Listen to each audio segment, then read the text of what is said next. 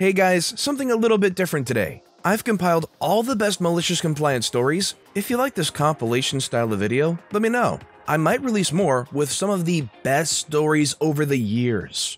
Neighbor complaining about noise. Our rental contract, as is normal here, stipulates a quiet period between 10 p.m. and 7 a.m. every night where we're not supposed to be loud. We moved in on a Saturday and were of course unpacking on Sunday. So our new neighbor below us knocked on our door and screamed at us around midday and told us to read the part of our contract about the quiet period. So I did, and Sundays aren't mentioned. 10 p.m. to 7 a.m. every day of the week. Nowhere does it state that Sundays are any different. So we carried on. He has called the police on us several times for doing just normal things such as rearranging furniture. Each time he would lie to the police that he had to come speak to us about it first, which he had not. The reasons included things like dropping things too often to using the stairs at night.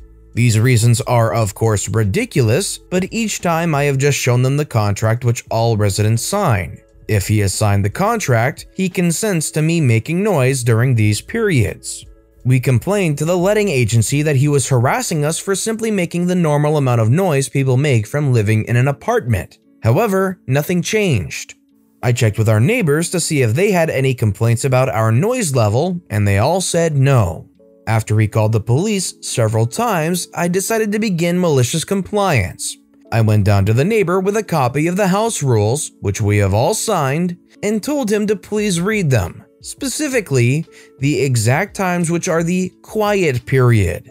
Then, for the next week or so, any hammering, drilling, or other loud things I had to do, I saved for 9:50 p.m. Even if I didn't have anything I needed to do, I made sure to make noise right up until 10 p.m. After I did this for about a week, we stopped hearing from him and haven't had any noise complaints since, and it's been several months now. Now, a couple of heavy metal fans have moved into the apartment next to him, and I couldn't be happier. If you had a neighbor like this that would use any service they could to falsify complaints against you making noise, would you do what OP did here and make plenty of noise during the applicable hours just to really get back at them? Let me know in the comments down below. And if you want, let me know what you would have done to really make some noise. Our next story is by Fox DVD. Boss tells me I need his approval to call someone in on their day off, no matter what time it is. This happened around 20 years ago. Long and really not the most vicious compliance, but it was satisfying. I have worked for the same company for nearly 30 years. It is a small beverage company that is filled with salesmen and weekend merchandisers to work the grocery stores. The sales team was 12 accountant managers who have either Friday and Saturday or Sunday and Monday off. This required a team of 6 merchandisers to cover this time off and 1 lead position to help and cover time off for the team of 6. I was in the role of that lead position at the time this story happened. My boss, let's call him Ray, was one of the most difficult people in the world to deal with. The merchandisers were paid minimum wage for a very physical job that required a start time of 4:30 a.m. So it was difficult to keep good people. We had people call in sick or not show up all the time. On top of this, everyone that worked there would get yelled at on a daily basis. It really was a harsh work environment. One of the issues I faced in covering for the 6 merchandisers was when more than one person would call in sick. Our territory is large, so it was impossible to cover more than one route because of travel time. Some grocery stores were an hour away from each other, so not only did you need to start early, but you were never going to be able to work more than one route in a day. When 2 or more merchandisers called in, we would ask one of the account managers to work one of their days off to cover the routes. The account managers were paid salary and commission, so they were paid a flat dollar amount when they had to work a day off. My boss, Ray, would always yell at me when I would tell him that I needed to call someone in. His response always boiled down to, "Why are you bothering me with this? Just take care of it." One Sunday, I had 3 merchandisers call in. Remembering my most recent scream session with Ray, I decided on my own to call in 2 account managers and cover the 3rd route myself. The following day, Ray approached me and asked me to come into his office. He then, with spittle coming out of his mouth, yelled at me for over a minute about how I did not have the authority to authorize account managers to work, that I had overstepped my authority, and that going forward I was to call him ASAP when someone needed to come in. All of this was just some strange power trip, because he was never not going to approve the extra time. So this is what happened the very next weekend. That Saturday, I had 2 people call in. It was 4:45 a.m. and I called Ray's house. The phone ringed for a while and a lady answered the phone. It was Ray's wife. I asked her to speak with Ray. She then proceeded to yell at me on the phone for calling her that early in the morning. It was almost as rough a chewing as I had received from Ray. She then handed the phone to Ray. "Yeah? I need to call someone in to cover a route." "Okay." And then he hung up the phone. That following Monday, I figured I was going to get another chewing. Ray called me over to him by the coffee and very calmly whispered in my ear, almost shy-like, yeah, you can make that call going forward bringing people in. No need to call me anymore." I realized that Ray had got one of his own scream sessions from his wife. When Ray was telling OP that it was okay for them to just make the call going forward, I thought the direction the story was going to go was that the wife thought it was a Jake from State Farm type of call in the middle of the night, rather than the "why did you call me and wake me up this hour" type of complaint. Would have been slightly funnier, but overall this is still a satisfying story. This next story is by R.A. the Rugged Meg. Force him to write an optional essay? Don't complain about his subject choice. So this isn't my story, but actually my brother's. It is short, but I still love to share it. When my brother was in high school, he had to take a test in English class. Now, the test was pretty standard, but at the end, it included an optional essay. The students were allowed to choose their own topic to write about, but as I said, it was labeled as optional. My brother chose not to do it and went to hand in his test. But when the teacher saw that he had left the essay question blank, she told him he had to write it. He argued about it being optional, but she insisted that he had to do it. So my brother goes back to his desk, and he chose to write his entire essay about how it was stupid that he was required to write an optional essay and how it was pointless. He still passed because this essay hardly counted towards the test. But I had the same English teacher 7 years later, and I always wished I could have seen her face when she read it. If it says optional, it should be optional. Maybe if you really want to enforce people actually doing it, you should preface it by saying that if you choose not to do it, it will still count against your grade. So although it is optional, in reality it's do it and get a grade for it, or do it and get complete marks off of the essay. Though in retrospect, does that mean the entire test is optional? You'll just get a 0 if you choose not to? This next story is by More Input. Boss tells me I'm not a manager, so I stopped doing her job. For background, I work in mental health and substance use services. I have worked in my job for a long time now. My boss is never available for help and hardly on site. Recently, she has got a new manager who is not impressed with her work ethic. But then a lockdown happened and he had to shield. She has gone straight back to her old ways. Boss will often ask me to do her work for her to save her coming in, which I have never minded doing up until recently. I had a meeting with my boss after an incident at work where someone tried to assault me. I told my boss I didn't feel supported by her after it had happened, as she wasn't present and didn't manage it well afterwards. In the middle of the meeting, boss says, "Perhaps you want to consider some easier work in a different department." I say, "What? Why?" The boss says, "Well, you do take on a lot of extra work that you don't need to. A lot of this work is managers' jobs. Maybe you need to learn to say no to taking on all this work." I asked if there was something wrong with my standard of work, if she had concerns, etc., and she says no. 3 months down the line, 4 of the team leave and they get new people in. Boss says, "Oh, OP, can you induct new starters on their first day?" I say, "Sorry, boss, that's a manager's job." Boss says, "Can you complete fire risk assessment?" I say, "Sorry, boss, that's a manager's job." After a while, she stops asking me things, then one day she's working from home. I'm pretty sure she has been telling her manager she's on site throughout lockdown, but mostly isn't. Huge incident kicks off with residents, emergency services are called, etc. I call boss and explain to her what happened. Boss says, OP, can you please do follow-up with commissioning body, staff and residents involved, and write the report, send it all directly to me, please? I say, sorry boss, you will need to come in to manage this. I'm not a manager, that's not my job. Boss says, just this once please. I refused to manage the incident. Turned out, she was visiting a friend who lived at the coast, whilst she was meant to be on site. Someone accidentally let slip to her manager when he called in the incident and there was no one to manage. He asked me to deal with the incident. I explained I couldn't and that boss had reported me as taking on too much work to OH. A full investigation has been launched into her conduct and ability to do her job. Manager now talks to me directly and supervises me. He is helping me apply for a promotion. Boss is on leave pending investigation. It would be great advice from the boss if the manager was actually doing their work and the boss made sure and enforced that the manager was doing their job. But if the boss is going to keep letting the manager slide along like that, there's something a little fishy going on here. I don't understand why the manager would be able to stick around for so long doing such an incompetent job.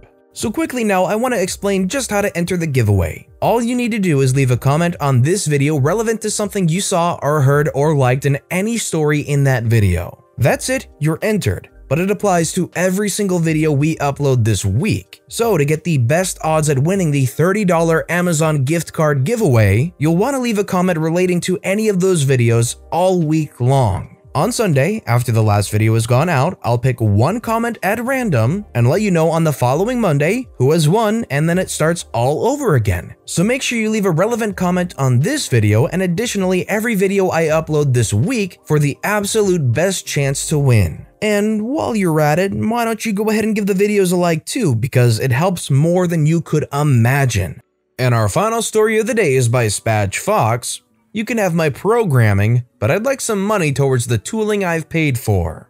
It's not as malicious as some of the compliance on here, but here's my story from a few years back. It's a bit long-winded, but a lot of it is required for context. I was working as a machinist in a small machine shop at a big manufacturing company. We were a small team that worked on small, highly customized projects away from the main production line and had a good selection of older manual machines and a couple of modern CNC machines. Due to the nature of the work and the rate it came in, we set our own priorities as needed and would frequently have quiet spells where we could work on homework projects. Most of the team were apprentices on secondment from the main production area, with only me and one other fully time-served and skilled machinist on the department's payroll through an outside agency. The apprentices were paid by the main company. As our department didn't really generate its own income, the apprentices were a much preferred source of labor. Their only cost to the department was in material loss and tool breakage, which were very common occurrences. It was either from lack of experience in the 3 newer apprentices, or by the sole final year apprentice, Liam, who thought that because he was nearing the end of his training that he knew it all, much as me and my skilled colleague tried to advise otherwise. As a result of the minimal department income and the regular apprentice mistakes, good lathe tooling was few and far between. My colleague, who'd been at the company most of his working life, kept all the tools he needed to use locked away for only his use, and mine if I needed to borrow something obscure, as he could trust me to take care of them. As I'd only been there a couple of years but had my own lathe at home, I brought a lot of my own tooling in, or bought it myself rather than go through the battle with the purchasing department, and as such being for everyone to use. Important later. After about 2.5 years, a new head of development, HOD, was employed who took on several departments including ours. Within 6 months of him starting, a new manager was assigned to our department.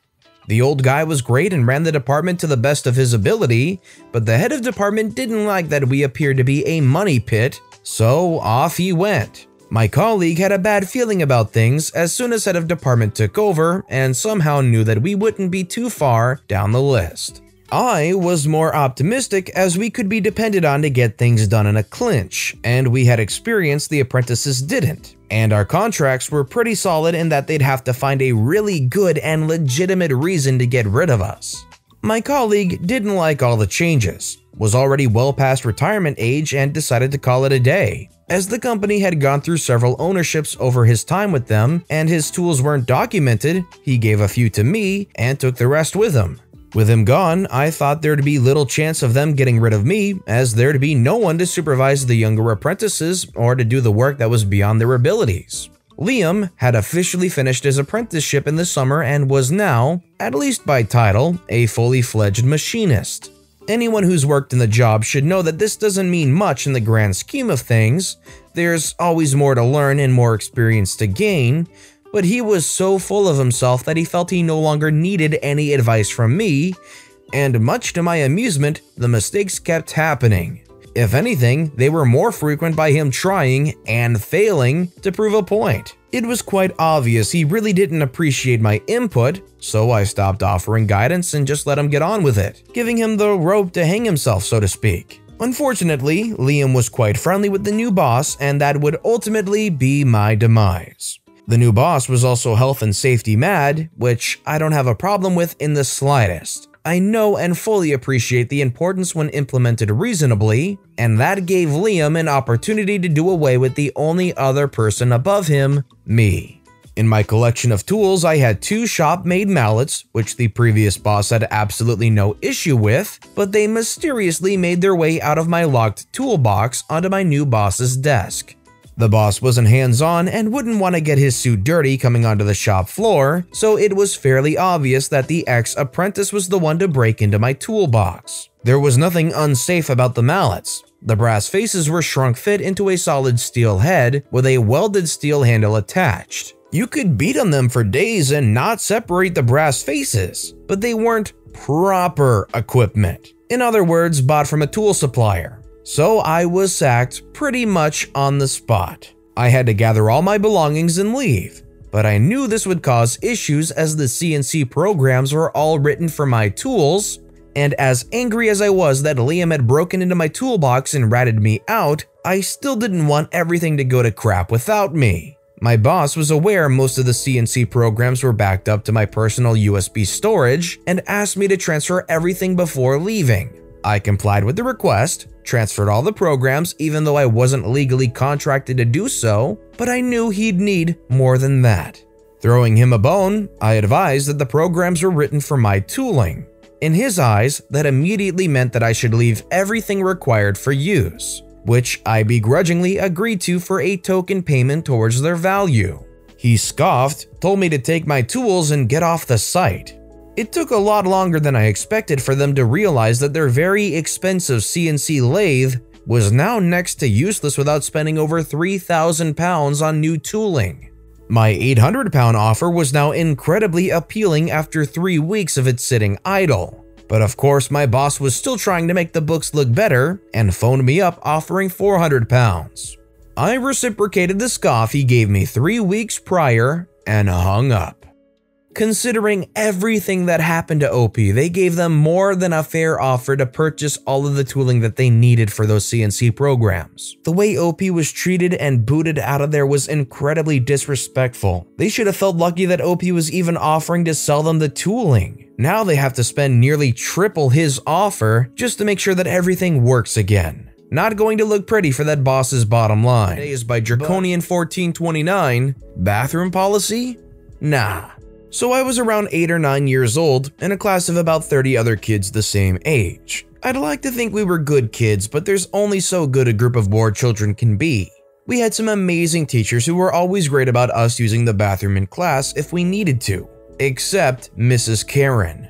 Mrs. Karen was around 60 and was the sort of person who hated children and scolded you if you sneezed while she was talking. She also hated bathroom breaks. Our school was set up with a weird timetable, where we ended up having 3 hours of classes in a row. For an 8-year-old, that's almost impossible. And Mrs. Karen would never entertain the idea of someone taking a 2-minute trip to the bathroom in her oh-so-important classes.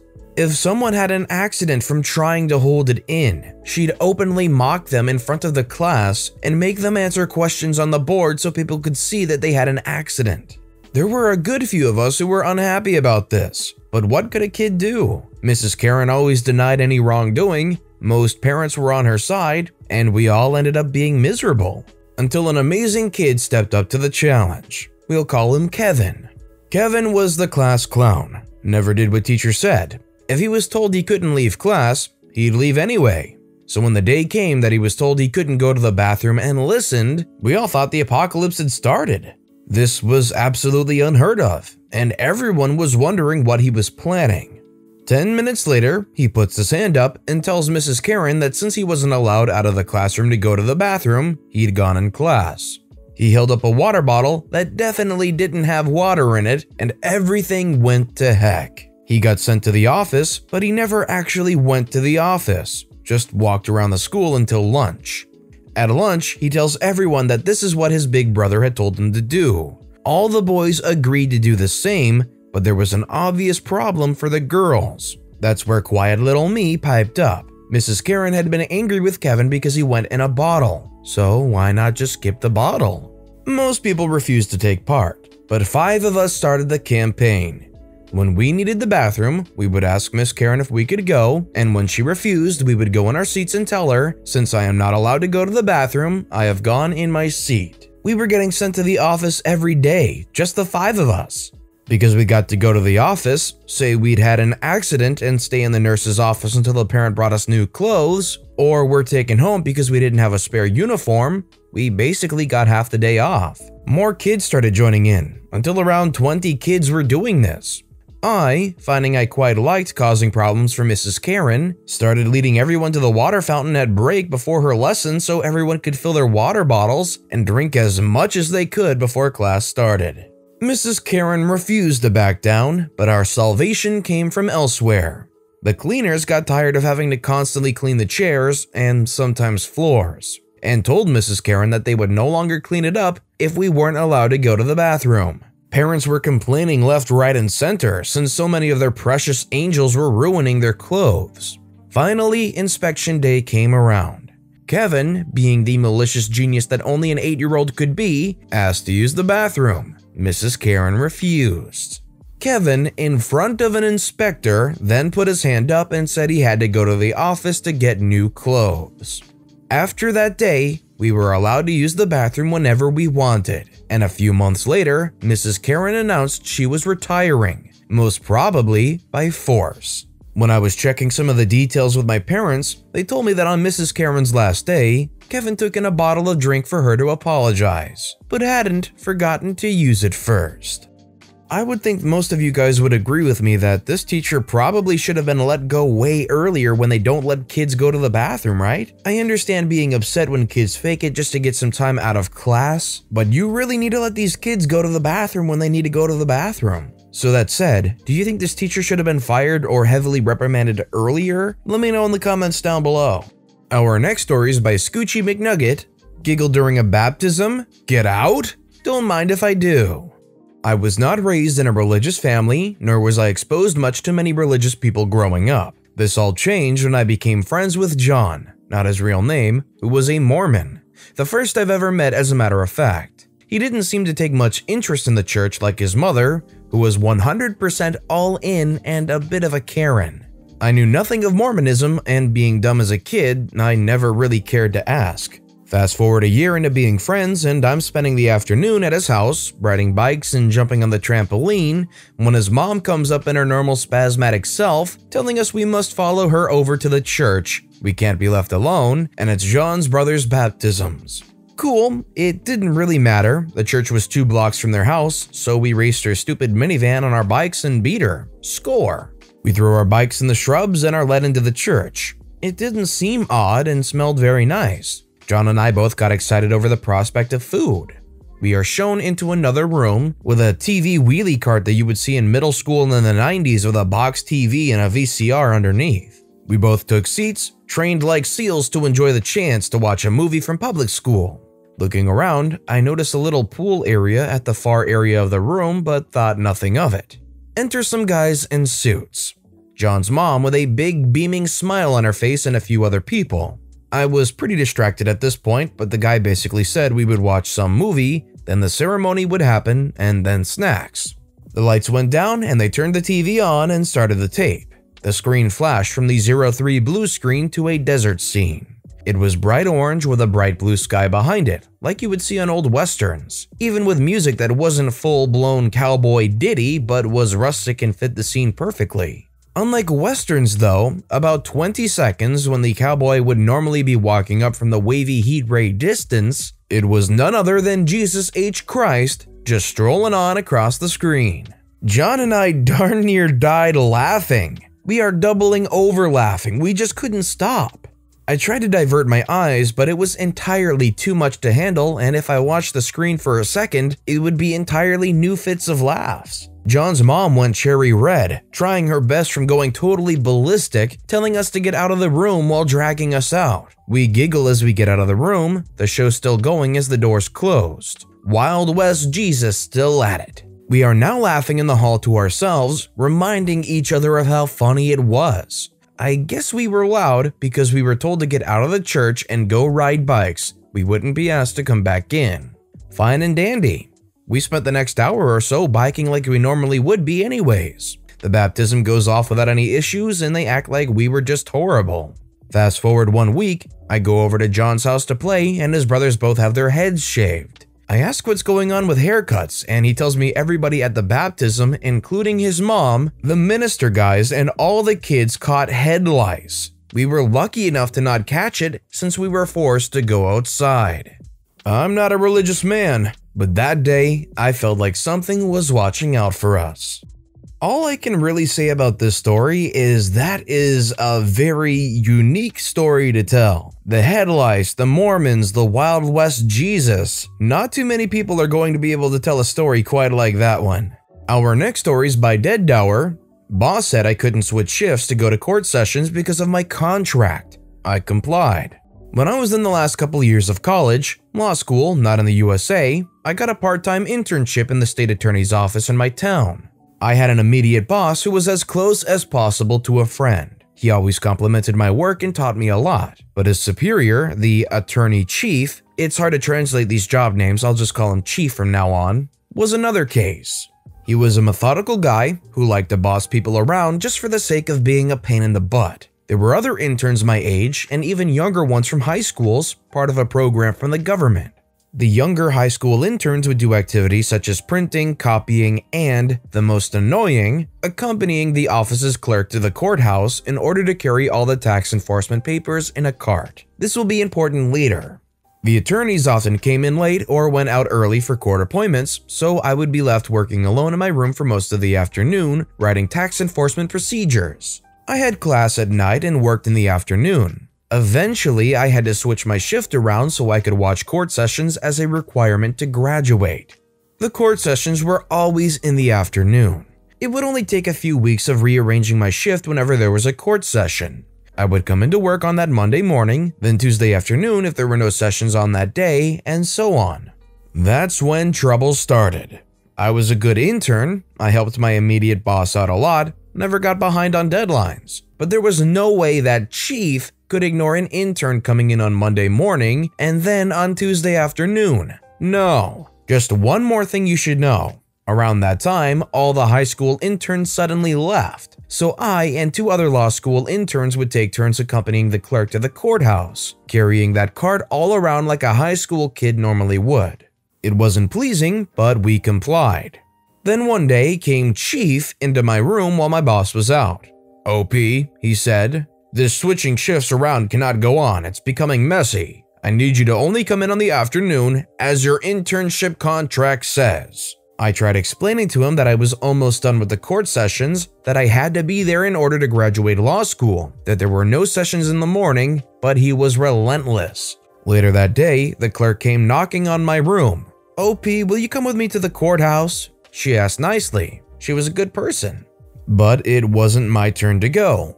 I told her that and she said that Chief had discharged the new intern from going, so I had to go that day again. The mention of his name made my blood boil and I immediately replied, "I will not go. Chief wants me to stand by my internship contract, and there is no accompanying the clerk to the courthouse under the activity section in my contract." She gulped nervously and said, "I agree with you, but he will not like this." My friend who worked in the next room was standing by the door and heard the whole thing. I remember the satisfaction I felt when she said, You were so brave, but you're in trouble." But I had made up my mind. I would quit the internship, but I would rub it in his face. So I refused to go. When my immediate boss heard about what had happened, he told me to apologize to Chief. Chief couldn't just fire me because he knew I was right, so he tried to embarrass me into apologizing. I refused to do that and decided to quit my internship anyway. If I continued seeing that man's face every day, I would probably end up punching it. So I quit. Never talked to any of them again. I still shake with anger remembering this episode and Chief's condescending face, but I think answering like that was one of my brightest moments. Really, it just goes to show you that if you treat anybody that works underneath you badly, very often you might end up finding yourself with just one employee or no employees left, like Chief did when OP left and they only had one intern left. This next story is by Hammer Unto Dawn. Not gonna pay me the wages I deserve? Game on. This story takes place during the 80s. Gramps was a journeyman in the sheet metal trade. For this build, they required a city's licensure to finish the build, and Gramps was selected to test for this. He tested around 4 times and intentionally failed each time, knowing he wouldn't get the pay for a foreman's wages. Finally, the testing coach approached him. The testing coach said, "You've been in here several times and have failed each time. Is there something wrong?" Gramps said, "My contractor wants this license, but won't pay me the wages associated." Testing coach calling the company, "You get someone down here that can pass this test or you won't get this license." Heading back to the office, Big Boss wants to speak to Gramps. "Gramps, why aren't you passing this test?" His reply was simple. "You won't pay me foreman's wages, so I don't see the incentive to get this licensure. Heck, I'm not even making full journeyman's wages." "Well, I can't afford to pay you foreman's pay." "Well, then you can't afford to get the licensure either." "Is this really all that this is about? Money?" "Heck yes it is." Boss acquiesced after this, perhaps seeing the hypocrisy in his statement, or perhaps choosing not to fight this battle. Gramps finally got the licensure after this and received about a week of foreman wages before he was moved to a school gig. With this build, his ranking was back down to a journeyman position. First paycheck rolls around and he noticed he was getting shorted on his check. Confronting the site foreman about this, it was confirmed that this was no slight error. So, figuring that it wasn't worth the gas money, he said that I wasn't going back the next day and called the general contractor. General contractor said, "Okay, well, come back tomorrow and I'll have a check for your back pay." Gramps said, "That sounds fair, but if you do, I'm owed a full 8 hours of work." Contractor said, "That's not necessary." Gramps said, "Read the union contract. It states that any work-related activity needs to be met with a full day's pay." Gramps was able to twist contractor's arm to both get the pay and to get a full day's wages out of him. Seems like a win-win for him. It never hurts to read the contract. You might find some loopholes or some stipulations in there that might surprise you how well they could work for you. Gramps was smart here and knew exactly what the contract outlined. And our final story of the day is by Quaz XSW Disappointed Face. "Can't go to the bathroom and stay in my seat? No problemo, teach." Back when I was in primary school, elementary for all the Americans, I asked to go to the toilet.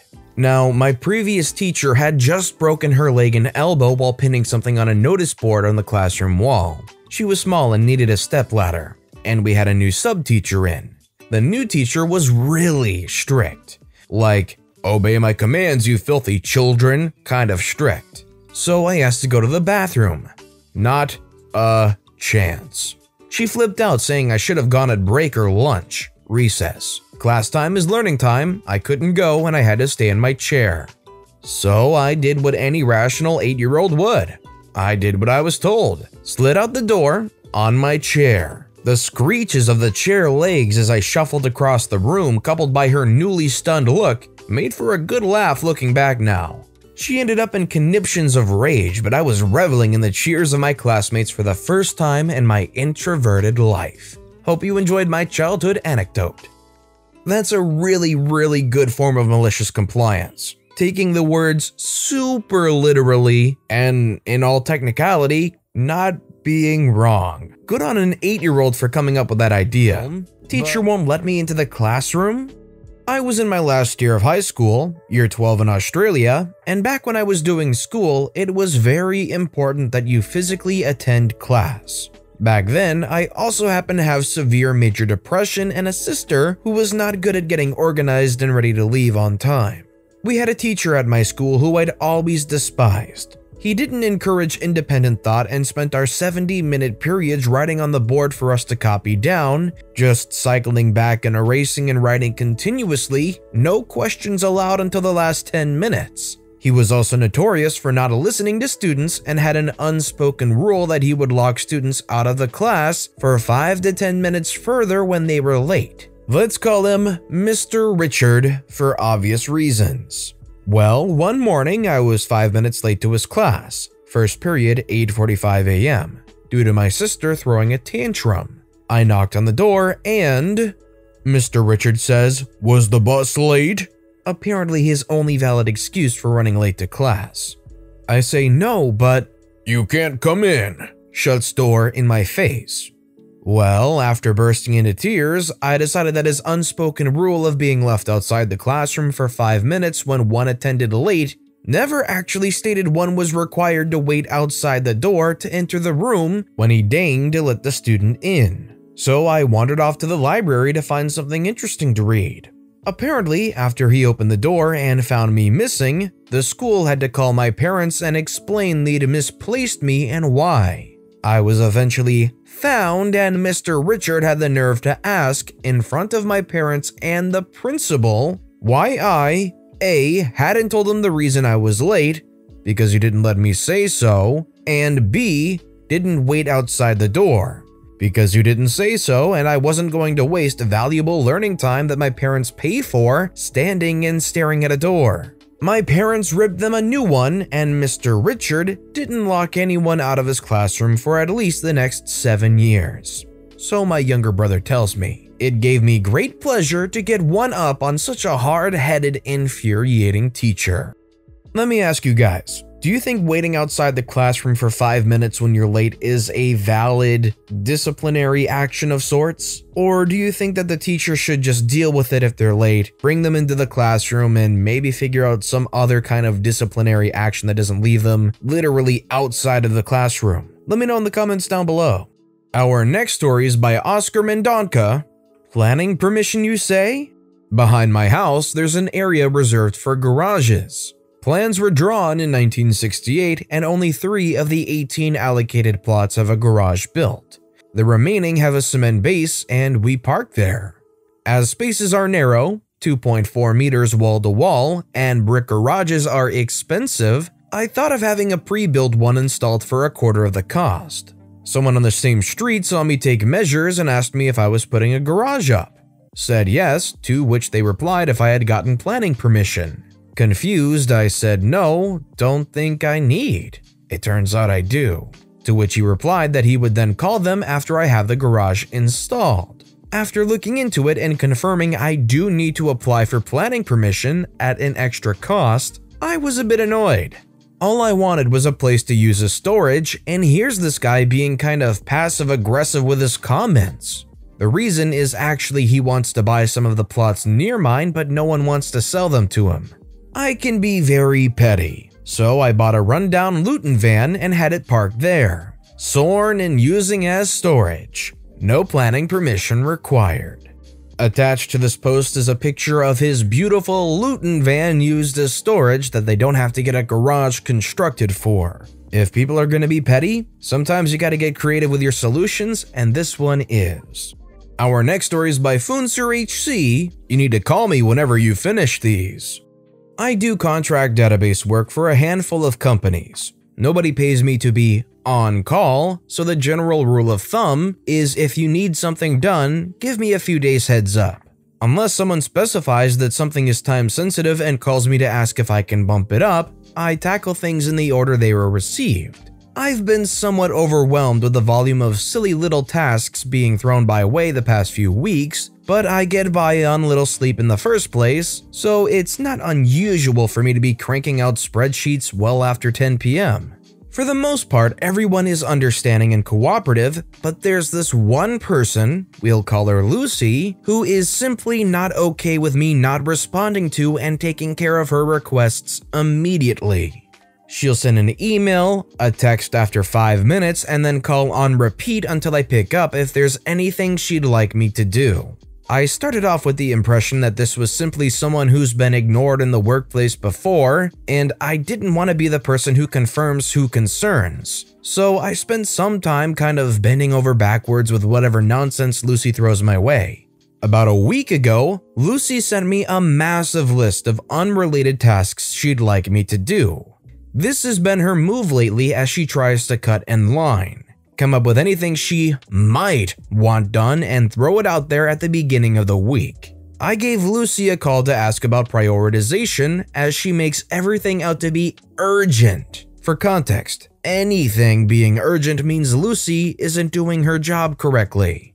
When I asked what she'd like me to prioritize, Lucy laughed and said, "My email." I explained that I was already neck deep for the next few days and anything that isn't time sensitive will be taken care of in the order it was received. Lucy didn't like this. She started asking me if I would do it if XYZ coworker had been the one who asked. I told her no, that really has nothing to do with this, and that the reason I'm calling is to make sure anything she actually needs done in a timely manner will get done. She became indignant and threatened to tell the chairman of the organization about how I was ignoring her. Kind of funny because that's who I was sitting with at the time. Needless to say, I wasn't too concerned about her threat, but this is when I realized her "nobody listens to me" shtick is just a manipulation tactic. Anywho, Lucy explains how little she cares, very little, and that if I can't be bothered to help her now, she wants me to call her whenever I get to each task from her list. I thought she was joking, kind of chuckled and asked if she really wants phone calls after 10 p.m. She must have thought I was exaggerating or trying to claim I'm an incredible worker because she responded with, "If you think you work harder than me, you're mistaken." Again, chuckled a bit and explained that I'm not necessarily busting my butt in the middle of the night, that just happens to when some things get done. Went back and forth a bit, but she held her ground on demanding a phone call when I get to each task. Welp, last night around 1 a.m. I got to one of her requests.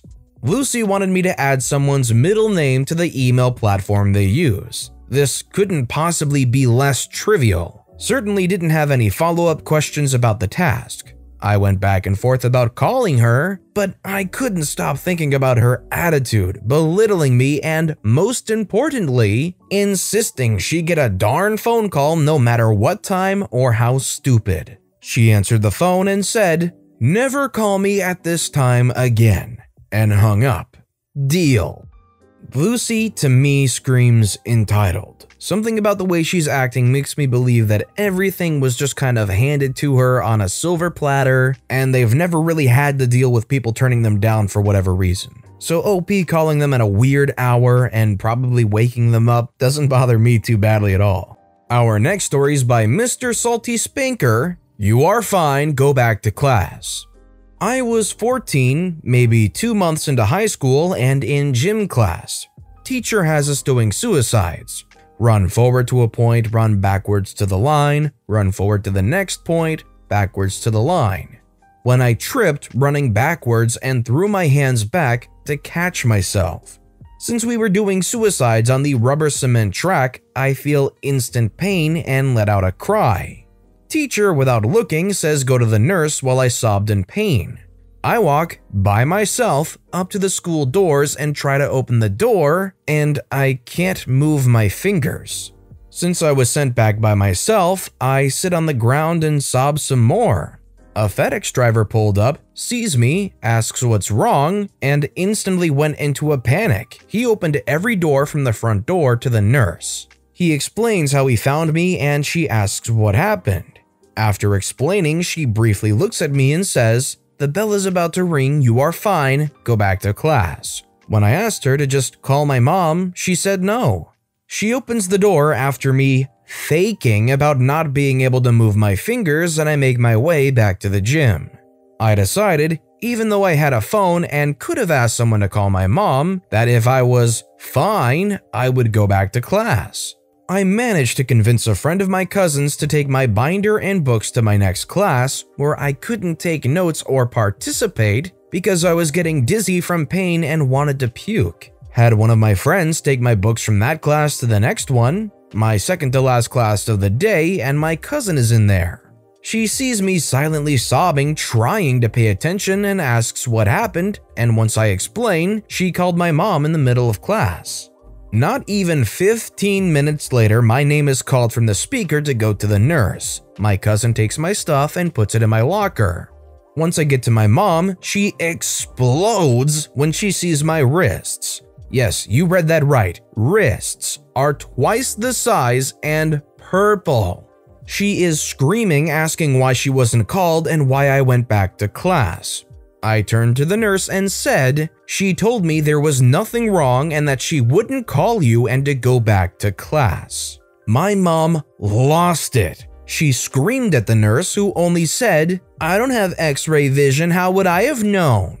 Screamed at the principal and took me to an emergency doctor appointment. Family doctor did X-rays and said I would have to go to the specialist in the morning because it was so swollen it looked like multiple fractures in both wrists, so he could not cast them. I had to endure another ride home and all night with Tylenol as my only pain meds and bags of veggies on my wrists throughout the night.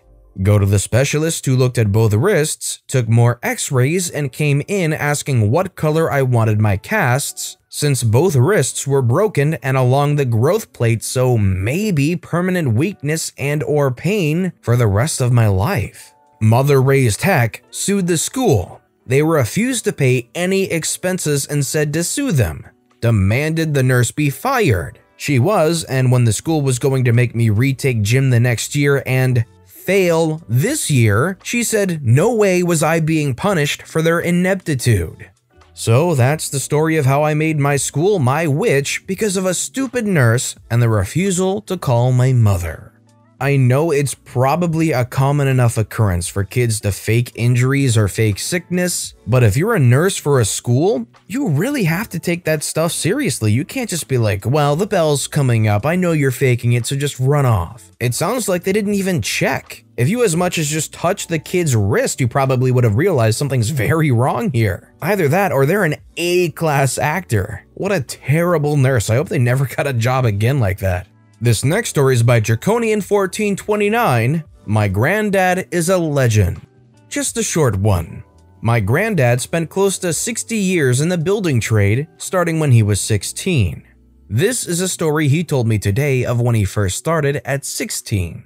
So my granddad starts working at this job site back in the 1960s. Never done any building work before, so they put him with a very experienced worker who was the supervisor of this job, or foreman if we use trade language. The foreman was the sort of hardline supervisor nobody likes, but he gets the job done.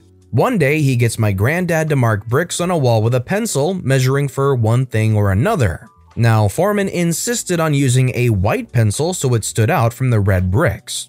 Only it was winter and had recently snowed. So my granddad, happy as anything to get back at this hardline foreman, went and marked up everything on site that needed to be marked. Foreman comes back an hour later to check, can't see anything, and accuses my granddad of slacking. Granddad happily points to where he had marked the bricks and wipes away some of the recent snow to prove it. Then he hands in that day's paperwork, completed in white pencil, and wishes the foreman a good evening. As my granddad tells it, the guy got very red in the face and insisted from that moment forwards that standard gray pencils would be fine from that point on. Yeah, you definitely think that you would want to adapt considering the circumstances of the weather being a factor. Maybe something more like a yellow might be a little bit more proper. Something that probably just can't blend in almost anywhere. So quickly now, I want to explain just how to enter the giveaway. All you need to do is leave a comment on this video relevant to something you saw or heard or liked in any story in that video. That's it, you're entered. but it applies to every single video we upload this week. So to get the best odds at winning the $30 Amazon gift card giveaway, you'll want to leave a comment relating to any of those videos all week long. On Sunday, after the last video has gone out, I'll pick one comment at random and let you know on the following Monday who has won, and then it starts all over again. So make sure you leave a relevant comment on this video and additionally every video I upload this week for the absolute best chance to win. And while you're at it, why don't you go ahead and give the videos a like too, because it helps more than you could imagine.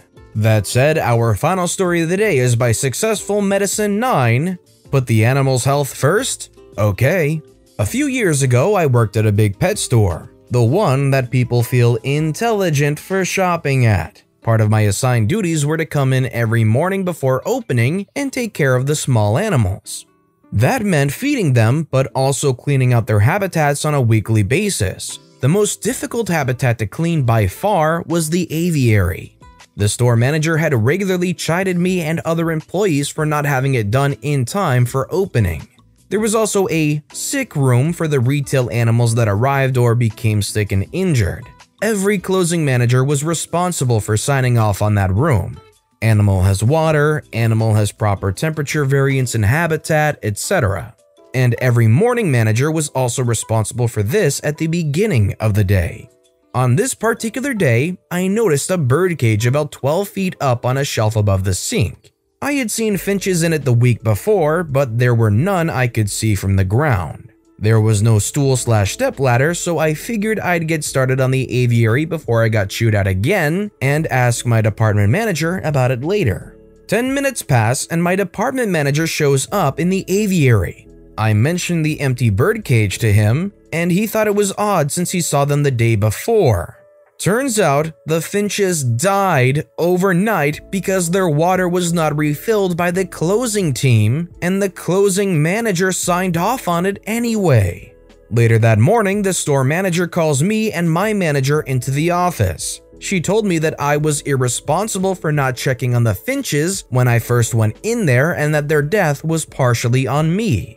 I told her that they were clearly dead before I got there this morning, and I checked in with my department manager 10 minutes after I noticed their empty cage. I also mentioned that the closing manager and another coworker signed the checklist as if they had taken proper care of the sick animals. To the store manager, it didn't matter.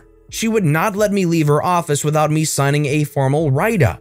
She said, "You need to put the animal's health first." This made my blood boil.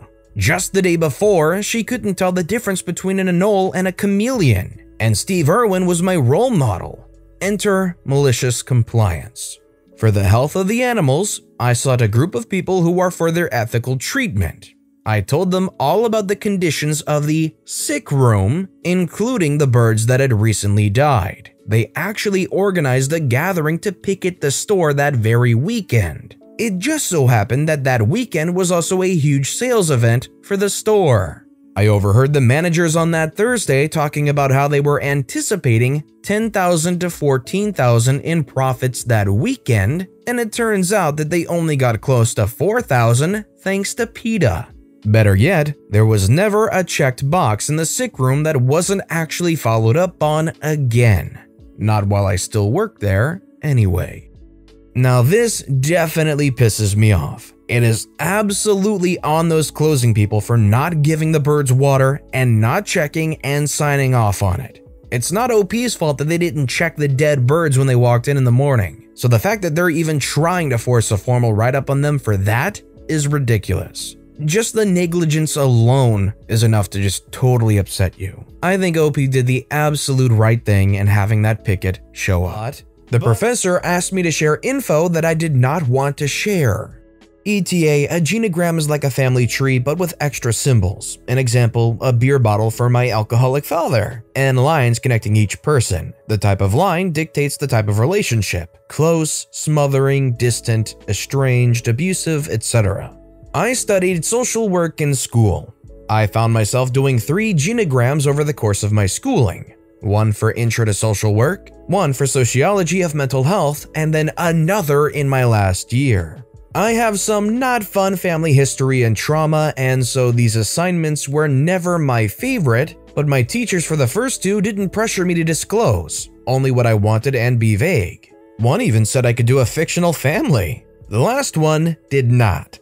See, one thing we learned was that bringing up a client's trauma outside of a therapeutic environment can be harmful. We were BSWs, which are not qualified therapists. During intakes and assessments, we learned to tell clients that they don't have to give more details than they wanted to. There's a whole host of reasons behind this, but I'll spare you all the lecture. I brought this up in class after this teacher assigned an extensive genogram with an accompanying 5-page essay on what we learned about ourselves. A third of the class expressed the same concerns. His reasoning was, you might be doing this with your clients and you shouldn't ask them to do anything you wouldn't do yourself. Not unless I get a graduate degree and become a therapist or psychologist. The teacher also didn't give us an answer when asked if resources for therapy would be provided if this brought up any student's past trauma that they needed to talk about. Oh, and of course, he added, this will only be shared with me and is 100% confidential unless you choose to share. Literally not any of our concerns, but I don't want to share any of my deeply personal business with this man. The assignment did not bother me as much as the hypocrisy of it all. I said, between class assignments and therapy, this will be my 5th one. Could I turn one of those in and be given an alternate assignment? He wouldn't budge. He said I didn't need to disclose anything I didn't want to, but followed it up with, but I expect you to take this assignment seriously. And when I turned in a rough draft with about as much as I was willing to disclose, he said it wasn't detailed enough. Alright, jerk. It's showtime. I have a lot of family trauma that is not mine to disclose, and I rarely ever disclose it. At least not with anyone who would ever meet the folks involved. My own is embarrassing enough, but definitely not as bad as some. But I put all that crap down on there and wrote about it. Then, the following week, the teacher asked if any students would like to share their genogram, if they're comfortable. My hand shot up. I will spare you the details, but I basically gave the class a content notice to allow anyone to leave who may be triggered, a common thing in social work school. And then I just shared all of it. All of the relationships and why they were messed up and why I hate my dad and my sister resents my mom and all that. Cheery smile on my face the whole time. The teacher uncomfortably thanked me for my bravery. A few students shifted in their seats, feeling uneasy. Others smiled. Then my friend volunteered to share. She didn't like the assignment either, but she's not one to argue with teachers. Her presentation trumped mine. Girl had a real messed up family. And by the end, she was red in the face and everyone was super uncomfortable. Next person to volunteer to share was this girl who was in foster care. I'm not even sure if her sharing was malicious compliance, but hers was the most uncomfortable to hear. She started to cry at the end. Another student who also grew up in foster care started to tear up. The teacher cut us off after that. Another teacher overheard, and the following week, we had some serious discussions in class. I and the other students who shared were referred to the school's mental health center. LOL.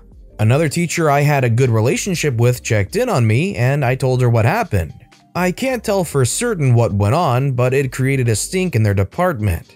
It's been several years since I graduated, but I heard there is now an alternative assignment for the genogram. So, lesson is, don't tell social work students to do something that you tell them to never do to their clients, and you don't get into social work unless you're traumatized as freak.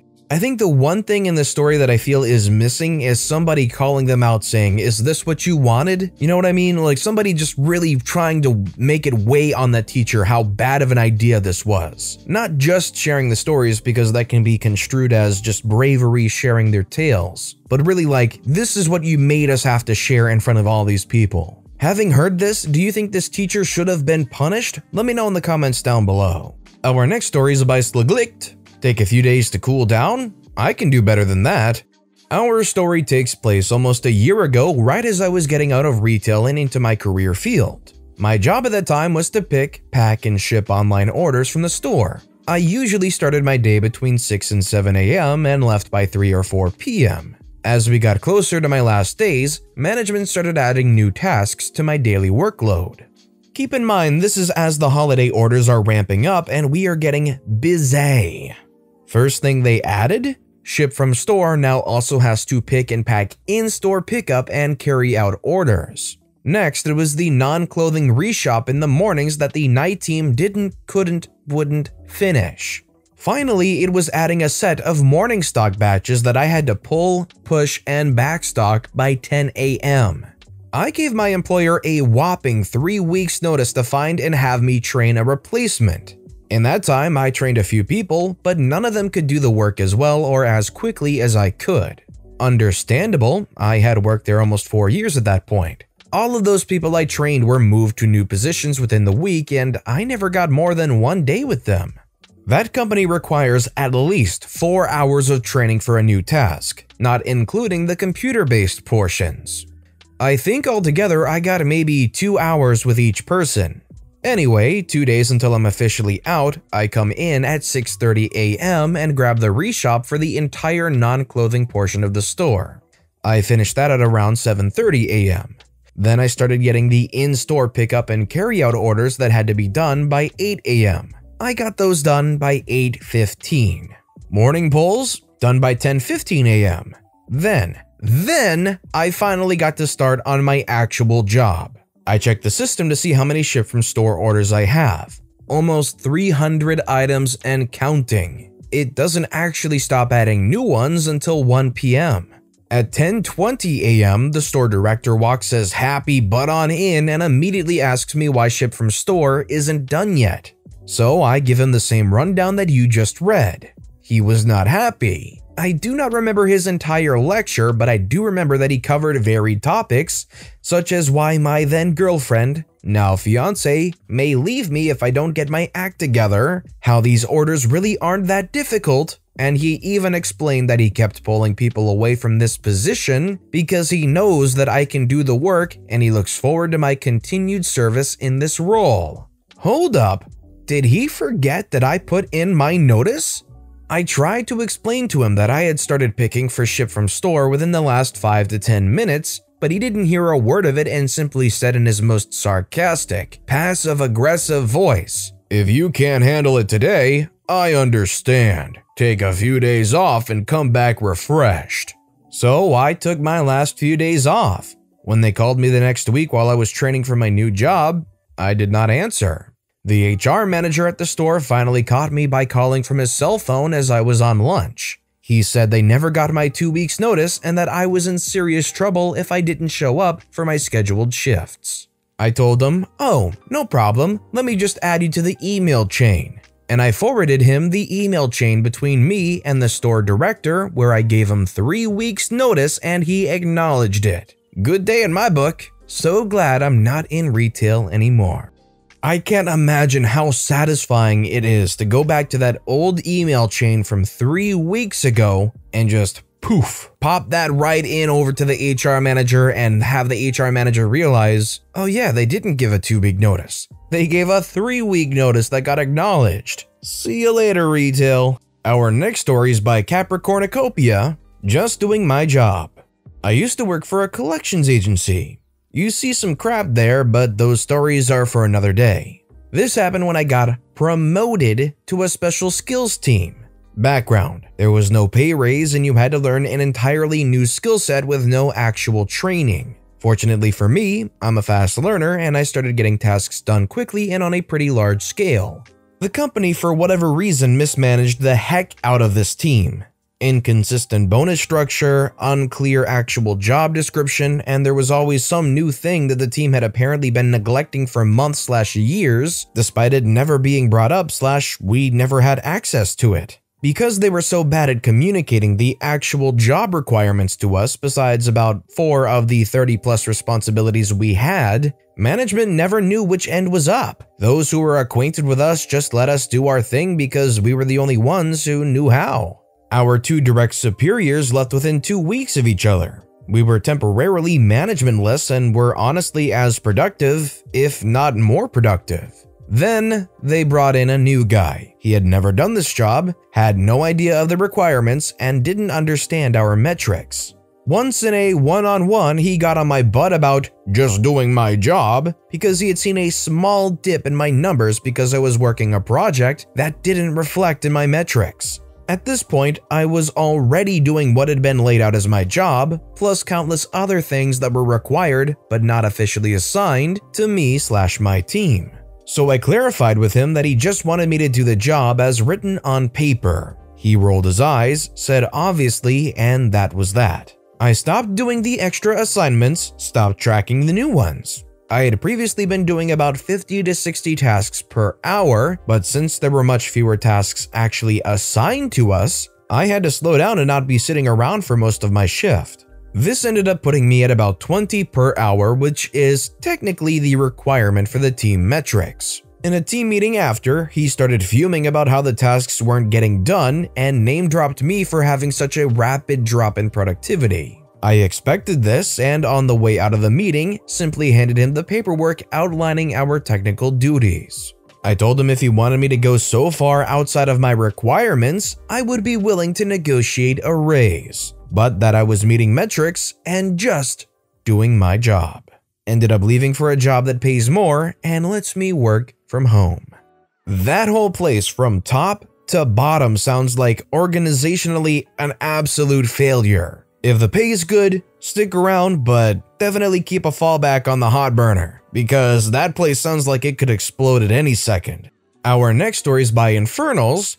Cardboard bale fell apart? Fix it now. This happened a couple of years ago.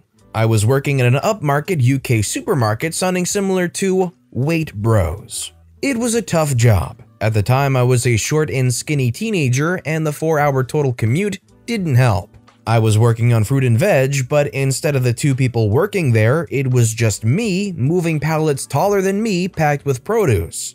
It was thankless hard work. I was expected to be the first colleague to move on to checkouts, which mixed with my already high workload left me behind schedule. This obviously then left me in my manager's bad books. Not all of them, mind, just one specific manager who could not understand how one teenager couldn't do the workload of 3 people. Backstory aside, we had a machine to compress recyclables into large bales that we could sell. I wasn't trained on this machinery despite having to use it almost constantly. Eventually, my unpleasant manager decided that enough untrained use meant I knew how to use it, namely emptying and resetting the machine. I tried to warn him. After a while, the impossible happens. A bale I prepared falls out of the machine and immediately comes undone, partially exploding. Nasty manager sees me looking at this large problem and tells me to fix it. I have no idea what to do.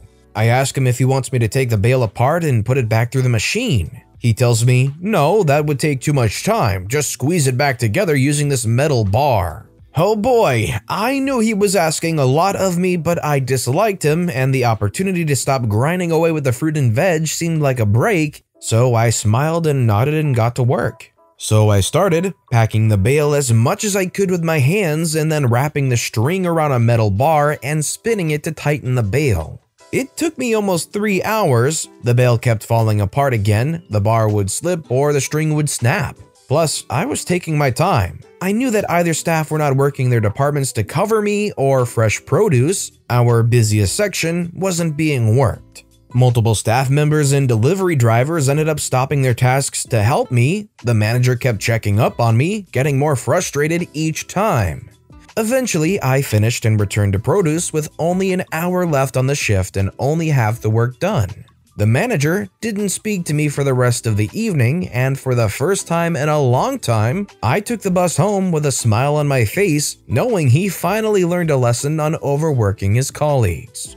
I was never trained on the baler, but I was also told not to use it ever, saving me more work. I was also left alone in produce more often, since they finally seemed to realize just how much work I did. I also ended up getting an apology from the nasty manager about his behavior towards me. Thank you for coming to my TED Talk. Honestly, those jobs where you're doing the work of 3 people to begin with, you should constantly be looking for a secondary opportunity. Unless you're getting paid an adequate salary for the amount of labor you're putting in, always keep looking for a better opportunity. That's the only advice I'd say. But it's good that in the end they realized how overbearing they had been and actually apologized for it. And our final story of the day is by Jason Dinkle. My milkshakes make my manager angry. This was a few years ago, but I was reminded of it today in a conversation. I work for a big chain of restaurants and they had recently introduced milkshakes. We were all required to watch videos on how to make them, and the videos said that we should suggestively sell them. We never really did because they were time-consuming and just generally annoying to make because you always ended up with milkshake slurry on your hands. So one day, my manager was really on my case and just nitpicking everything that I was doing. Normally, I was one of the better employees and managers usually left me alone, but I guess I was having an off day. At a certain point, I got really irritated and decided that it would be a great time to ask every customer, "Would you like to try one of our new milkshakes as your drink today?" The manager was in the position that was required to make them. After selling several milkshakes that he had to make, the manager started yelling at me.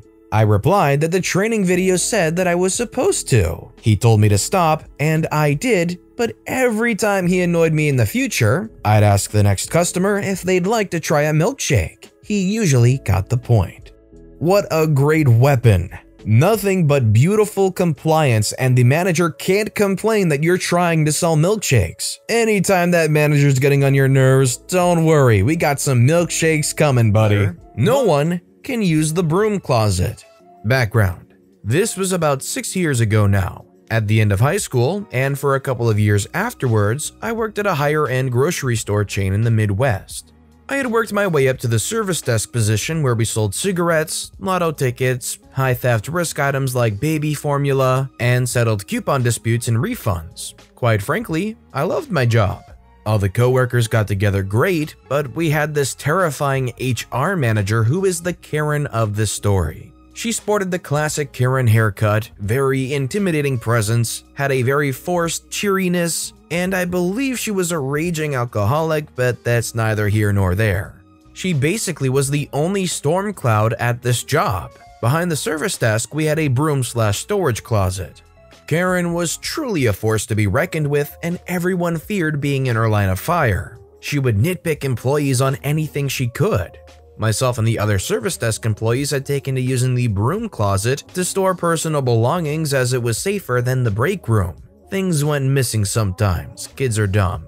When Karen discovered we were storing our bags and lunches there, she made a point to pull us all aside and inform us that this closet was not, under any circumstances, to be used as personal lockers as we have those in the break room, and the stuff is in the way and slows productivity, blah blah blah. Whatever, I'll keep my valuables on me. We all agreed to not store our things in the closet anymore for fear of being written up. Fast forward about a month, I'm going through my shift close duties and get to the part where I sweep the floor behind and around the service desk. I head into the broom closet to retrieve the broom and dustpan, and what am I greeted with? A purse and a grocery bag. Upon further inspection, I recognize the purse to be Karen's faux designer purse. You have got to be kidding me. I check the grocery bag tied to it and it has 10 packs of cigarettes in it. 10!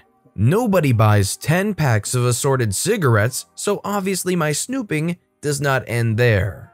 I check the date codes and find all of the cigarettes are just barely expired and unable to be sold. I'm not sure if it carries over to the other places, but in my state, expired cigarettes cannot be sold and must be returned to the proper vendor. Some federal law about a controlled substance or something. I don't know, I'm a teenager.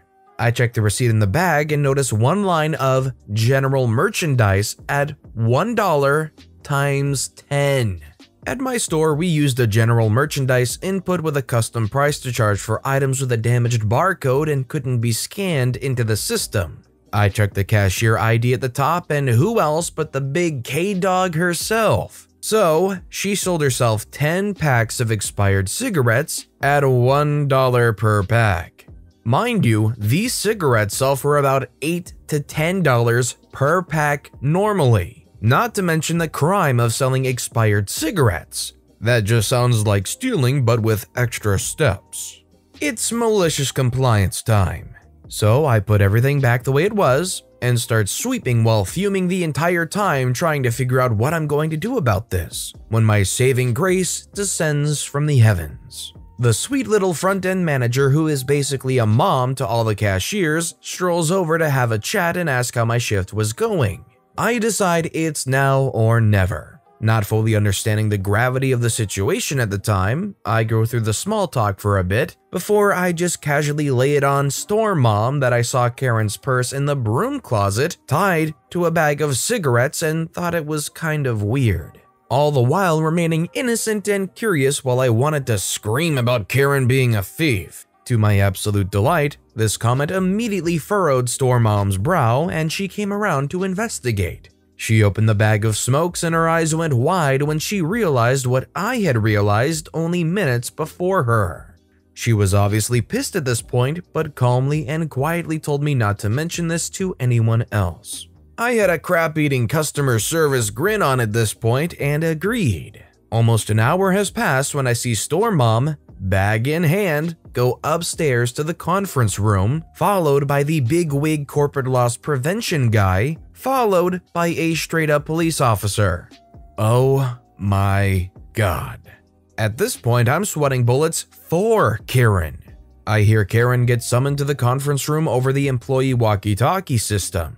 I see her trot up the stairs with a confused look on her face as she glances over at me, still wearing my fake customer service smile. About another hour goes by and my shift is about to end, but you better believe I am not going to miss the end of this.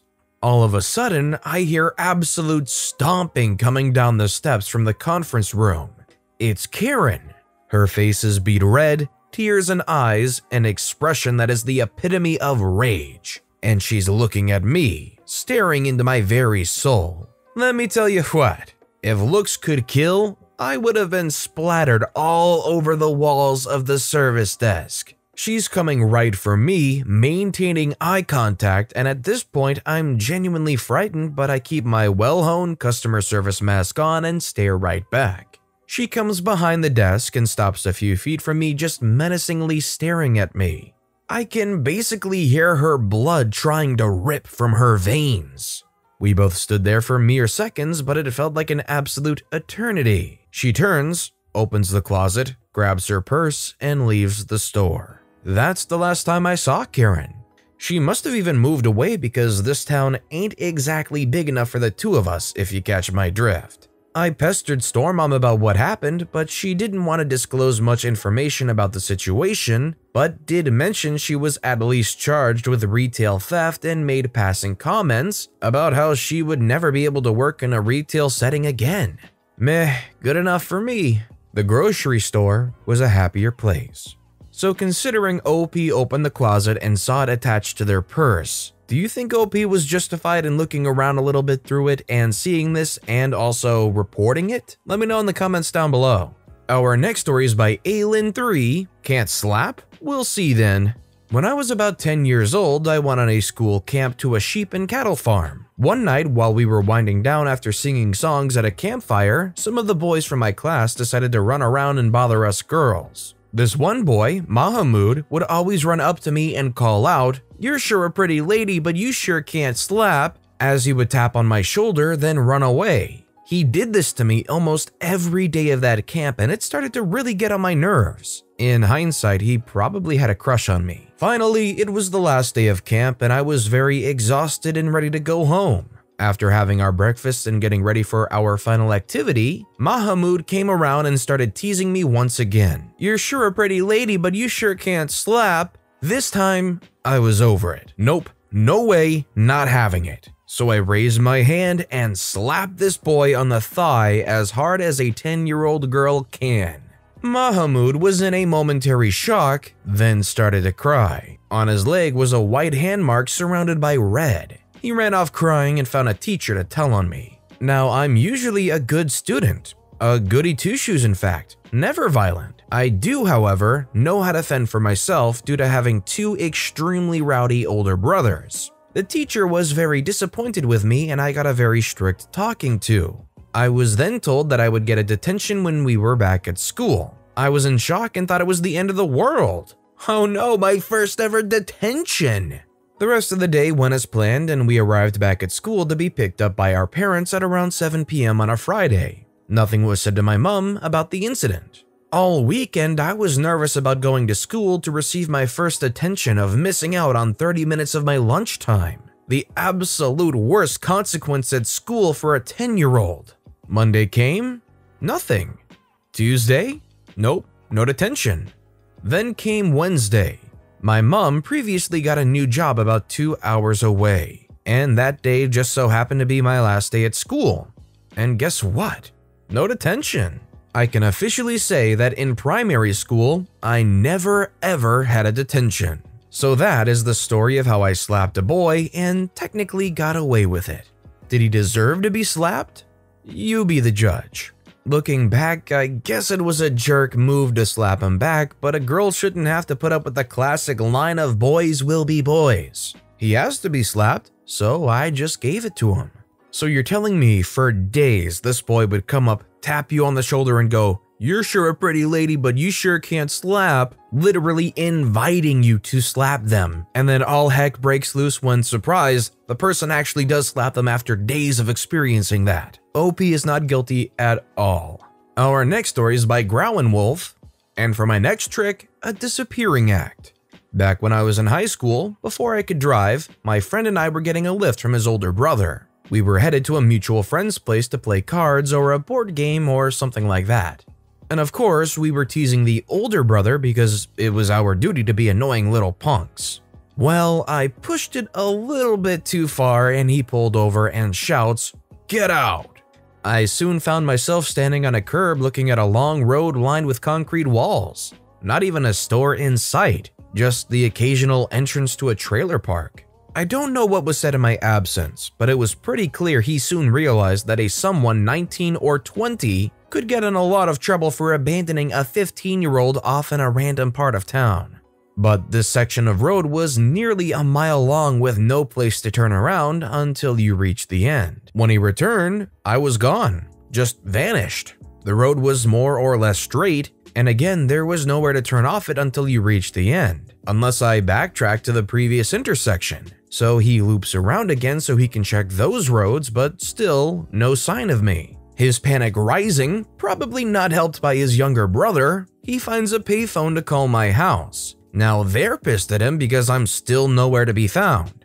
Eventually he goes home, still worried sick, to find a blinking light on the answering machine. Well, I pushed him a little bit too far and he pulls over while shouting, "Get out!" Looking forward, I see a long road lined with concrete walls. Not even a store in sight, just the occasional entrance to a trailer park. Looking behind, I see a bus stop, and in the distance, a bus that runs only once every other hour. Not even stopping to argue, I hop out, and as soon as he pulls away, I take my place at the bus stop. About 15 minutes later, I'm wandering around the mall visiting my favorite stores and enjoying the AC that I only wished I had at home. After wasting a couple of hours, I catch a transfer that runs directly to my house. And at the insistence of my grandparents, leave a message on my friend's answering machine for when he runs out of gas and or daylight and goes home. I bet that friend learned a very valuable lesson that day. Even though some people might annoy you, even to a degree where you might want to kick them out of your car, it's probably just the best thing to just swallow your pride, accept the annoyance so that your friend isn't endangered on the side of the road. And our next story is by Erubadhron89. Dispensed drinks are for customers only. Tiny bit of background. I worked a crappy retail job for 8 years where the only perks were the team I worked with, the vaguely interesting stock, a free hot drinks machine, and the fact I was so overqualified that most management tended to appreciate me. A particularly cost-conscious area manager decided that our hot drinks machine was far too good for our store colleagues and was only to be used by customers. At least twice a day, I'd purchase the cheapest single LED we had in stock, go get my mocha, and put my receipt in my locker. This destroyed the store and area's ATV, average transaction value, which led to the area manager in question losing out on a promotion. Screw middle management. If the hot drinks machine is free, why can't store colleagues use it? What's wrong with that? Why does middle management have to come up with some weird stuck-up rules? Just let employees get a free drink if they want one. What's the problem? This next story is by Acapella121. Boss micromanages even though she doesn't know my field. I finally stop arguing and do it her way, and it doesn't end well. I am the sole communications/social media person for a small company. I went to school in this field and have done it professionally in a few different spheres. My boss, on the other hand, doesn't even know what a Facebook or Twitter page looks like or what any of the buttons do. Yet she still micromanages me all day, every day, and I'm going crazy. I always schedule our email campaign spread out enough so that people aren't getting bombarded. Generally one per week at most. This is one of the most basic rules of comms and should be common sense even if you don't have a degree in this. Multiple times, she has demanded that I post something immediately even though the next few slots are already filled with posts that are more time sensitive. She always tells me to just send both in the same day, and I have explained to her numerous times that that's a terrible idea, in nicer terms. Well, I gave my 2 weeks notice this past Monday, so I don't care anymore about fighting for what's best for the company. This time, I said I was going to push back each of our scheduled posts by one slot so we can post the listing for my job vacancy immediately. Because, for once, the new post actually is more time sensitive than the others. Once again, she tells me to just post both the job listing and the one originally planned for that day. Fine, I sent out both. It's been 3 days and we've already lost 11% of our subscribers, and nobody has yet applied for my job since that listing was buried. I present stats on the success of our email campaigns, website, social media, etc. once per week to my boss's boss. I look forward to explaining this drop to him in a few days. I definitely get the common sense understanding that you don't want to bombard people with emails. That said, it sounds like it was a one-time thing where you sent 2 emails. It sounds a little finicky that you would lose 11% of your subscribers because you sent 2 emails on one day. Unless this is a really recurring thing because of the micromanaging, which I didn't hear explained as a recurring thing, just something that you battled. So quickly now, I want to explain just how to enter the giveaway. All you need to do is leave a comment on this video relevant to something you saw or heard or liked in any story in that video. That's it, you're entered. But it applies to every single video we upload this week. So to get the best odds at winning the $30 Amazon gift card giveaway, you'll want to leave a comment relating to any of those videos all week long. On Sunday, after the last video has gone out, I'll pick one comment at random and let you know on the following Monday who has won, and then it starts all over again. So make sure you leave a relevant comment on this video and additionally every video I upload this week for the absolute best chance to win. And while you're at it, why don't you go ahead and give the videos a like too, because it helps more than you could imagine. That said, our final story of the day is by Jordan Isn't My Real Name. I can't wear headphones? Okay. I work at a fast food chain as a cook. The place is pretty laid back except one of the managers has a stick up her butt. When it's not too busy, they let us play music in the kitchen so long as the customers can't hear it. The staff likes to listen to hip hop most of the time, which I'm not a big fan of. I mostly listen to rock and crap. I don't want to hear what they play, so whenever they play music, I put in a headphone. Loud enough so I can't hear their music, but quiet enough so I can hear everything around me. So one day I'm making orders when my witchy manager notices I have a headphone in and tells me I need to take it out. I say, why? They can listen to their music, why can't I listen to mine? Because they can still hear everything around them, you can't with headphones in. But I only have one headphone in and I can hear just fine. I don't care, you need to take it out. Okay, but I can play music out loud just like them? So long as the customer can't hear it, yes. Okay. So long story short, after about 40 minutes of playing Baby Shark on repeat over top their music, I was allowed to wear my headphone again. I'm sorry I put my coworkers through that, but it was the principle of a thing. Baby shark, I would go crazy too. I would be advocating for them to wear their one earbud or headphone or AirPod or whatever it is. As long as they can hear what they need to hear and they can get their job done efficiently, doesn't matter to me. And I don't think in the grand scheme of things it should matter that much to the manager. I called my patient's mistress, but I was just doing what I was told. This happened back in 2009. I was working part-time at a doctor's office while I was in nursing school. I was one of the receptionists and did all of the filing and cataloging and such. It was boring work, but the doctor, my boss, guaranteed me a job after nursing school, so that's why I did it. This particular doctor was an orthopedic surgeon. We had lots of patients coming in for MRIs, CT scans, and x-rays. This one particular patient, Frank, was scheduled to have surgery in a couple days and he needed to come and pick up his MRIs and x-rays from our office and bring them with him to his procedure. Yes, looking back at how butt-backwards things used to be is so frustrating. All these things are 100% electronic now, and even back then they were too, but my boss was old school. So anyway, I called Frank to tell him to come pick up his images, but he didn't answer. I called him again during lunch, but still no answer, so I left him a message. The following day, I called him again, but still no answer. It was imperative that Frank got his images or else he wouldn't be able to have his surgery. So I looked in his file to see if he had any other contact information. He listed his phone number as well as his wife's cell. I called his house and left a message, and I also called his wife, Amy, but she didn't answer either, so I left her a message as well. The office manager, Diane, told me to just call whoever was listed in his emergency contacts because if Frank didn't get his images and missed his surgery, then she would have to do a whole new stack of paperwork to reschedule him, and she didn't want to be bothered. I looked to see if there was an emergency contact, and Frank listed a woman named Helen. Relation to patient? Girlfriend. I told Diane I didn't want to call Helen when I had already left the message for Amy as it would put me in an awkward position. Diane said that as long as the patient listed them as an emergency contact, I could call them.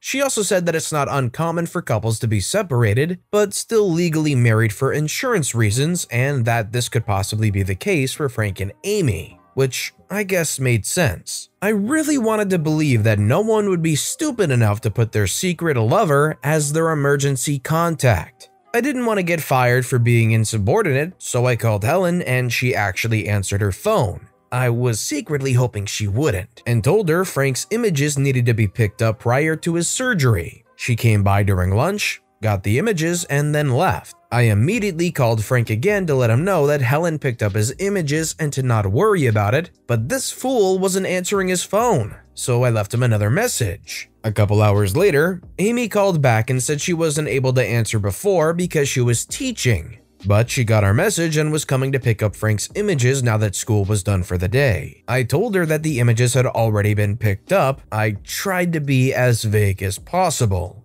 Amy said, "Who picked them up? I know Frank is still busy at his office and hasn't had the chance to come get them." Me, again, trying really hard to be vague, "We called someone from his emergency contact list." Amy says, "Was it his brother Steve?" Me, at this point, I'm really nervous. "No, not his brother." Amy says, "Well then who?" I say, "Helen." Amy says, "Who is Helen? I don't know anyone named Helen." I say I'm not sure, but since she was on Frank's emergency contact list and no one else was answering their phone, we called her and she already came and got the images. Confused, Amy hung up. The following day was Frank's surgery. The day after Frank's surgery, my boss jokingly asked me, "What the heck did you do to that guy?" He came in all pissed at me saying that my secretary told his wife about his other girlfriend. I told my boss what happened and that Diane told me to call the girlfriend, and he understood. Diane tried to throw me under the bus by saying I didn't tell her that Helen was Frank's girlfriend and that I had told her Helen was just a friend and that she would never have given me the green light to call a patient's mistress, but I reminded her in front of my boss that she had said it was possible for Frank and Amy to be married but separated. This witch was trying to cover her butt because she probably thought it was some kind of HIPAA violation, but nothing ever happened. I was 18 years old at the time and just did whatever whatever my superiors told me because I was really thirsty for job security after college. But I ended up not working there and went to work at a hospital instead. Let me ask you guys, if you were in this situation and you were on the phone with Amy and they were asking who came and picked up the images, would you lie to them in that moment or would you be honest? You could maybe easily say it's against policy to discuss over the phone who somebody's emergency contacts are or something like that. Maybe something desperate just to try and not have to be in the middle of it. Or you could just be honest and say it was Helen, the girlfriend listed on the emergency contact list. Let me know what you would have done in the comments down below. Our next story is by Atlas88. You've gone above my head and don't need me anymore? Okay. I used to be a field adjuster. Don't hold that against me, I work in public service now. Essentially, I would receive a batch of claims each day and would drive around servicing those claims. We never knew what that day would bring as there were a lot of adverse shops in that area that were extremely difficult to work with and typically attracted a certain type of clientele that was also difficult to work with. As an example, imagine asking $26,000 to do a $9,000 claim, which on any other brand of car would be a $4,000 claim. Anyways, I received a claim that day, which I immediately knew was going to be a problem file. We had just had a hail catastrophe and there was a bit of a wait to have their vehicle inspected. I pre-called the customer to introduce myself and set expectations for inspecting her vehicle that day, and she immediately interrupted me saying that she didn't even want to talk to me and that she had already gone above my head. Confused and taken a bit aback, I asked her to please elaborate because perhaps she didn't fully understand who I was and how I was en route to review and approve her repairs. Shouting, she said she was fed up with insert our company for taking so long to inspect her vehicle. It had only been several days. And how her shop had badmouthed us and I don't even need to come out because she had already spoken to corporate and I should expect a phone call from them and no action should be taken until I hear from them. I acknowledged the customer and her emotional state, and against my better judgment of wanting to get as far away from this claim as possible, I once again offered to see her vehicle that day. I shared that it may be a while before someone else can come out as we are really busy with the catastrophe and all that corporate can do is send me or one of my colleagues out to see her vehicle because there is no other method to approve her repair estimate. Apparently, she thought I was intimidated by the prospect of speaking with corporate and was thrilled by the prospect of me, a stranger who had just received her claim today, be disciplined because she defiantly rebutted my offer and said it's too late, I better await my phone call.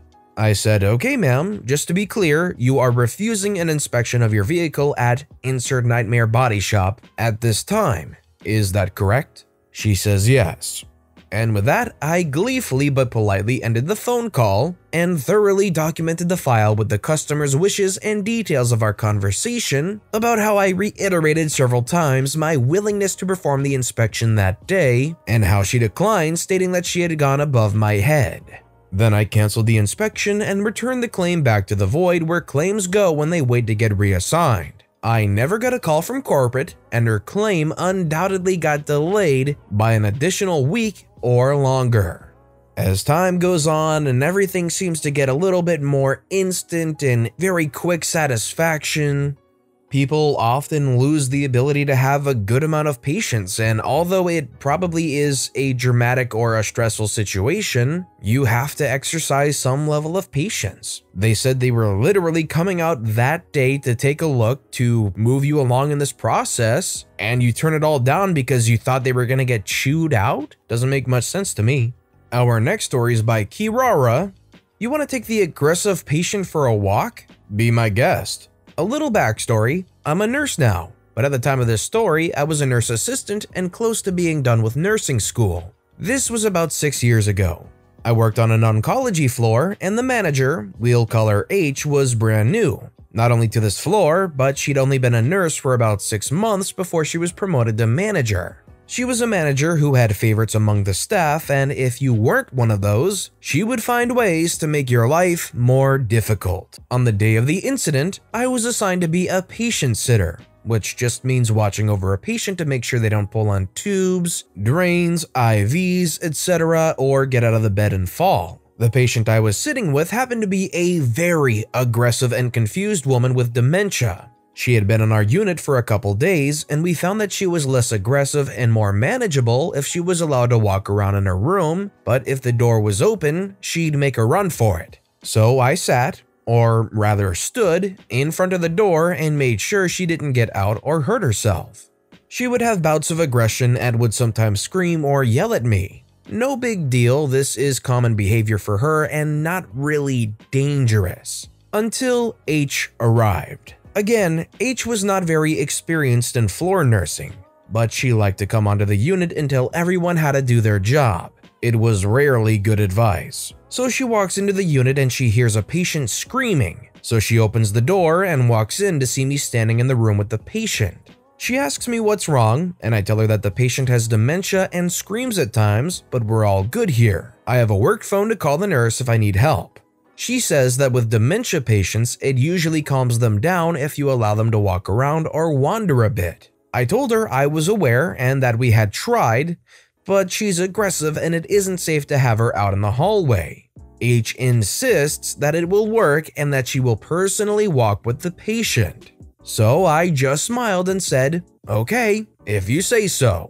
They made it about 12 feet before the patient darted into a different patient's room and immediately started grabbing anything in sight and trying to throw it at H. Don't worry, the other patient was okay, just startled. I run down to the room along with every other available nurse and nurse assistant that witnessed it. We got the patient under control and back to her room, and H immediately ran back to her office. We didn't see her for the rest of the shift. She rarely elected to help with patient care after that, and never again argued with me about what is safe or not. Okay, but I heard these tips in passing or online or in a book, so clearly I know exactly how to handle this patient way better than you who has actual training and experience in this field. It worked out about as well as you would expect. This next story is by Fluffy Smiles. Once upon a time, there was an exam. This is a tale from long ago when I was 15 and undertaking my mock exams. Very important exams in point of fact. UK-based. In those days, they were called O-levels. Now they are called GCSEs. Anyway, I was a real-life troll basically.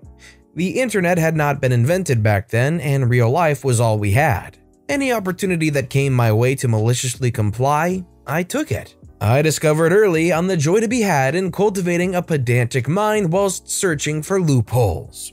Our history teacher passed out the mock exam papers with the words, "Now just remember, it doesn't matter what you write so long as the dates and facts are correct." The exams were all about British social and economic history from 1776 to 1976 as I recall. I decided I was going to answer every question as if it was a fairy tale. So each answer began with the phrase, "Once upon a time." For example, once upon a time there was a man called Eisenbarg Kingdom Brunel who was really into bridges. Or, once upon a time, there was a man by the name of Robert Stevenson who loved railways.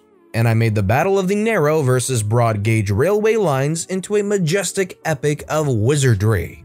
It was a lot of fun, especially with names of things like puddled clay to play with. Anyway, I handed my papers in and waited for the fallout. On the fateful day, I sat eagerly waiting for the review of our work. The teacher sat down, pointedly ignoring me, and proceeded to go through the pile next to him, praising or giving criticism as required. Mine was last. Of course it was. He held up my work and looked at me. "What?" he said. "Is this?" "My mock exam paper, sir," I replied. "Can you explain what is in it?" "Well, sir, you said that it didn't matter what we wrote, so long as the dates and facts were correct." I paused for dramatic effect. "Are they correct, sir?" I asked with an innocent show of mock horror at the idea that I had gotten something wrong. He looked at me and spoke slowly through gritted teeth. "Yes." I could tell replying was causing him great pain. "So what's the problem, sir?" He looked at me and slammed my work on his desk. "If you pass your exam, I'll eat my shoe." I smiled. Naturally, I passed, and I subsequently asked him what condiment he would care to have with his meal. The funny thing is, even now around 40 years later, I can still remember the facts. The dates are hazy, but who really cares about crap like that except teachers and pedants? I would say that the dates matter if it's a significant enough piece of history. That said, it's pretty impressive 40 years later that they can still remember the facts. That's pretty good.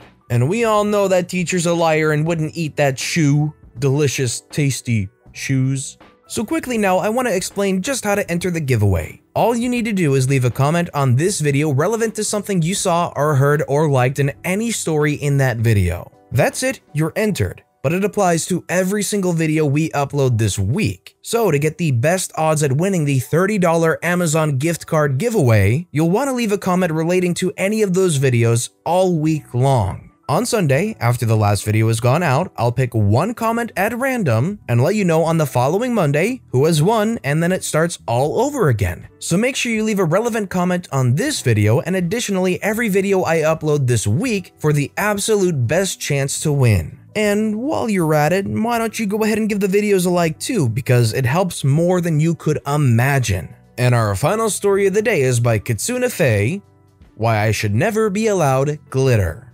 So, it was 10 years ago or so that I was in remedial math. I am horrid at mathematics and I knew it. My teacher was, frankly, abusive.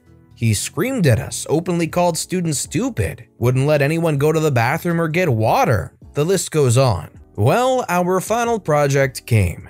We had to make a poster with 3D shapes and their formulas. Preferably, it would be attractive, and he said he would hang them in the classroom. Unlike most of my teachers, he did not say a word about the usage of glitter. Well, I happen to love glitter, any color, and I had a hot pink poster board. When I was done, literally everything on the poster except for the formulas was coated in a thick layer of glitter. My teacher lost it. He yelled and asked why I got his room covered in glitter. I informed him he said it had to be attractive and I loved pink glitter. Didn't he? He just stared at me in disbelief. I was a goth kid. I grinned at him. "Where are your formulas?" he demanded. I pointed them out. They were written in neon green. He glared and for the next 3 weeks had to look at my eyesore of a project. Glitter is life. There are 2 things that will never go away on the face of the earth: roaches and glitter. You'll never be able to get rid of them completely. They'll be there until the very end of time. When the earth and the universe all goes away, there will still be roaches and glitter just floating around in the ethos. Stupid policies. So early last year, I have started working for a small transport/warehouse company here in the UK. As I had changed professions, I had to be trained from the ground up, but the MD's son hit off from the moment we met at the interview and was determined to get me on the team. I was given an afternoon shift, which meant I got to learn the trade both the proper way from the day shift and the backdoor kind of way from the night shift. Now, it is important to point out that it is both our company policy and a contract with our clients that if we were to require any third-party trailers for loading, outside hauler that is not part of the company, we had to contact them by email and await a reply. Night shift being night shift, you usually do not end up getting a reply until about 6 o'clock next morning when the day shift starts. This meant that if we wanted to load anything on third-party trailers, we had to find our own way. Now, my personal way of life was always to help everyone out, as when you need something from them, they usually are happy to provide. There was one third-party hauler which loaded with us quite often, and the night shift manager often used to ring us to find out if we loaded anything they was to pick up in the morning. We'll call them Fusion Transport. I ended up doing them quite a lot of favors over the months, whether it was loading stuff early or arranging for them to come at a specific time and get turned around within a few minutes. The only problem is that we have multiple clients in our warehouse, let's call them A and B. I've met and almost always helped Fusion in regards to our client B, but they often did work for our client A as well. The only problem was that the 2 clients have been contacting 2 different depots of Fusion Transport, and I was not allowed to leverage my contract there if I needed something for client A. This is where the fun starts. Just few days before Christmas last year, on a Sunday, our client A has informed us that they had just agreed a load going to one of their biggest customers. The load was supposed to be delivered at 3 o'clock Monday morning, and we had been informed at 2200 on a Sunday evening. Mind you, on Sunday afternoons, all of the warehouse crew finish at 1800 and don't get back in until Monday at 6 o'clock. So I was there alone, just manning the office. Conversation went something like this. Client A says, "So we've just sent you an order info for an urgent load that's got to be delivered in 5 hours time." I say, "Well, I'm alone here at the moment, but if you are desperate for it, I can go out and assemble and load the trailer myself. I just need you to send a driver down with a trailer so that I can load it." Client A says, "Well, that's the problem. It is being taken by Fusion Transport and they only agreed to it if they can arrive at your place and pick up the trailer, otherwise they won't make it in time for the delivery." I say, "Well, fair enough, but first of all, we have none of their trailers here, and even if we did, I can't move one onto a loading bay myself. Have you got one down at your place one of your drivers could bring so it is ready?" Client A says, "Nope, we've got nothing." "Yes, I know what you're going to say, our planning department is a load of bollocks." I say, "About right. Is this desperate then?" Client A says, "If we don't deliver in time, there will be quite a large fine." I say, right, leave it with me." At this point, I thought, screw it. If they're that desperate for it, I'm gonna venture slightly outside the policy and request help from my fella down at Fusion. So I called him up and explained where I stand. He went silent for a few minutes and then told me, "You know what, pal? You've done me quite a few favors recently, so it's about time I paid back. I'm gonna send one of my drivers with a trailer you need and a couple of fellas to give you a hand doing so. How does that sound?" I said, "You're having a laugh, aren't you?" Fusion Transport fella said, "No, buddy, I'd say that puts us about equal." And he did exactly as he promised, and about half an hour later, I had a driver with a trailer and 3 other guys to help me load it. It was ready just in time for the other depot of Fusion Transport to collect it. I rang up out Client A and told that the order had been loaded and was on its way to the customer. He praised me for working miracles and we left it on that. Next day afternoon, I come into work only to be greeted by the general manager and managing director himself, both asking me how the freak did I pull it off, as they had spoken with our Client A and they knew we had no trailers to load it on and they couldn't provide any either. I explained to them what had happened and how I got it done. What kinda took me by surprise was that instead of at least a nod of approval, I had been bollocked for breaching company policy. Unhappy, I returned to my duties, but I kept it in the back of my mind for a future reference. Boy, oh boy, did I have a grin on my face when in early January I received a nearly identical phone call on a late Sunday night. But this time I was going to do it properly. I composed a quick email to confirm we had received an order and that we urgently required a Fusion Transport trailer to load it on. I ensured to copy in as many people in management as possible, including both the general manager and managing director. About an hour after that, I get a call from my general manager asking me how I am doing with this order. I calmly proceeded to explain to him that due to well-foreseen circumstances, I was unable to load anything as I did not get a trailer for it. He was furious and hung up on me. About 10 minutes later, he and managing director both walk into the office and proceed to question me on why the heck I cannot get one thing done. So I put on my special face reserved for moments like these and said, "Well, as I had it pointed out to me last time, I am to strictly follow company policy in situations like these. I have requested a trailer and am waiting response from Client A." General manager says, "But you know they cannot provide you with one." I am well informed of this fact, sir. However, our policy states that we can only request trailers from them. Unless, of course, this is when I put my hands together and started rotating my thumbs around each other like a hunter waiting on his trap to trigger. General manager was fuming at this point. Managing director just looked at him, then at me and went, "Can you get a trailer sorted through one of your contacts?" I said possibly, but general manager won't be happy about me breaching the policy again. Managing director said, "Screw him, you've got my permission. If he has anything against it, I'll take it on personally." So I proceed and rang my contact. He was happy to provide me with a trailer as he had a driver in my area who had just finished a job. I turned around and told him that we'll have a trailer on site shortly, but that due to the time wasted, I would not have time to load in time for collection.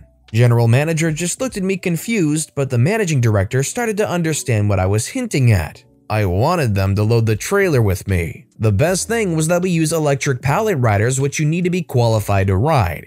even though they are a piece of cake to use.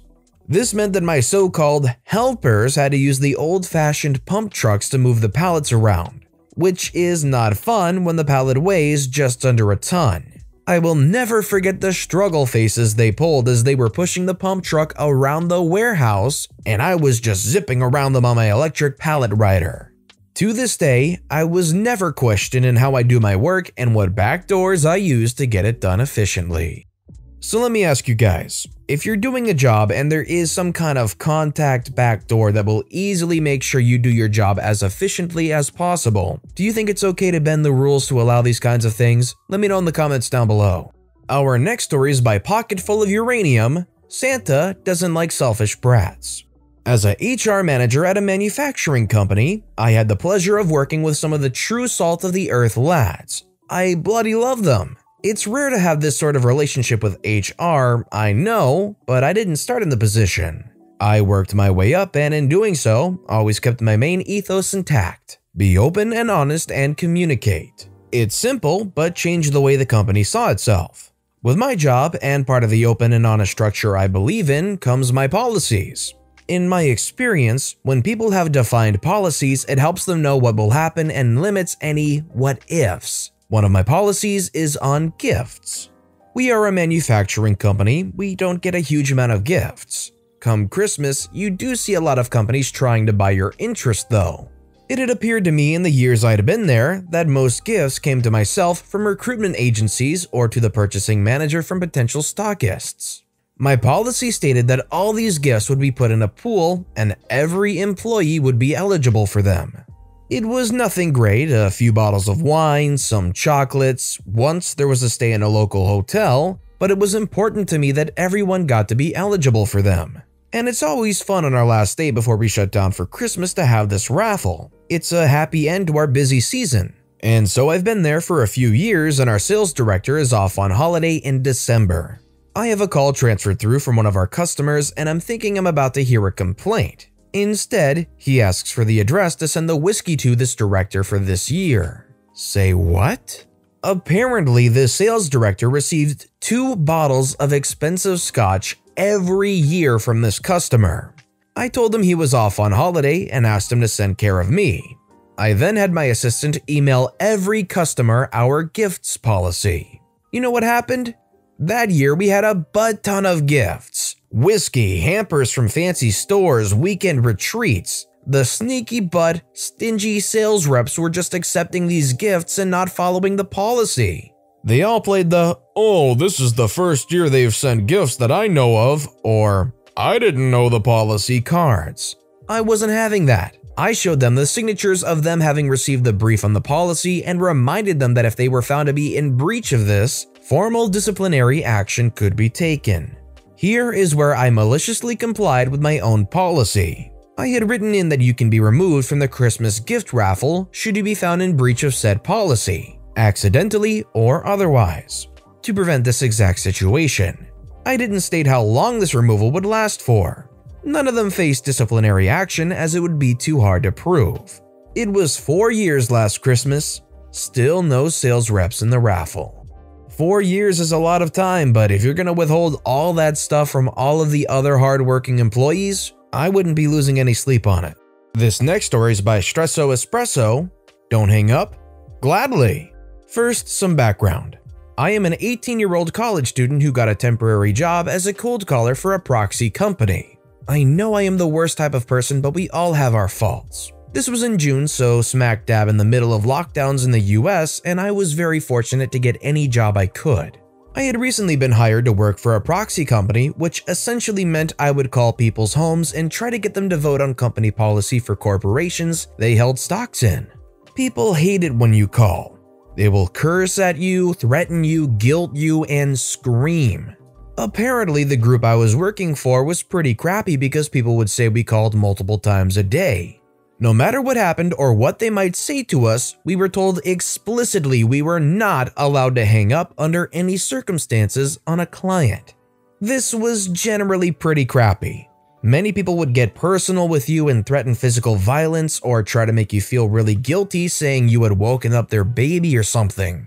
However, once in a while we would get people who just wanted to mess with us. My favorite example of this was someone who pre-recorded an elaborate audio drama which took place in a casino. They initially started off friendly, telling me to hold on for a sec or talk about their job as a chip counter, and there was even dead space with some background sounds in it to make the caller think they were actually there. I caught on pretty quickly that this was a bot, but I was under no circumstances allowed to hang up on a client. The story continued, with the casino worker getting in trouble with a scary-sounding Russian man. And still I listened. Approximately 15 minutes in, the man faked getting beat up by the mob, and after 20 minutes, the call ended. I was paid hourly, $17 an hour, so I made about $6 listening to a well-made and entertaining audio drama, all because I was told I was not allowed to hang up. They changed the rules after that to make a caveat for recordings and bots. I feel like this job either teaches you to have the patience of an absolute saint, or would just kind of drive you to the point that you quit yourself. So quickly now, I want to explain just how to enter the giveaway. All you need to do is leave a comment on this video relevant to something you saw or heard or liked in any story in that video. That's it, you're entered. But it applies to every single video we upload this week. So to get the best odds at winning the $30 Amazon gift card giveaway, you'll want to leave a comment relating to any of those videos all week long. On Sunday, after the last video has gone out, I'll pick one comment at random and let you know on the following Monday who has won, and then it starts all over again. So make sure you leave a relevant comment on this video and additionally every video I upload this week for the absolute best chance to win. And while you're at it, why don't you go ahead and give the videos a like too, because it helps more than you could imagine. And our final story of the day is by Chef Jenga. Okay, I'll have the 3-year-olds clean up earlier. As a qualifier, I have found when working with kids, sometimes you have to adjust your rules and process according to the personalities of your current class, not based on what has worked before for former groups.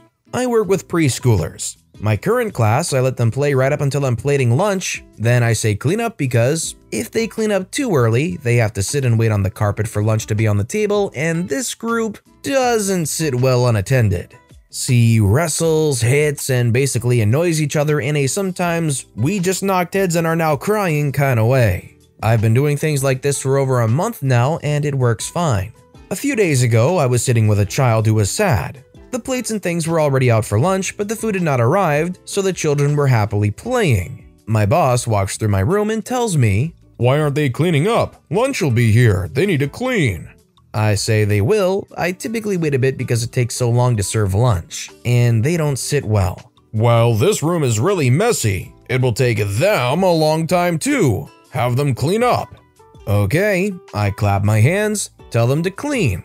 They start. Halfway through, the food arrives and I start plating up. I'm not even close to finished and the room is clean with 10 3-year-olds sitting on the carpet. Then the physicalness begins. I can't do anything because I'm plating up food, other than verbally give reminders. Boss walks through again, sees the chaos on the carpet and me across the room. Food gloves on and scoops in hand, unable to be present on the carpet or lunch doesn't happen. She had to sit down and keep the kids occupied until I was ready for them to wash hands. Took about 5 to 10 minutes, out of her already busy day. She hasn't asked me to have the kids clean up for lunch since. If I were the boss, I would definitely listen to what the person who teaches the class or takes care of the class has to say, because the one person that would know how their class needs to work and run the best would usually be the teacher or the caretaker. My teacher called my work bad and my attitude even worse. It then got featured in the biggest art gallery in the country. Context: the school I go to is well respected in my country, so it was not uncommon for venues to request to display a student's work or to ask for students to sing live for them. On the occasion in question, the largest art gallery in the country, Gallery X, had asked my school to submit inspired art to be out on display. The school agreed and said that they would submit 5 pieces of work, 1 piece per year for years 9 through 13. Back to the story. I hated art growing up, but it was a mandatory subject until you got to choose your subjects in year 10. Needless to say, I dropped the subject ASAP. Despite hating the subject, I still put effort into my work and some of it wasn't that bad. However, at the same time, I would not hide away from expressing my views when we were given a task that I didn't see a point to, even if the teacher was in earshot. Needless to say, my relationship with the art department faculty wasn't the best. My teacher at the time particularly had it in for me. He was one of those teachers that had the view that their subject should be your most important subject, regardless of your future ambitions. If he thought that you weren't prioritizing art, then he would make your life heck. Yet again, I hated art as a subject. He knew this, but I would still do any work set to the best of my ability. We had just finished a project where we had to mix different pigments to create our own unique color. Being colorblind, I struggled a lot as I literally could not differentiate between half of the pigments. I gave it my all, but ended up giving up halfway through the project. My teacher hated me for giving up. In his defense, he had tried to make it as easy as possible for me, but I hated the subject and saw a way out, so I took it. My teacher was beyond mad. When we went to hand the project in, he gave me a lecture about how I needed to put in more effort and work harder because of the quality of work was unacceptable. Remember, I literally couldn't see half of the project. Once that project was finished, my teacher told us that Gallery X had asked that we create some inspired art. We were basically shown 5 different paintings that we were supposed to recreate in our own way. There was a big fuss about this. People were saying that art schools would be giving out scholarships, that there was a $10,000 reward, and other nonsense that 14-year-olds make up. But nevertheless, everyone wanted to be the one to have their painting in Gallery X. So for the next month and a half in my art class, we would work on our piece. After the first week of working on my piece, the excitement of the new project wore off, and so did my eagerness in lessons. My teacher noticed this and went from complimenting my work to yelling at me about what I was doing wrong. By the 4th week, I was over the project and just wanted to be done with this. With 2 weeks left on the project, my teacher pulls me aside to tell me that my work isn't good enough and I need to improve it. I tried to improve, but he kept on belittling me. So out of arrogance and spite, I made art my most important subject until the end of this project. I dragged myself to each lesson, quietly working myself to the bone, counting down the days until the deadline of the project. After what seemed like a year to 14-year-old me, the second to last lesson arrives. This lesson was not for final touches or anything like that. My teacher had decided that he would review what each student has done well and where they could have improved. He walks around the classroom, complimenting everyone's work until he gets to mine. I don't remember exactly what he said, but I'm pretty sure none of it was positive. I do remember, however, how he finished talking about mine. "You can tell that OP hasn't given this any thought and hasn't taken this seriously." That stung like a witch because yes, I had lost interest in it, but I had still worked hard in lessons and given it my best shot. The bell then went and I sulked out of the class with my tail between my legs. The last lesson finally comes and I can't wait to be over with this stupid project. The lesson was a big one too. The judges from Gallery X were coming to school to judge all of the work. They come into our class, do all the formalities, "These all look so good, I have no idea how we can decide on only one," etc. Then they start walking around the room, muttering to each other. The whole class is stood silently at the back, trying to hear what they are saying. They do a full lap of the room, then walk back over to my spot. I don't even notice this as I had tuned out after they had looked at the second painting. They then ask the teacher whose work they are stood over. He looks at them almost in disbelief as he gestures to me. I snap out of my daydream and just smile politely with no idea what is going on. The judges then confer for a while, whilst my teacher and I frantically try and figure out what is going on. Finally, after about 5 minutes of mumbling, they say that they want to shortlist it to potentially be shown in Gallery X. I look on at them in shock, then yet again smile politely and say thank you. I cannot begin to describe the look on my teacher's face. I don't think I have ever seen someone more confused, angry, and disappointed all at the same time. My teacher then begrudgingly thanks the judges and walks them to the door. He thanks them again as they leave, then stumbles back to the class. He doesn't even congratulate me on my work. He just defeatedly says, "Good work, everyone. As a reward, I'll put on a documentary for you all to watch." And he did just that, not saying another thing until the end of class. Later on that week, I got an email from Gallery X asking for my permission to display my work, of which I happily said yes to.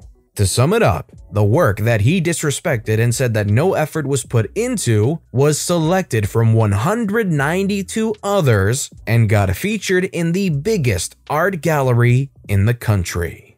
Guys, you gotta let me know, if this was you, after all the basically crap talking you at your work ethic and the work itself, would you have gone to the teacher and said some extra words or some kind of jab or comment or something like that, just to see if it really gets under their skin? Let me know in the comments down below. I personally was a social pansy, so I probably wouldn't have, but I think a lot of people, and it sounds like OP would be the type of person, to maybe offer some kind words about the reality of the situation.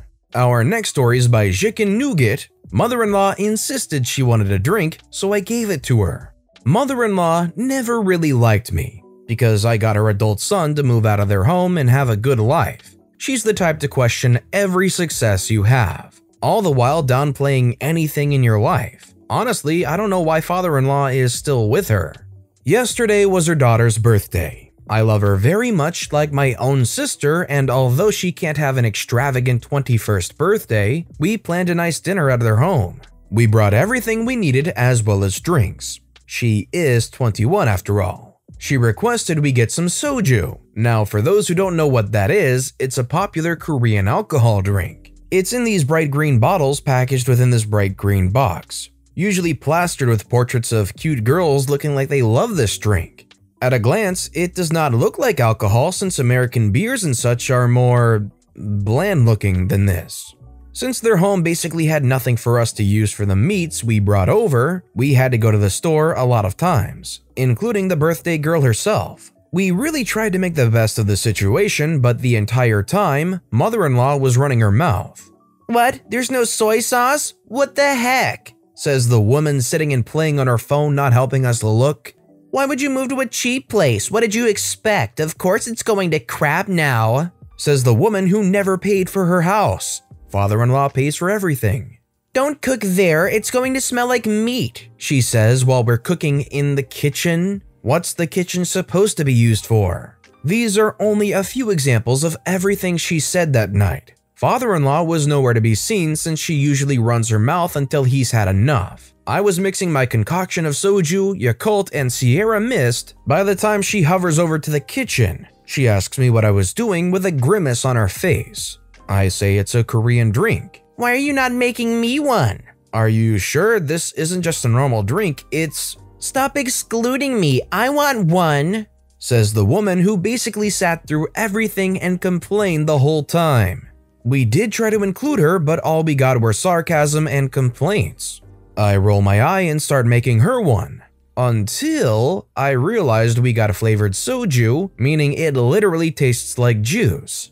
So you best believe I just dunked half a bottle in that cocktail and served it with minimal Yakult and Sierra Mist. She grumbles "That wasn't so hard, was it?" Every time she sees me head into the kitchen, she yells for me to make her another drink. Okay, I keep doing so.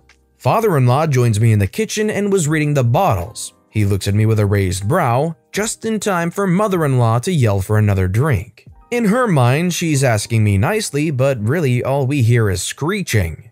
I say, "Should I give her more?" Father-in-law says, "You heard her." Father-in-law shrugs with an evil grin. The nicest man was telling me to maliciously comply. Eventually, she starts to mellow out. No more yelling, no more complaints. Everyone was happy for the rest of the night. She actually was in such a good mood, she went upstairs and went to bed early. Such good mood, in fact, father-in-law joined us for movie night after dinner. Sister just messaged me today and said that night was by far the best night she's had. Let's just be thankful that they're a mellow drunk and not somebody that would turn into a much more belligerent person when a little tipsy. Our next story is by XX, Just Get It Done. Reminded by another story of the big box store that starts with W, this is my story of how I complied and got away with it. Worked in the back unloading the trucks. The hours at the time were 2 to 11 p.m. When we got there at 2 p.m., the supervisor had the day off and only 4 of us showed up. It's been several years, I don't remember if it was scheduling errors or just call-offs. We get a manager to pop the door to the truck and I pull the manifest and see it's a 2,500-piece truck. I look at her and say, "We are going to need help, at least 3 more people." She says she will try to find someone and leaves us to get started. Lift the door to the truck and boxes start falling out. We get the line set up and start unloading. 1 person putting boxes on the line and the other 3 sorting them to where they go. Normally we had 6 people doing the same work that 3 were, so it was going to be a little slow. About 3 p.m., another manager comes through the back room and happens to check on the truck and is unhappy with the progress we have made. I explain the situation and again get the "I will see what I can do" answer. Whatever. Break at 4 p.m., and when we come back after 15 minutes, a 3rd manager is looking in the truck. He starts asking why it's been 2 hours and we are maybe 25% done with unloading. I explain that there are only 4 of us and we have asked for help at least twice now, and we are doing the best we can do. He says, "I will try to find you help, but you all need to just get it done." He proceeds to vaguely threaten us with a write-up if we don't get the truck empty in an hour. I'm now mad, and 2 of the other people who were there were also mad, and the person who was in the truck didn't care, so we decided to just get it done. We started just throwing boxes. Didn't care what it was, they were grabbed and thrown in the general direction of the pallet they belonged to. Within 20 minutes, we had made a lot of progress on unloading, but there were now piles of boxes at least waist high and roughly 15 feet wide on each side of the line. Things that would normally be stacked neatly on pallets and carts were jumbled in a huge mess together. This is about when the women from personnel came through the back room with some things she needed to have shipped out. She took 1 look at the mess, turned around on her heel, and went to management. I thought that was the end of my job, but the co-manager, in between the store manager and assistant managers, came back, pulled me aside, and asked me what was going on. I explained everything to him, and he told me and the other 3 to just straighten up the mess. 15 minutes later, every person with the title manager in their name was in the back helping to unload the truck. Every single one. Every department manager, assistant manager, the co-manager, and the store manager. The last 50% of the truck took us about 30 minutes to unload, and I got an apology from the co- and store managers. 4 years, and that was the most work I saw almost any of them do. Totally worth it. Don't you just love that in this situation, OP and their coworkers needed just 3 more people to help out, and then 3 managers walk in, see that they're needing help, and walk out looking for other help. If those managers could just help the short-handed staff, everything would have been fine. But it had to go and bubble up into some totally impressive mess type thing. Only after the poop hit the fan did everybody come in droves to help out. And OP's lucky that they got an apology. That's impressive. This next story is by Ace Arrow Fudge Muffin. Want mom to stop the car? Okay. This literally just happened. We were on our way back from school when my little brother's whining for our mom gets worse. He's tired and hungry and wants mom to pick us up. So he starts throwing a fit and demanding that I call her, which I do, since people is looking at this 13-year-old throwing a tantrum like a 5-year-old. So mom gets there and he starts screaming at her. How dare she not come get us? She recently said that we would have to walk to and from the bus stop every day and that she has to come get him. Mom says, I'm busy and have other things to do. Brother says, just stop the car then and drop us here. And just like that, she swings under the curb and slams on the brakes, refusing to go any further. I get out and start to walk since I like walking, but he goes into full-on tantrum mode, screaming and crying and whining and begging. But she keeps going and leaves him there, at the bottom of the steep road we live on. It takes him 10 minutes to walk home, as I ran ahead and he stayed there to cry. She drove up the hill and walked into the house, saying nothing. Screw that entitled, spoiled pig baby. If I was the parent, I would have done it a little bit differently. I would have gotten the little brother to get out and walk themselves up that hill to the house while I'm still in the car driving alongside them and refuse to drive them. Older brother should be able to stay right there and not have to walk, although they liked walking, so that doesn't really matter. Point is, the entitled child got exactly what they deserved. In the end though, that entitled child got exactly what they deserved. And our final story of the day is by Jimmy Russell. You can have lunch after your shift.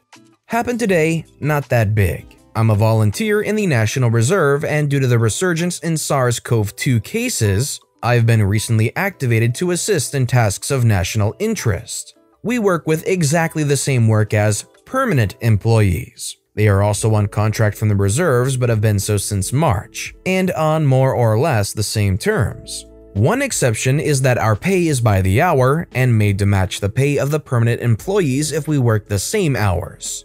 Our lunch is also paid. Theirs is refunded. Now, I just pulled a shift from 07 to 18. I arrive about an hour early because I know they need people and I don't want to spend more time in traffic, which would be the case if I arrive later.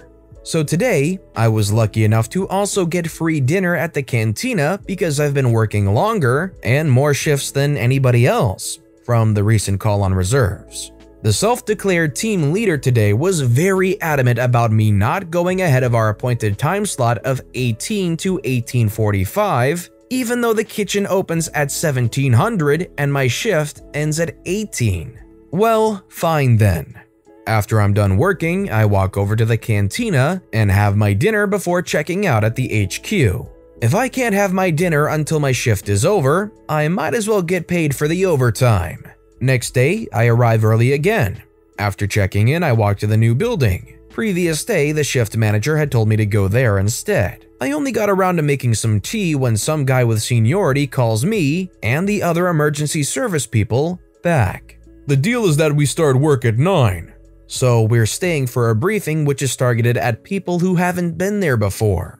Well, I am fine playing on my laptop for 2 hours while I am still checked in and getting paid. It's almost as though the more organized things get, the more stupid it succumbs to. So let me get this straight. They wanted OP to work an 11-hour shift without any meal breaks? They wanted them to just check out? OP deserved to go to the cantina and get that overtime meal break. 11-hour shifts with no breaks? Yikes. It's a safety issue. I work at a paint factory where we make batches of around 5,000 pounds, sometimes more. We have to use forklifts in order to lift the large tanks that we make it in order to package it. I got my forklift license a couple of years ago and have performed nearly every forklift task that we have to do, hundreds of times. There are only 2 out of 12 workers without their forklift licenses at the plant, and those 2 are being trained. About a year ago, we created our safety committee, and I am the member for the back of the warehouse, where we make and package the paint and where most of the workers are. We look out for any safety concerns, and if someone else has a concern or needs to make a report, we deal with that. We also do monthly and annual inspections of the premises. So our lead hand treats everybody like absolute garbage, and the boss does nothing about his behavior, his attitude, or the mistakes that he makes because they have known each other for over 30 years, including the job they worked at before here. They have been here for around 20 years. We are about to start packaging an oil-based paint into 5-gallon pails, like we always do. I lift up the forklift with a tank so that we can get a filter on it, and then once the others are out of the way, I start going up more so that I can line it up with a trough, like I have done a few hundred times with no issue. This time, however, I had put a bit too much pressure on the gas pedal and the tank went up too fast, so I stopped it before it got too high. Doing so, however, is also dangerous because it is about 6,000 pounds of weight up in the air above workers. Stopping it too fast could tip over the forklift and the tank of paint, causing possible heavy damage and possibly injuring someone. Going too high could also have the same result. So I slowed it and let it sit for a moment just to make sure everything was stable. The tank was not too high, the forklift didn't tilt, wobble, or make any bad sounds, and everything was perfectly fine. Lead hand backs up with his forklift in the other room and sees me checking it and begins to chew me out. I'm used to this, as are most of the other coworkers, because he will yell and scream and get pissed off at anybody who does anything even minutely wrong or in a different way than what he has done for 20 years. He repeats himself multiple times, telling me why it is unsafe, which I had already acknowledged, and stated that I realized what I had done and what negative effects it could have had. He goes back to the other side and then comes over once more to repeat it a few more times. All I can say is I am well aware as I continue getting everything ready for packaging. He takes this personally as if I killed his dog, goes to the boss and tells him the forklift's back tires were lifted off the ground and that we had to stabilize it, otherwise it would have fallen. The other two members of the safety committee start an investigation, talking to the guys that were there. Only one had seen what happened, and he stated that everything was fine and that we didn't need to stabilize, nor did the tires lift off. A week later, we start getting the packages ready, and I get on the forklift to get it prepared. Lead hand comes running over saying that it's a safety issue and that he is driving. I tell him I'm more than capable, and his response is that he needs me, not the three other guys standing there who normally do it, to guide him forward. I just go along with it until after the packaging is done. And then I say to him that because he stated that it is a safety issue, I'll need to bring it up with the other committee members so that they can start an investigation on how to mitigate the safety issue and make it more safe, as is my job whenever someone has a safety concern or issue. His response is aggressive at first, telling me he doesn't care, that it's already done, go ahead, etc. Until he tells me that the boss told Lead Hand that he was to be the only one lifting up tanks from now on. I tell him that's fine, but I still need to bring it up with the committee since he stated it was a safety issue, and he just grumbled and walked away. Since then, anytime we have a tank to lift, anywhere from full to empty, I stand there and wait for him to come and do it. Sometimes telling him to come and do it, and whenever he tells me to do it, I just repeat what he said about the boss stating that Lead Hand is the only one allowed to do so, and continuing to wait until he does it. This is an ongoing thing still, and it will be for a very long time, unless we are told otherwise by the boss. So if you had this boss that was over panicking and all this kind of stuff and trying to paint you as a safety issue and said that one time that they were to only be the one doing it forever, would you be the kind of person to make sure to drive that point every single time and refuse outright because it's a safety issue? I think I probably would, because that would annoy me to no end being told that I'm a safety issue, so I would kind of want to annoy them in return. Let me know if you would in the comments down below. Our next story is by Erahu. Sure, I'll pull up that data for you. Or how to score an upgraded workstation. This was around a decade ago. I had a new minted master's degree and a brand new position in a third-party market research and program evaluation company, doing a lot of work for local government agencies. Even though I was an analyst, I was given one of the oldest workstations in the office, a Pentium 3 with 256 megabytes of memory. This was the end of the 2000s, mind you. Most systems were being built with gigs of memory at that point. It was slow as freak, taking minutes to open Office documents. I think some of the RAM was bad because it had a tendency to just reset itself when it ran out of resources. Since my work always involved having multiple documents and tabs open, and sometimes resource-intensive statistic programs, it crashed a lot and getting anything done was a pain in the butt. I wasn't the only one. Several of the assistant analysts also had decrepit relics of the late 90s in their nooks. They didn't have actual offices, just nooks. At least there wasn't cubicles. We complained about the state of the computers, but since we were a branch office of the company, we pretty much got ignored. We could still do the work, right? Head office didn't like spending money. This place considered itself a small business, and small businesses always skimp on the IT.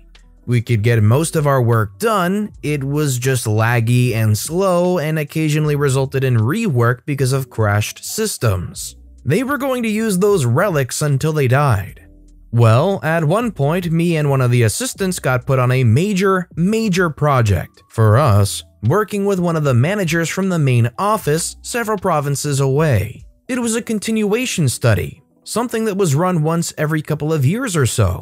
And in the weeks leading up to rolling out the current version of the survey, we had to crawl through the datasets of years gone by using Excel. There were over 6,000 records. I know that's a small dataset for some, but for our company, which usually had datasets under 500 or qualitative data, that was huge. And the survey had a lot of iterative fields, so it was a massive file. We'd been complaining about the computers for months, at this point, only to have everything fall on deaf ears. Our manager would keep asking for specific polls and queries from the dataset, and we'd do our best to fill them, but it was a pain in the butt because it would take 5 to 10 minutes, usually to just get one field in the data. He was starting to complain about our lazy butts and how long it took to get info. The assistant and I both wanted to work and wanted to be more productive, but our wings were well and truly clipped by these garbage computers. So we decided on some malicious compliance. At one point, the manager asked us for some simple pieces of data. So we divided up the task and then set our computers to sorting the data sets. This particular sort would take our computers about 30 minutes. We set up the sort and filter criteria and then let it run. Then we went over to a local coffee shop, got some confectionery excuses for coffee and baked goods, and took an unscheduled break. We literally could not do any other task for any other project while that occurred. Computers were literally unusable, and all our current work was on the computer. So we chilled, finished our coffees, and kvetched about the workstations. Both of us were geeks who had decent homebrew gaming systems at home. We knew these things were about 7 years out of date and not up to what we were doing with them, and also how a real system should respond to an Excel sort, not that long. We then went back, saw that our files were still sorting, and proceeded to chill in my office talking about anime. Then I got a call. It was the manager. He was wondering why we hadn't gotten him that simple data request yet and why we weren't responding to emails. I don't remember the exact conversation. This was more than a decade ago, but it went something like this. "I've been emailing you, why haven't you responded?" "Oh, sorry, we've been running that sort you requested. I took half and assistant took the other half, and we're both trying to get it. We can't access your emails until the sort is done because our computers won't respond." "But that should have been done ages ago, why is it still running?" "Well, the computers just don't have the resources to sort that many data fields. I've got 256 megabytes of RAM and I think it's a Pentium 3. There was a moment of silence on the other end of the phone. The manager also knew a thing or two about computers. "What?" "Yeah," my assistant piped in. We were on speakerphone. "These things are older than God. It usually takes 5 to 10 minutes to get your data. That's why we're so slow getting back to you. We thought we'd make things faster and split the search up between 2 of us, but it's been 20 minutes and the progress bar is still like only 70%. I piped up, "Hopefully the RAM fault doesn't kick in and reset my computer. I hate it when I have to redo a query. I've closed all other programs except Excel until it finishes, but it's a little iffy." Our manager was silent again. Then he told us to send them the information when we could and he'd get back to us. On Friday that week, we came into the office to find boxes of computer stuff being set up in our offices, and one of the local managers saying, "Hey OP and assistant, you guys are getting new computers. Head office had them purchased and sent them down." It was only me and the assistant. I guess the head office manager had pulled some strings and demanded that we have IT equipment that was capable of doing the work we'd been assigned. Eventually, the others in the office got upgrades because the company realized they were not saving themselves any money when people they paid $200 a day were spending half the day waiting for computers to respond or redoing work lost from crashed systems. The assistant and I went on to really nail the project, with fast response times and good work. The difference in productivity with the new systems was immense. And now I had a computer that could even have other programs open at the same time, including my favorite radio station, Score. By the late 2000s, I didn't even have a high-end computer and I had 4 gigabytes of RAM in my computer. For anybody that doesn't know, 4 gigabytes of RAM is 16 times the 256 megabytes OP had to deal with. 16 times. That tells you how outdated it was for that era. This next story is by Stargazer's Light. I wasn't doing the stalking well enough, so I fixed it. In 2010, I was working night shift at the nursing home where I lived as a nursing assistant, training to become a certified nursing assistant. One of the night shift's duties were to stock all of the residents' bathrooms with anything the day shift might need during the day, and night shift was pretty good at it. Things stayed stocked and day shift never ran out. Well, about 6 months in, night shift had a week-long period where we had 1 or 2 people pass away on the night shift, and that takes the whole staff, and we really can't deviate from tasks for non-menial tasks like stalking and put those above the care of the family of the loved ones that pass and the other residents in the facility. After a week of not being able to stock the way we liked, the complaints started pouring in the communication book that night shift wasn't doing our job. The charge nurse tried hard to have our back, but we were all still reprimanded. Finally, things came to a boil when, after another really hard night, one of the day shifts started screaming at me in front of everyone and placed all of the blame on me. The director of nursing, DON, pulled me aside and helped me calm down. I was tired and lost someone that I really cared about that night. It's not just the families that loses a loved one when residents pass away. The director of nursing helped me calm down and suggested I take the night off since I don't sleep well during the day and had already been working 6 days. I told her, no, I want to make sure that everyone knows how hard I work even when it doesn't look like it. And I made a plan. That next night, after we got our nightly information about the happenings of the day, I told the other CNA that I would be doing their stalking as well as my own. Puzzled but willing to hand off work, they complied. We had 2 really big carts that I stocked so high, I was picking up supplies as I was going down halls to each room. Depends, robes, toothbrushes, toilet paper, mouth swabs, chucks, bed sheets, blankets, wipes, anything that was needed, I was stocked and then stocked again. I stocked them so well in rooms that rooms never ran out. Sometimes the stacks would get so high, they threatened to fall. The cupboards literally had stuff falling on day shift, I stocked them so well. After a couple of months, the complaints started coming in that day shift couldn't do their job well enough because they were spending too much time cleaning up stuff falling on top of them. Again, I was screamed at about not doing my job right and making it more difficult for day shift to do theirs. The whole time, I'm being screamed at by a nasty man with a bad haircut. The director of nursing and administrative director were in the office behind him and could hear everything. I looked at his stone-faced and said, "Wasn't it you who just a couple of months ago complained we weren't stocking well enough and inhibiting day shift's ability to do their job?" All of a sudden, I heard laughter coming from the office and he was pulled in and written up for harassment and bullying, which is a no tolerance in my facility. It became a regular way night shift stocked rooms, and from what I understand, even though I don't work there anymore, still is. I think OP went a little over the top on their malicious compliance here, but I also think the guy complaining was just a big whiner and was constantly looking for things to complain about anyways. And our final story of the day is by I Love Douglas Adams. I have to make my own special Thanksgiving meal? Oh, it'll be special all right. With the holiday season coming up, I've been thinking about past years. My family and I differ in a lot of ways, but I especially differ from my mother. Ever since I was little, we couldn't see eye to eye. She's the type of person who prioritizes looking good in social settings, whereas I'm the type to not give a flying dolphin. She has expressed deep shame in who I am, and I have lost track of how many times she angrily asked, "Why can't you be normal?" As I've grown into an adult, I found ways to understand her and try to keep peace. We learned we have a few things in common, like places to go, preferred scents and perfumes, and most surprisingly, a fondness for weed. She tends to hide that last fact.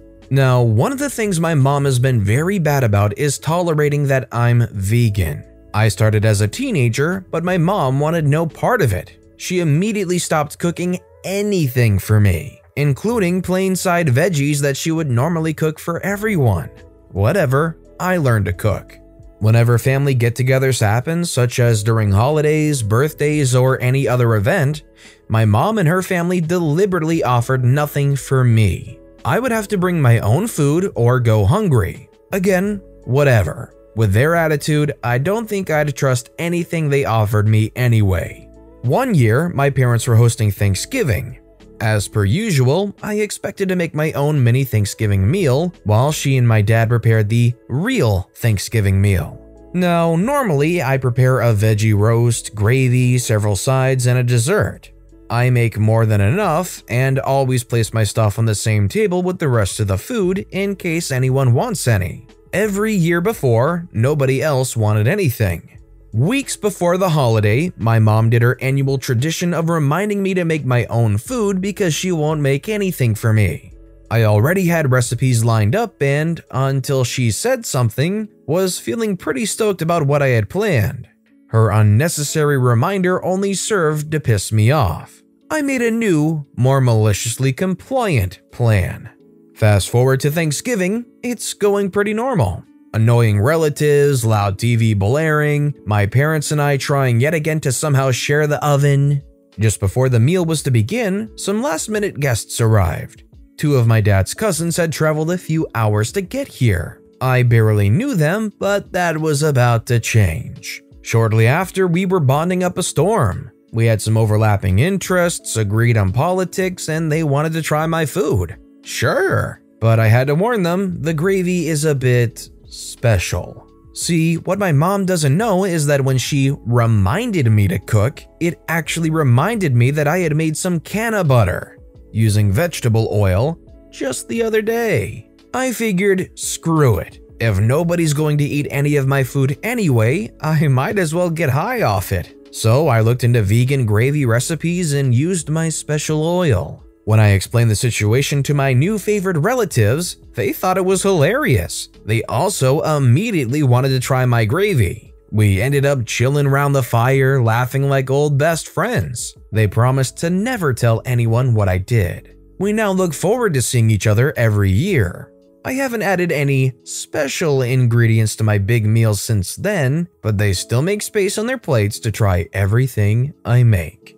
Well, at least somebody in this family wants to be family and be kind to one another. What does it matter if anyone's vegan? You can make your own food, that's completely fine and acceptable. But what's with the lack of tolerance? What's with the trying to shame them for it? It's a choice they made, you should just support them. It's not a bad decision. It's nothing illegal or shameful. I'm glad they have the cousins because that makes things way more special.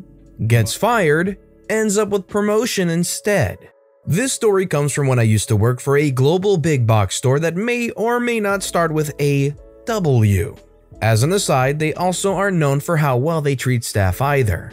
At the time this happened, I worked in the storeroom unloading trucks and bringing stock to the floor to be stocked by the overnight crew. Our shift at the time was 3:30 p.m. to 12 a.m. Our store manager made it clear that no overtime was permitted to be worked, anything over 9 hours by company policy. This meant at the latest we had to leave by 12:30 a.m. We usually cut it close because we were chronically understaffed for various reasons. I knew this night was going to be bad the moment I arrived. We had 6 workers scheduled, yet 2 called in sick, including the shift lead. This meant that I was put in charge as I had the most experience, and the day shift managers all loved me because I worked my butt off. I then checked our delivery schedule and it showed 2 semi-trucks, both with over 2,000 items each that needed to be unloaded. In addition to another truck that was expected to have 20+ pallets of stock. This meant we had over 4,000 items that needed to be unloaded by hand, with only 4 workers to do it. In addition, we were also responsible for scanning items out of overstocked bins and bringing them to the floor if the system detected an item needed to be restocked. Needless to say, the shift sucked. We didn't get our first break until almost 10 p.m. And around 7 p.m. the system dropped about 350 items that needed to be scanned out of the overstocked bins. And there were almost 200 bins we would need to search for this stuff. As the shift lead, the fact we were so behind was my fault. Definitely didn't have anything to do with being overworked with unachievable time targets. So the overnight managers arrived at 10:30 p.m. and one of them went ballistic and yelled at me. Cool, whatever, I don't care. I'll just leave at 12 a.m. So here's where the compliance comes in. To a point. 12 a.m. comes around and the manager refuses to let us leave. Doors get locked with keys only managers have and alarms are set. One of the four of us is a college student and has an exam at 8 a.m., so they let him go. 12:30 a.m. rolls around and we start to leave. Again, not allowed to leave by manager. Keep in mind, overtime is not allowed, and after 12:30 we were in overtime. One of the three remaining of my crew has childcare issues, so they let him leave. At 1 a.m., the overnight crew goes on break and the doors are unlocked so manager can smoke. My only remaining crew member just walks out and manager lets him go without argument. I was working, so I didn't know until after the doors were relocked. 3 a.m. rolls around and night crew goes for lunch. I'm fed up with manager's attitude as he's been harassing me for the last 2 hours about not being done without offering any help. I decide that I'm going home. As I walk out the doors, manager is standing there. Manager says, "Where are you going? Are you done?" I say nope, still got about 20 pallets to go and about 80 overstock items to be picked from the bins. "Go back and finish, you can't leave." I'm already 2.5 hours into overtime, I'm going home. "Do we need to go into the office and talk about your poor attitude and lack of work ethic?" Me, pissed off at this point, "Screw you, manager, I'm going home." "Don't come back, you're fired." "Have fun explaining to store manager why you fired me. I'll be sure to tell him all about the shift tonight." I then left and went home. About 5-ish hours later, 8 a.m., I get a phone call from the store. It's the store manager and he wants to talk to me. "Can I come in for a meeting at noon?" I say sure, I'll be there. I get to the store just before noon and get escorted into the store manager's office by one of the day managers. The store manager says, "I hear you had some overtime last night. Care to explain why?" I explain everything that happened above. The store manager says, "So you left at 3 a.m.? I say yes. "And manager said you were fired, correct?" I say yes again. Store manager says he isn't allowed to do that. "What you told me matches what the other night manager said happened. As a result, manager is being moved to day shift for retraining. You also are not fired. We need a new overnight stockroom lead and I'd like to offer it to you. It comes with a $1 an hour night shift bonus and a $1 an hour raise." I say I'll take it. I'd been trying for this position anyway. "When do I start?" Store manager says, "You start tomorrow night if you want." I say great, thank you store manager. I then went home and told my family, who were quite happy with the turnout, especially my mom, who was also working at the store and was rather pissed about what happened. So let me ask you guys, if you're working at Walmart, let's be real, that's what it is, and your shift is up and you're not allowed to work overtime, and your manager tries to lock you in basically, are you forcing your way out of there, or are you going to stick around and amass that overtime knowing very well that that manager is likely getting in trouble for it? Let me know in the comments down below. Our next story is by Jay Liz. Never ask your wife to sign any documents when you are cheating on her. My parents had an unusual relationship. He treated her like a garbage ever since I can remember. He didn't even bother to hide his affairs while she was around. On one occasion, I saw one of his flirty texts sent to a girl on his phone. Due to her meek attitude, he thought she wouldn't do anything against him, but he underestimated her. My father's new girlfriend lived a few hours away, so he calls her all the time. It was at that time he was looking for an apartment and found one in the city. The builder scheduled an appointment with him to settle final payment and to give over the key to the apartment. Fate it may be, he was on one of the romantic moods and wants to just stay home and call his sweetheart. So he sent my mother to the builder with the money. When she reached the office, she was informed that the builders also intended to give over the ownership documents along with the key on the same day, which they forgot to mention. Father wanted the apartment for himself. So as any obedient wife, mother called him and asked him to come over to the office to sign a document. He rudely told her to get off the phone and specifically told, "Whatever it is, do it yourself and get the key." My mother, who had enough of him, had a sinister idea at the moment and hung up the call. She signed the ownership documents under her name and got the key. The builders didn't think anything off because she was his wife.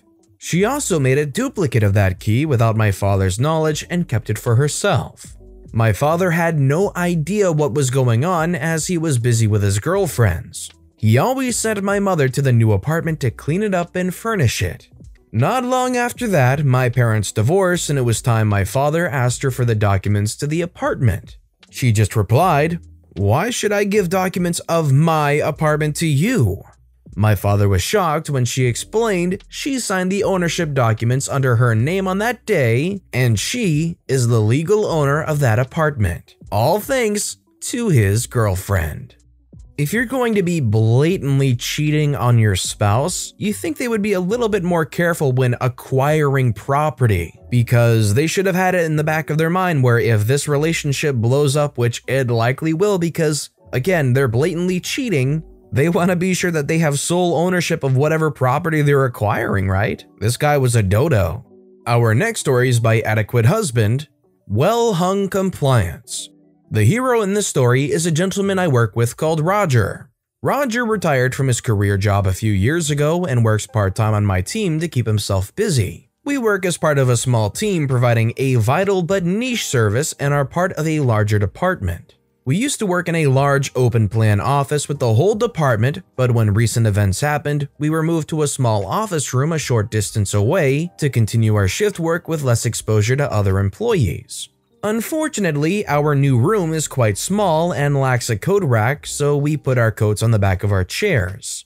One day, we came into work to a reminder email from management that we couldn't put our coats on our chairs and had to put them on the coat rack in the open plan office. They cited a health and safety issue where a chair once fell over in another department due to having a heavy jacket on it. I grumbled since I had to take my wallet, etc. out of my jacket pockets as I didn't know who'd be in the other room where my jacket had to go and it wouldn't be secured. None of us were happy that our coats, scarves, etc. would be in a completely separate room. I was complaining about it to Roger, and since he's just here for the fun of it, he decided to do something about it. He read the safety details in the employee manual and the document stated jackets must be hung up and not placed on chairs. So for a week, Roger hung his jacket wherever he liked. On the door, on the edge of his desk, off the window ledge, even off the printer. But crucially, never off his chair. After a few days, we had an email advising that the safety document was amended to jackets must be hung on coat racks or coat hooks. I thanked Roger for helping, but figured that was that. I was wrong. Roger came into work with a screwdriver and a brand new coat hook. He screwed it into the back of the door and hung up his jacket. The next week, we came into a removed coat hook and an additional rule in the safety document advising only procurement-approved fixtures and fittings can be used in offices. Well, it was nice while it lasted, I thought, but not our Roger. During the pandemic, we had much less paperwork and much more time to fill, so he devised the final twist. Roger sweet-talked our cleaner for access to the cleaning supplies cupboard. Under her watchful eye, he unscrewed one of the many hooks used for hanging cleaning bibs on. He then screwed it into the back of our office door with a procurement-approved sticker on it clearly visible. Our manager eventually saw it, sighed, and just said, "Fine." We hung our coats happily on Roger's hook, and I congratulated him for being not once, not twice, but 3 times compliant. I also bought him a treat from the vending machine to say thanks.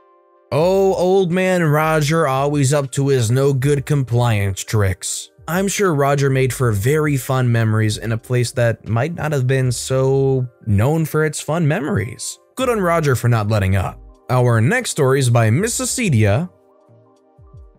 This was a couple of years ago and I was just reminded of it. I work front desk at a busy spa and had worked there for 5 years at this point.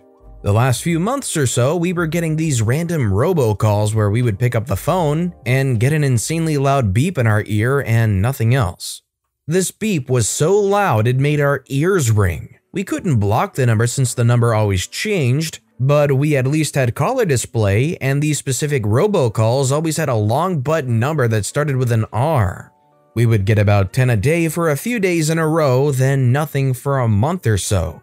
When the phone would ring, we would wait for a second for caller display to come up, and if we saw the robo number, we would pick up then immediately hang up. One of the owners saw us do this. I 100% realize how it looks, but we explained to her what was going on and why we were doing it, phrasing it as freeing up the phone lines for actual clients. She replied that she understood, but that we should never just hang up the phone without checking in case it was ever a client, regardless of the caller display. I was decently annoyed by this. This is the third spa I've worked in, and I thought she trusted us more than to risk just insta hanging up on a client, but whatever. She signs my paychecks. Fast forward just a couple of hours. I was by myself on the desk and on another call when the other line started ringing. The owner was also at the desk and looked at me to see if I wanted her to answer it. I looked at the caller display, saw it was the robocaller, and told her, "Yes, please." Could I have told her it was the robocaller? Absolutely. However, I had specifically been told we always answer the phone just in case, so telling her it was the robocaller should not have mattered. Just doing my job and earning that signature on my paycheck. The owner picks up the phone and says, "Thank you for call," before yanking the phone away from her ear and cringing as we all heard the loudest, most obnoxious beep coming from the receiver. She slams the phone down and looks at it like it slapped her and called her mommy. She turns and looks at me, says, "Geez, that was loud," while I just slowly nodded in response. She walked away shaking her head and rubbing her ear. A little later in the evening, I was doing the closing paperwork and she was standing at the desk waiting for a client. The phone rang, checked the caller display, robocaller. She looked at me, I looked at her, I picked it up and immediately hung up. She just nodded slowly and went back to her phone. Occasionally, to this day, she and the other owner forget to check the caller ID and get a rude reminder of why we check the caller ID. I'm really curious why this robocaller continues to call months and months and months over and over and over. Can you not block whatever numbers? Can you not call or file something with somebody? Maybe it'll help. I mean, I know it's probably not a cure-all fix, but the same loud beep robocall? Is it not some weird like fax thing? I don't know. The whole thing's really odd. So quickly now, I want to explain just how to enter the giveaway. All you need to do is leave a comment on this video relevant to something you saw or heard or liked in any story in that video. That's it, you're entered. But it applies to every single video we upload this week. So to get the best odds at winning the $30 Amazon gift card giveaway, you'll want to leave a comment relating to any of those videos all week long. On Sunday, after the last video has gone out, I'll pick one comment at random and let you know on the following Monday who has won, and then it starts all over again. So make sure you leave a relevant comment on this video and additionally every video I upload this week for the absolute best chance to win. And while you're at it, why don't you go ahead and give the videos a like too, because it helps more than you could imagine. And our final story of the day is by Region. An HOA doesn't allow grass signs for any reason. Understood. A family friend lives in a neighborhood with an HOA. They are not horrible, but they are prickly at times. One year, he hosted a large birthday party and put some temporary signs up. These were for things like what side of the street to park on, where his house was, when the party ends, and to come to the backyard instead of in the house. He had approval for the party and a paperwork trail of conversations going back a month. Imagine his surprise when a few days later he gets a $200 fine for those road signs. He contacts the HOA to complain, but he gets stonewalled. As he pays the fine, the guy at the desk says the worst thing. "Next time, read the rules." That ticked him off as he made an effort to follow the rules. The day after, he reads the rules and there is a sentence about all grass signs. Clearly, it's intended to keep those political signs away, but nowhere does it say, no political signs. He takes some time and gets his plan together. He buys some political signs for the local city council members and judges he supports that are up for election. He then tapes them against his car windows so they are on the inside pointing out. For a good measure, he added some bumper stickers for the ACLU Peace Corps, the Teachers Union, NAACP, and whatever else he could find in an evening. Every so often, he keeps his car at the end of his driveway so all driving into the complex can see. As he put it, it's a petty rebellion, but a rebellion nonetheless. I think the next step here is to literally fasten a sign to the back hood of the car or whatnot, so that it just looks like there's a sign stuck to the trunk of the car. It's not a grass sign, it's just stuck to my car. It's a temporary thing, don't worry about it, doesn't break HOA rules. As you might be able to tell, I hate the idea of HOAs. Crazy boss tries to make me work more than anyone, but doesn't want to pay me accordingly. First, some info and backstory. Minimum wage in Brazil was 945 real a month, 180 USD a month nowadays. Back in May 2017, I started working in a company as a 2D designer intern. 2 months later, I started working hourly but with some benefits. I started making 1500 real a month, 280 USD a month. 1 year has passed and I was put in commercial proposal for sales. I was one in a team of 3, me included. Just as I learned to make quotes, one of my colleagues quit his job to work for the government, so it was just me and my friend. Let's call him Ed. Our boss was always a pain in the A, but we usually ignored her or complied. She was a real nitpicker. After some time, my manager started to make crazy complaints to me and my colleague and asked things like, "Sales are decreasing, so why have you put our prices down? Put the prices up again and charge for XYZ." I complied, but she called us for talks every week and always contradicted herself. When she told us to raise the prices, we did and she complained. Lowered our prices, she complained. In February of 2019, my coworker and friend Ed was fired for no apparent reason, but he wanted to quit for some time, so it was the best for him actually. Okay, things were great, right? Wrong. I was left in the department alone. Besides having to do the work of 2, I had to teach someone to help me. So actually, I was doing my job, my friend Ed's, and my boss's. The best part was finding out that the girl I was teaching was making double my money for the same work hours, around $560 a month. The new girl had just started learning and could not be sending our clients our quotes for the jobs, but she complained about my teaching and everything she could to my manager. At the same time, my manager starts telling me to stop holding the new girl's work back and to let her work freely.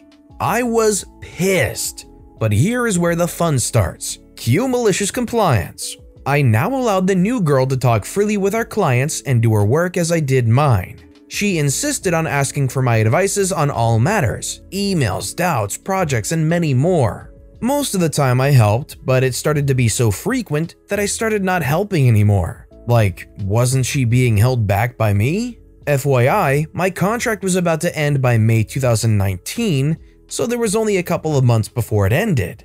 Before my contract ended, I sat down with my boss so we could discuss my new payment and benefits. I was going to be salaried when my contract ended. I told them I wanted my salary to be at least what Ed did, 2,500 real or $445 a month. She neither agreed or denied, just said, "Okay, we can settle this when your contract ends." When my contract ended, I sat down again with manager and the financial/HR department. They wanted me to get paid 2,000 real a month, around $370 before taxes. I declined it.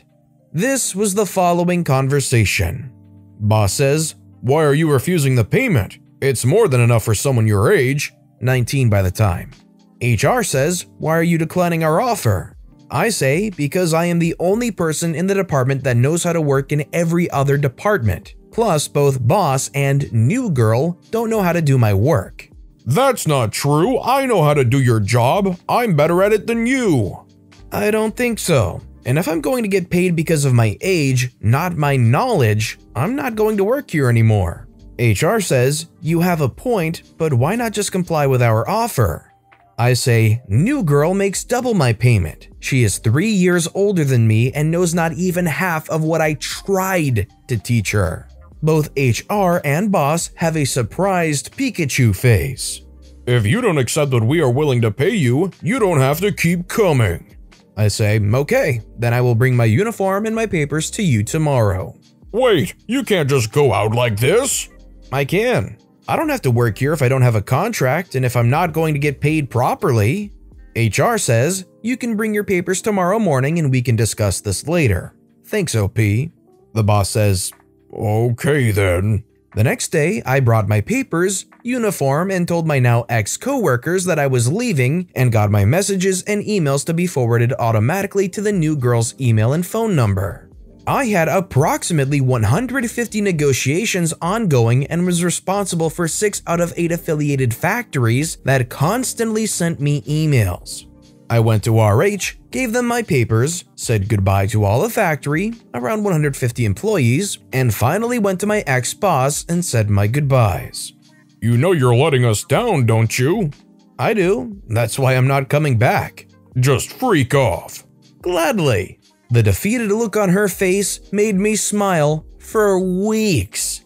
Nowadays, I'm working as a civil engineer intern at a multinational company that pays me more, has healthcare, health insurance, price-to-earnings ratio, and oh boy, much more. Every once in a while, I'll send an email from my new company to my ex-boss asking for quotes, but I never buy there. I do that just to give them some trouble.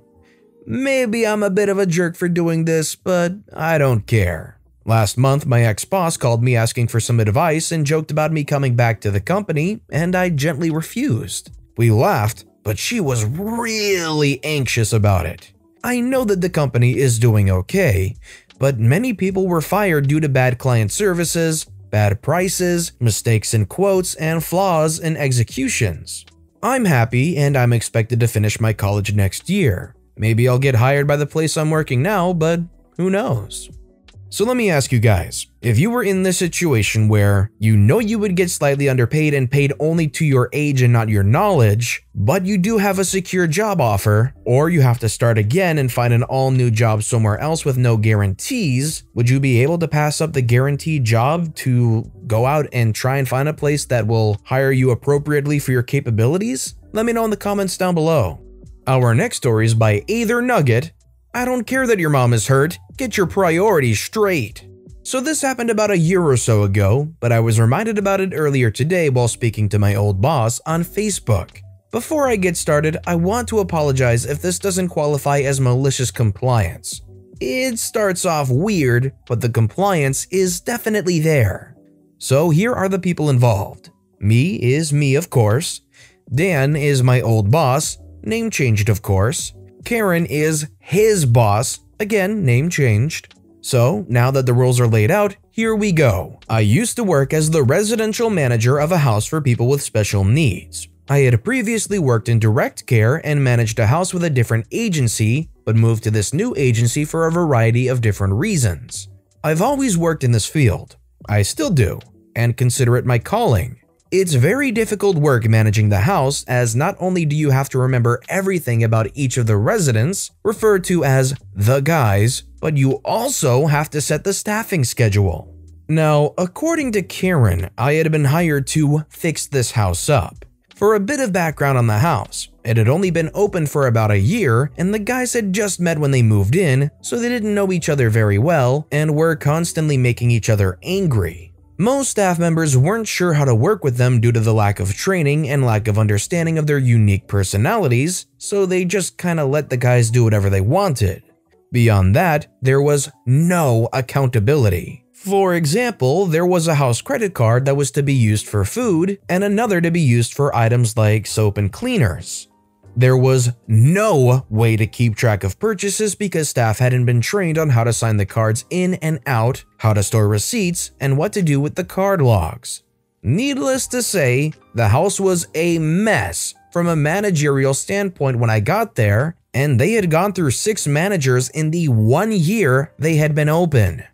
As soon as I took the position, I began learning everything I could about the guys. From parents, old documentation, and contacts with their previous staff, and subsequently training my staff on what I learned. I also set concrete processes of documenting money spent, med administration, and training logs. Because yes, Karen hadn't instituted any training logs, so there was no proof that training had even happened.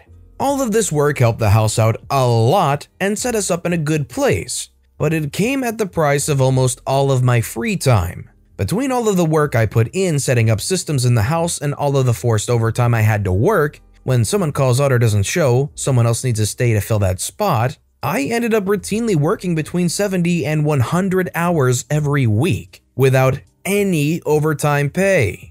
Karen said that she would be there to step in if Dan and I needed something, but never once helped. This is important. Now, all of that was basically just to say that I put in work for that job. Here's where Karen comes in. It's gonna start weird, but it circles around, so bear with me. I want to start by saying that Karen is beautiful, like really beautiful. So beautiful, in fact, that her boyfriend in corporate just had to give her a director's position as soon as they started dating. That's a different story though. Anyway, Karen had a habit of flirting and making it very obvious that she was doing so. She would drop things on the ground while speaking with me and then bend down slowly in front of me to pick it up while wearing short skirts with tight thongs. I never complained, but it did seem a bit unprofessional. At first, I thought she was being overly friendly, then I realized that she was hitting on me and using her sexuality to get me to do more work around the job. I'm used to that kind of thing happening in this field, but Karen is by far the worst offender. It kinda came to a head one day when she made a comment about bigger guys being her type. Being a bigger guy, I kinda picked up on it and made a comment about the girl I had just started dating at the time. She laughed it off and said that there was no title involved in my relationship, so she didn't care. But I said that I did. She backed off, but she was never really friendly with me again. Things started to go downhill once she realized that she couldn't control me like that, which was fine with me. Things were calm and the house was running smoothly, with normal hiccups, but fate likes to strike at the worst times.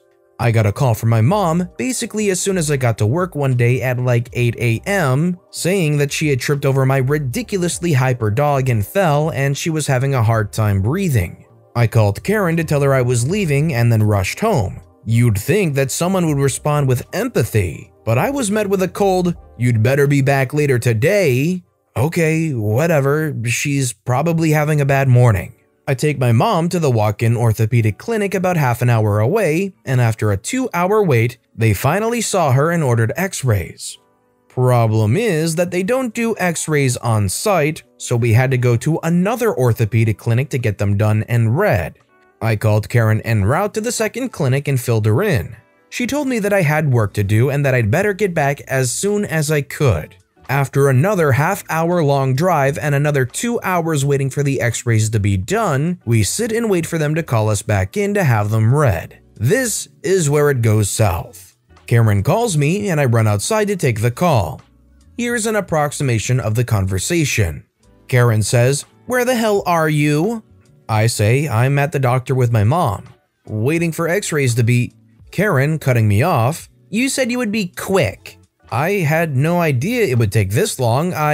Save it. You're probably just trying to get a free day off. You really have to get your priorities straight. You have no idea how lazy you look. Me yelling now. So I work 90-hour weeks and I'm lazy? I fixed the mess you allowed to build up and can't take my freaking mother to the doctor for an emergency without being yelled at? Don't you? Me cutting her off. Nah, I think you're right. I have to prioritize. Consider this my 2-week notice. But me click. I was shaking, but it felt great. She wanted me to prioritize, so I did. The job was suddenly much less important to me. I then found out that my mom had cracked her sternum and bruised a rib. Less great. In speaking with Dan about the situation recently, I found out some fun things. My replacement has no idea what they're doing. They show up drunk and high, have no idea how to relate to the guys, and the staff don't respect them at all. My replacement's incompetence cost Dan his job. All of the work I had done to set up the systems for money management and medication administration was just tossed because replacement didn't want to keep up with it. So everything is back to the way it was before I got there. Half of the staff left, and the new staff have no idea what they're doing because there is, once again, no training for them. It's gratifying to know that the work I was doing was so necessary, but I do feel bad about the guys and think about them often. Yeah, I don't think that can fly in a legal capacity for a house for people with special needs. How can you be licensed or whatnot for that, but have it so careless? Even if it isn't in like a great neighborhood or like a high money-making situation, aren't there still some kind of regulations that have to be in place for that? I would say it's probably worth it to try and find some kind of tip line or place where you can report it for somebody to check into that, because these are people with special needs. They need to be taken care of appropriately. And our final story of the day is by Mardaz. Must teach and test? No parties allowed? Sure thing. My dad recently retired from over 25 years as a high school photography teacher. I was in his class all 4 years. Before he got into teaching, he co-owned a photo studio and has experience in so many types of photography. This includes food photography, like when you see ads with pictures of food in them. This becomes relevant. At the end of every year, we of course had finals days. Classes would be blocked, so there would therefore be 2 hours long to give enough time for students to complete final exams. Our high school was very strict on what could be done on those days. One of those stipulations was no parties allowed. Teachers were allowed to show a movie if subject related. Every teacher also had to have a test to complete on that day. My dad decided to have a little fun with those rules. Because of his extensive and proven experience in food photography, he decided to set up a lecture and test on the subject. He asked that everyone in class bring food in on the last day. There was a sign-up sheet to ensure we had variety and had certain items that would be needed. 2 things that were always required were mashed potatoes and vanilla ice cream. Other things people brought were drinks, cookies, pasta salads, cheese and crackers, etc. He made sure to have everything set up in the studio beforehand, so the lecture would not take very long. The first thing he did when class started was take a scoop of ice cream and a scoop of mashed potatoes and stick them in front of a studio light. He would spend 5 to 10 minutes talking about how to photograph food and what types of tricks photographers use to make foods look better in pictures. By the time he finished explaining this, the ice cream was in a puddle and the mashed potatoes were still solid and shaped like a scoop of ice cream. It was easy to see his point. Next, he had everyone partner up with a camera. Each student had to choose a food item to photograph and set it up at one of the stations in the studio. There were several stations, so everyone made it through in 15 to 20 minutes tops. Everyone always got a perfect score on this test. Once everyone was done, he'd throw on a movie that at least barely touched the subject of photography, even if only for a scene or two. If the dean or principal happened to walk in, he'd pause the movie so the class could analyze the angles used in shooting the film and talk about how film was similar to still photography. Of course, everyone would have to eat the food too, because it would be such a waste to get rid of perfectly good food. If there was a loophole for him to make teaching fun, leave it up to my dad to find it. Administration could never fault him for any of this because he wasn't technically breaking any rules since he provided instruction on a relevant topic and had a graded assignment.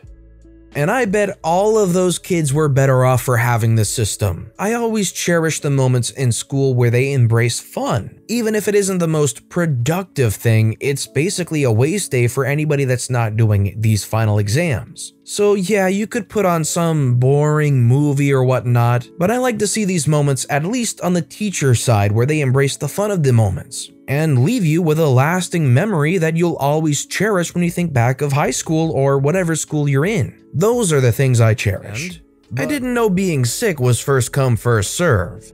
So this happened to me a while ago, 2014-ish, when I worked at a fast food restaurant in the UK with a redheaded clown as a mascot, as well as for some of the managers there.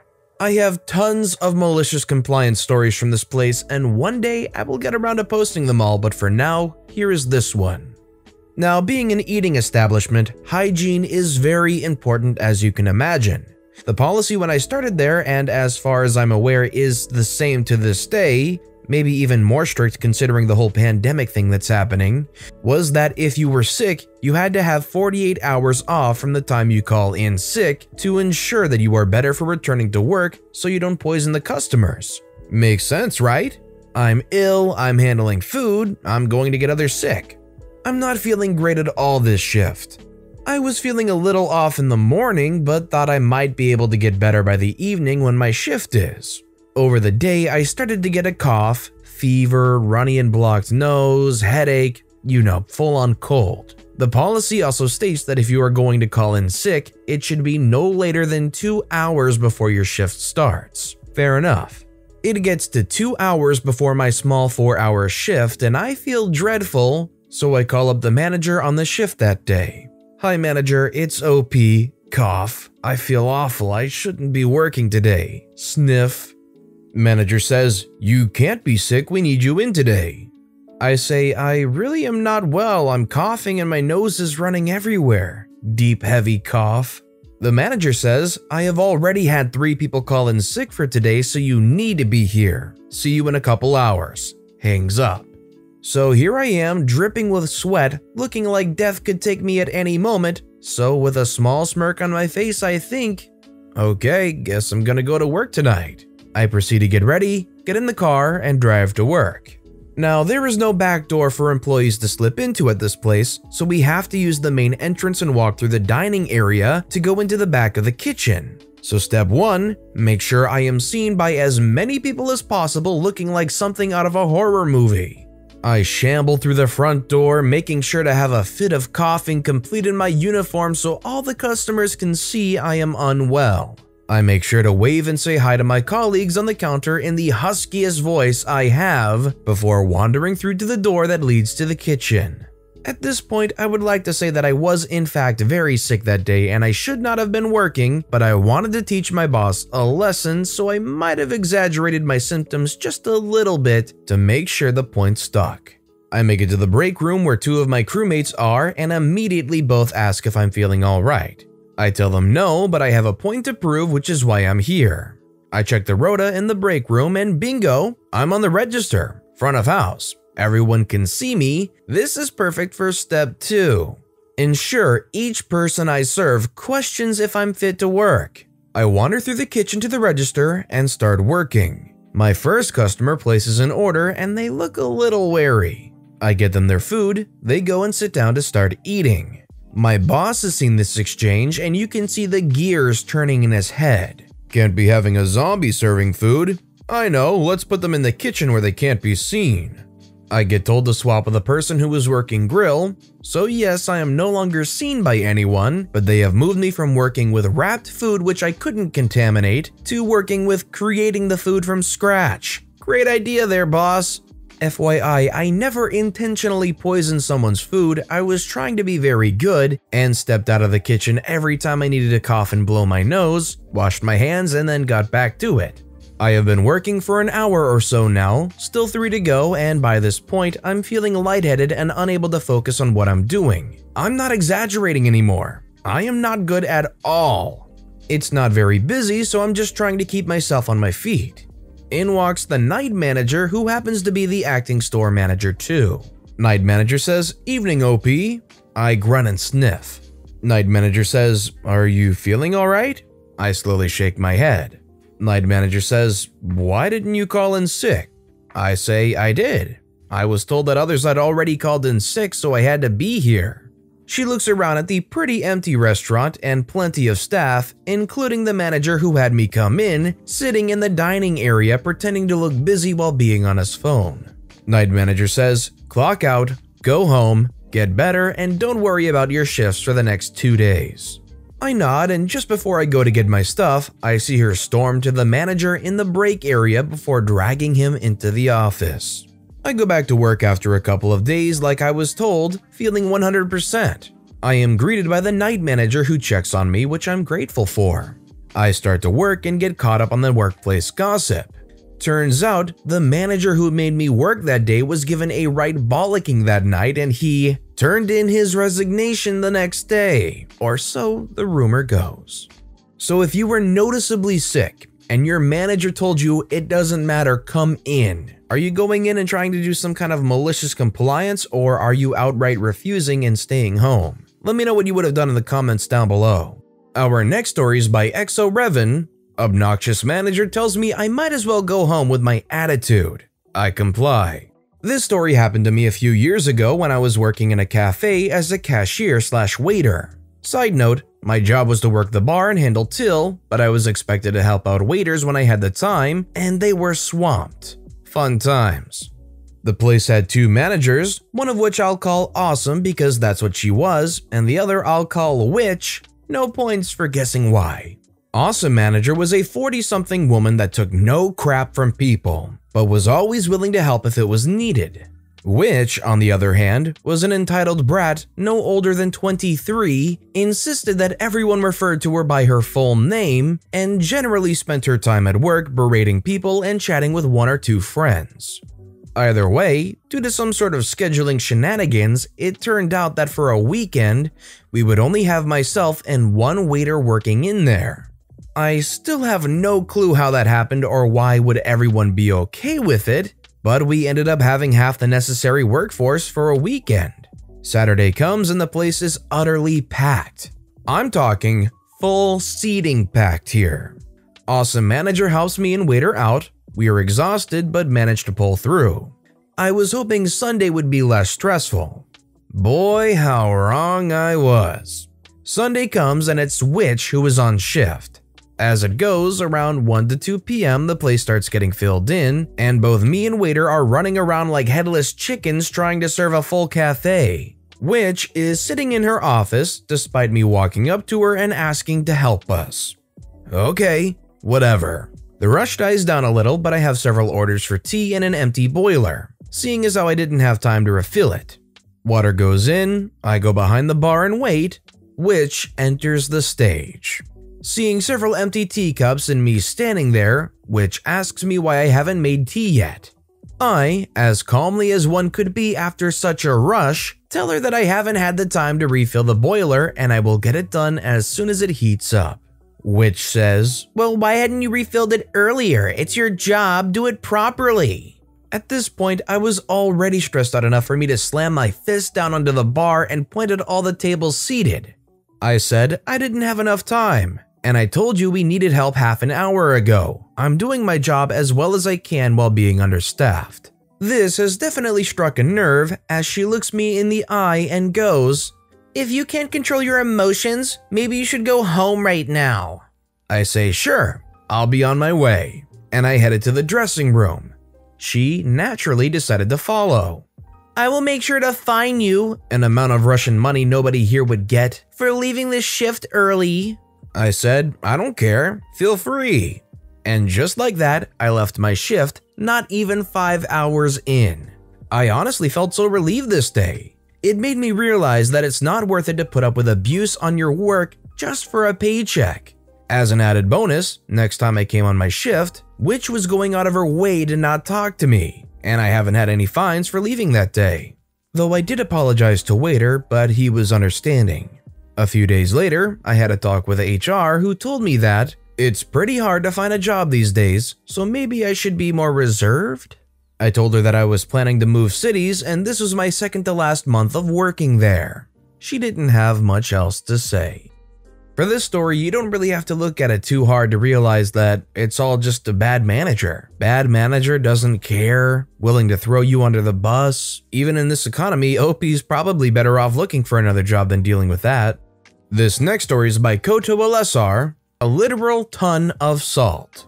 I was recently reminded of an incident in my youth when I worked for a large Canadian big box store known for having its own currency. If you are Canadian or have been to Canada, you know the one. For the most part, a decent place to work, got my first aid/AED certificate, as well as my forklift license at 16 through them. Being the youngest licensed operator on staff who also was not in a management position meant I was largely the go-to person for grabbing things with the forklift. However, I was not given my own key. So one cold and blustery December right before Christmas, the customer service manager needed me to move a pallet of water softener salt from the back dock to the front of the store. It would sit right outside of the entrance. 12-kilogram bags, 10 to a row, 10 rows high. Not too hard to do on a flat ground, just needs a bit of a jerk to get it moving, and provided you don't have to stop, the weight keeps it moving on its own with little force. However, they were not in the warehouse dock, but outside to make it easier for the forklift to pick them up and move them round front. The customer service manager was not trained on the forklift and did not have a key. And for some reason on that busy day before Christmas, neither did anyone else in the store. A fact I tried to explain, but was just told to get it done. Now, the exterior of the dock is one of those ones that slopes down so the truck can be level with the floor to make it easier to offload and move stock to the floor. Naturally, these salt pallets were next to the store's exterior wall, and we did not have a power jack, just the regular old hand carts. There is a trick to moving heavy loads uphill. Don't try to pull it straight up, make small incremental zigzags, 6 to 12 inches to one side at a time, slowly walking it up the hill. An hour and a half later, it was at the front door of the store. The customer service manager was, needless to say, extremely angry that the only person who was covering the warehouse for the entire store had disappeared for an hour and a half and demanded to know why I hadn't just used the forklift. I replied that no one in the store had the key. She had told me to just get it done and that it was now time for my legally entitled 15 minutes of break. The next day, I was given my own key to the forklift, and all management was required to go for forklift training. You would just think for an employee who's licensed to do the work they do on a day-to-day basis, they would be equipped with all the supplies they need to actively do the job. Not some weird, I have to find a key from somebody else to actually begin my work. This next story is by McGreen, Minor Malicious Compliance with Deltek. So Deltek, a great tool for timesheets and a ball and chain at times too. Recently, I'd been given my mid-year review and was dinged pretty hard for not knowing / not checking my utilization rate.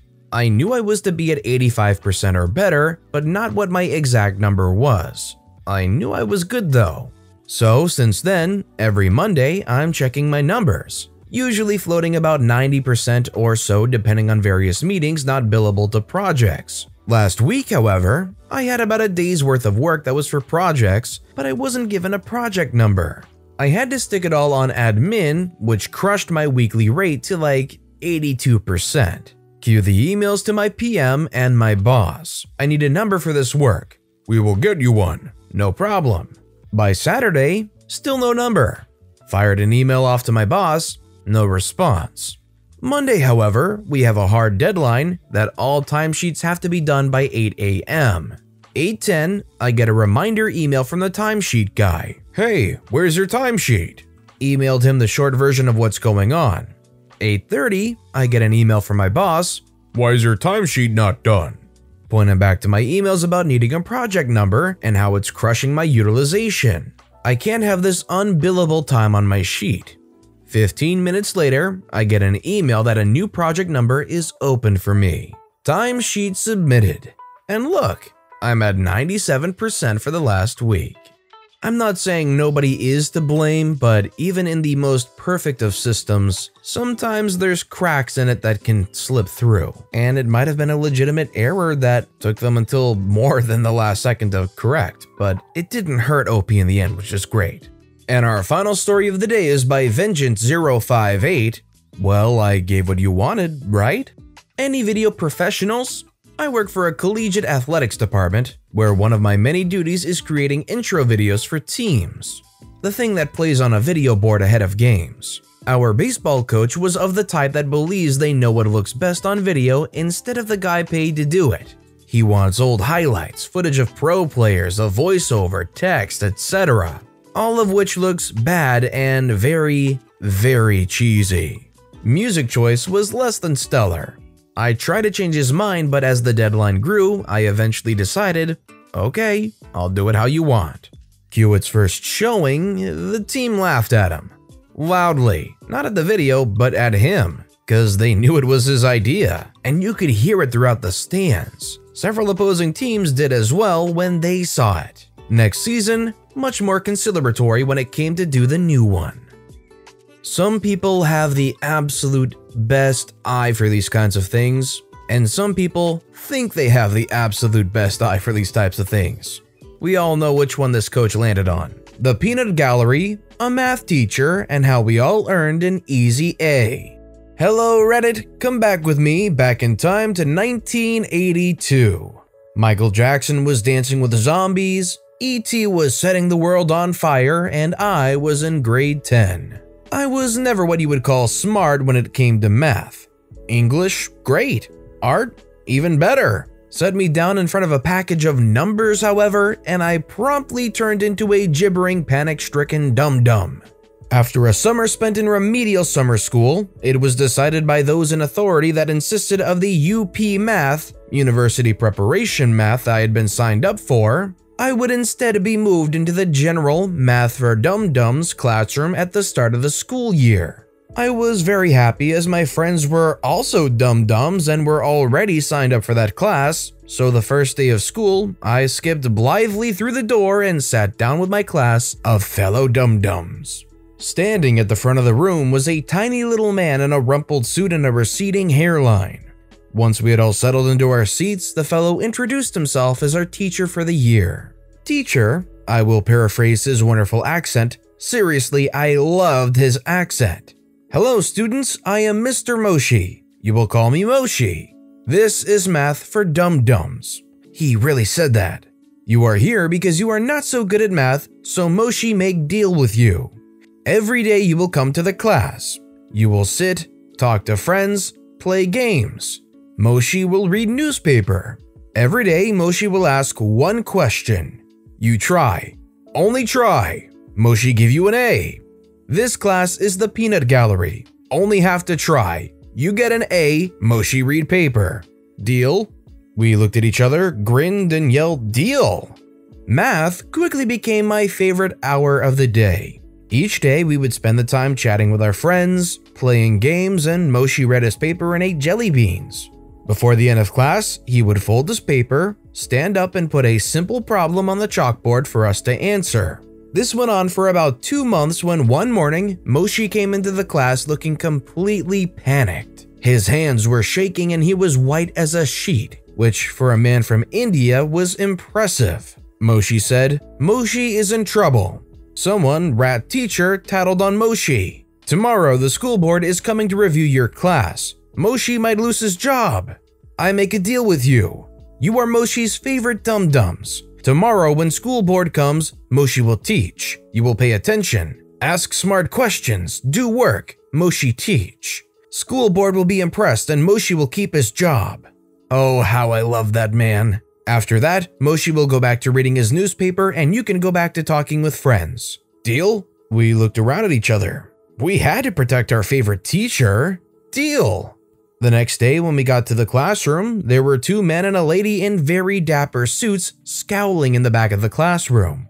We filed in quietly and took out our still brand new math books. Seriously, they were so new I think some of them creaked when they were opened. We took out scribblers and pencils and calculators. We sat quietly like the perfect little students those bigwigs expected to see. Enter Moshi. His suit was pressed, his shoes were polished, his hair was combed. This was serious. Never had 20 kids paid closer attention to a math lesson. All of us were riveted to Moshi and his chalkboard. We took notes, we asked questions. Heck, we even answered questions posed by the school board monsters. We made sure we were absolutely perfect. At the end of class, the school board drones left smiling after shaking Moshi's hand, and we breathed a huge sigh of relief while grinning at each other. The next day, Moshi came in the class beaming from ear to ear. Moshi says, Moshi loves his dum-dums. You are all wonderful. Moshi still has job. Today, Moshi reads the paper and you talk to friends. At the end of the year, every single one of us had an A on our report cards. Wherever you are, Mr. Moshi, I wish you well. You were the best teacher ever. Small edit to respond to worries he did us wrong. Moshi was sneaky. Those simple problems he put up each day followed the textbook. We learned basic math in spite of our seeming inattention, and all of us passed a simple 1-page math exam at year's end. This is why he was such an amazing teacher. So if you were going through school, would you have wanted to have Mr. Moshi as your teacher in one of those years? Let me know if you would have loved to have been in this class in the comments down below. Because as for me, I would have loved to have Mr. Moshi as my teacher. Our next story is by Senskai. I thought you wanted your money back? So this happened to me when I was still employed at a popular video game retail chain. Won't name names, but let's say that it's the place to stop for your game. I worked there for about 8 years, and this occurred around the last year I was with that company when I was a store manager. Now, in my area, we have about 5 of these stores. Because of this, it's not unusual for another store to send someone to you if you had a particular product in stock that a guest wanted. No worries, we'll take care of them. I got this kind of call that day and was sent a guest who wanted to pick up a pre-owned version of a newer video game that had just come out. I don't remember what game it was, only that it was still pretty new at the time. As he came up, I already had the game pulled and was starting to take care of him. He had the paid membership that we offer and a $5 off coupon. Now this is where I have to throw some math out at you. At the time, the membership gave people a 10% discount on any used games they purchased. This game was $54.99 and proudly advertised the discounted price of $49.49 for members on the label. However, coupons worked in the system in a quirky way. Essentially, any coupons took off the standard price of the game in the system. In this case, it was $54.99, making it $49.99 with the coupon before the 10% discount took effect. I usually explain this to guests before they use the coupon because most of the time they expected to take it off the discount price. In example, $49.49 minus $5 equals $44.49. This also leads most people to believe that they're losing money by using a coupon. After explaining how it works, however, most people understood and were okay with it, or decided to just wait and save their coupon for later. Once again, no worries. Glad I could help. After going through my usual spiel with this guest and explaining the coupon oddity, he said that's fine and we finished up the transaction. As I hand him his receipt, he takes a look at it and promptly says, "Wait, this price is wrong." "What do you mean? It should have been cheaper. The coupon should have taken off the lower price." No, I already explained this as I attempt to tell him the spiel again. "No, the coupon should take off the lower price that's advertised." At this point, he was starting to become irate. This being my last year at this job, I was pretty done with most things. Cue my malicious compliance. What this person didn't realize is just how much he supposedly lost by it not taking off the lower price. It was a 50-cent difference. I looked at him and said, "You know what? Okay then. I'll refund the difference for you, sir." I popped my register, grabbed 2 quarters, and forcefully placed them on the counter. He sees the 2 quarters, and I can physically see the gears turn in his head. "Here you go." "Oh man, I mean, that wasn't my point." "Okay, then what was your point? I thought you wanted your money back." "Nah man, it should just work the other way." "I already explained why it does that. It's not going to change, but I am happy to take care of you still." This led to him wanting to speak with a district manager, DM. We didn't give out our DM's number to just anyone, they usually call you. I contacted my current DM at the time, explained the situation, and left it in his hands. I told the guest my DM will call you, and he accepted this and left. I later came to find out that this wasn't the guest's first time complaining about this. He had already been told before how it works, and I guess still decided to cause more issues with me at a different store. My DM informed me that he didn't do anything more than explain what I had already explained to him, and I never heard about it again. Moral of the story, always pick your battles, especially when only 50 cents is on the line. Also, to answer the burning question, he didn't take the 50 cents. This guy is gonna go and make a whole fuss about it at multiple stores and then get refunded the difference and then not take it? Come on, dude, pick up your 2 lousy quarters that you wanted because the price is different or whatever and go on about your day. Stop worrying about 50 cents. Stop worrying about the discount price when they already told you multiple times how it works. Our next story is by ISO69, the 10-cent stereo. Some years ago, I had a lowly role in the warranty department of a luxury car manufacturer. Background: The licensed dealerships, who would carry out servicing and warranty repairs, had a lot of leeway in taking the initiative and carrying out a repair. No one wanted aggrieved wealthy people waiting on a distant HQ to approve the fix to their expensive vehicle. But there had to be some checks on what the dealers were doing. They are car dealers after all, and not to be trusted. So they were required to keep most parts removed during warranty for 1 month. That gave one of the HQ's traveling regional service managers, RSM, a sporting change to drop by and inspect the alleged substandard parts. After the month, the parts could be scrapped by the dealerships. But it was not necessary to keep all the parts. Life is too short to bag up every screw or cut length of wiring. Anything with an internal value of under $1 could be scrapped immediately. Every dealer had access to a database of these internal part prices. The mistake. One day, some lowly idiot in the parts pricing department accidentally changed the internal price for the factory-fitted top-of-the-range in-car stereo system. This was fitted to around 90% of all new cars. They changed the internal price from $1,000 to 10 cents. Easy typo to make on a spreadsheet. The dealers noticed this almost immediately. The malicious bit. Pretty much every in-warranty vehicle in the next month that entered any dealership, whether for warranty repair, upgrade, service, or new car delivery, was diagnosed in the dealerships as having a defective in-car stereo system. All the stereos got swapped for new units. The compliance bit. The RSMs never got to inspect a defective stereo. They were all reported as thrown away as required for low-value scrap. The fallout. None really. There was an eternal power struggle between dealers and manufacturers, and dealers won this battle. Though it was a spur to automating the warranty reporting systems so anomalies could be spotted earlier. And there were a lot of as-new top-of-the-range in-car stereo systems advertised on second-hand markets the next month. Bargains for the poorer drivers of luxury vehicles. Well, I'm kind of oddly happy that it benefits the poorer drivers of luxury vehicles. Yeah, they're still driving a luxury vehicle, so they must be some type of person, but now they're all of a sudden able to afford the top-of-the-range in-car stereo systems for their luxury car. I think that's a major win. This next story is by Fishmath. Want me to keep you up to date on my job hunt? You got it, boss. This happened almost 2 years ago when I quit my last job. There was copious amounts of drama which encouraged me it was time to quit and move on. My manager was a man who, if he liked you, your life was set. If he didn't like you, your life was heck.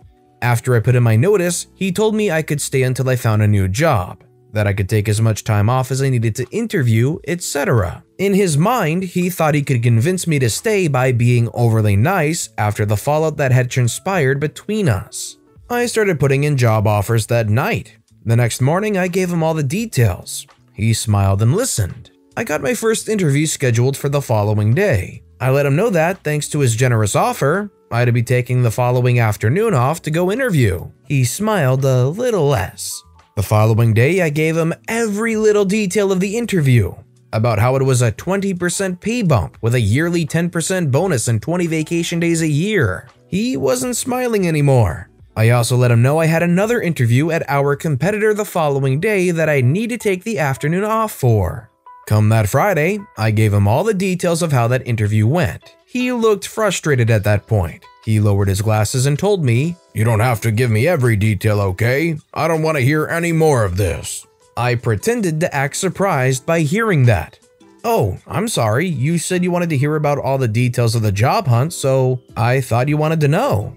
I also informed him I had a follow-up interview on Tuesday from the first interview that I would need to take time off for. By the time my 2 weeks were up, he was avoiding me every chance he got, so he didn't have to hear about my new job. He ended up taking 2 last-minute PTO days on my last 2 days. When trying to be overly nice bites you more than in the butt. I'm guessing that this manager must have been extremely rude to OP. There's not a whole lot of good backstory on why you should necessarily feel good about OP's revenge here, but it's definitely malicious compliance. Our next story is by Glowlies. I asked my boyfriend to put his leftovers in a container rather than put cling wrap on it. He complied. So as I was finishing up my dinner, my boyfriend was putting away what I assumed was his leftovers. He was doing this in the opposite corner of the kitchen, so I couldn't quite see what it was. He took out the plastic cling wrap, to which I immediately said, "Use a container instead, please."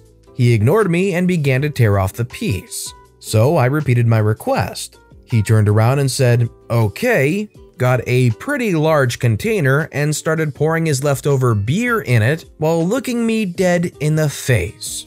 I found this pretty funny, so I started giggling. He went upstairs still kind of annoyed, and we currently have a container filled with beer sitting in the fridge. Nice. I love that I scrolled down to the comments after reading this story and it was all just full of what kind of monster saves a beer. Not even like really commenting on the story, just their horror and feelings of disrespect by somebody that was trying to save a beer. And our final story of the day is by L. Fontaine. I can use any tool? Okay, I'll grab this flamethrower.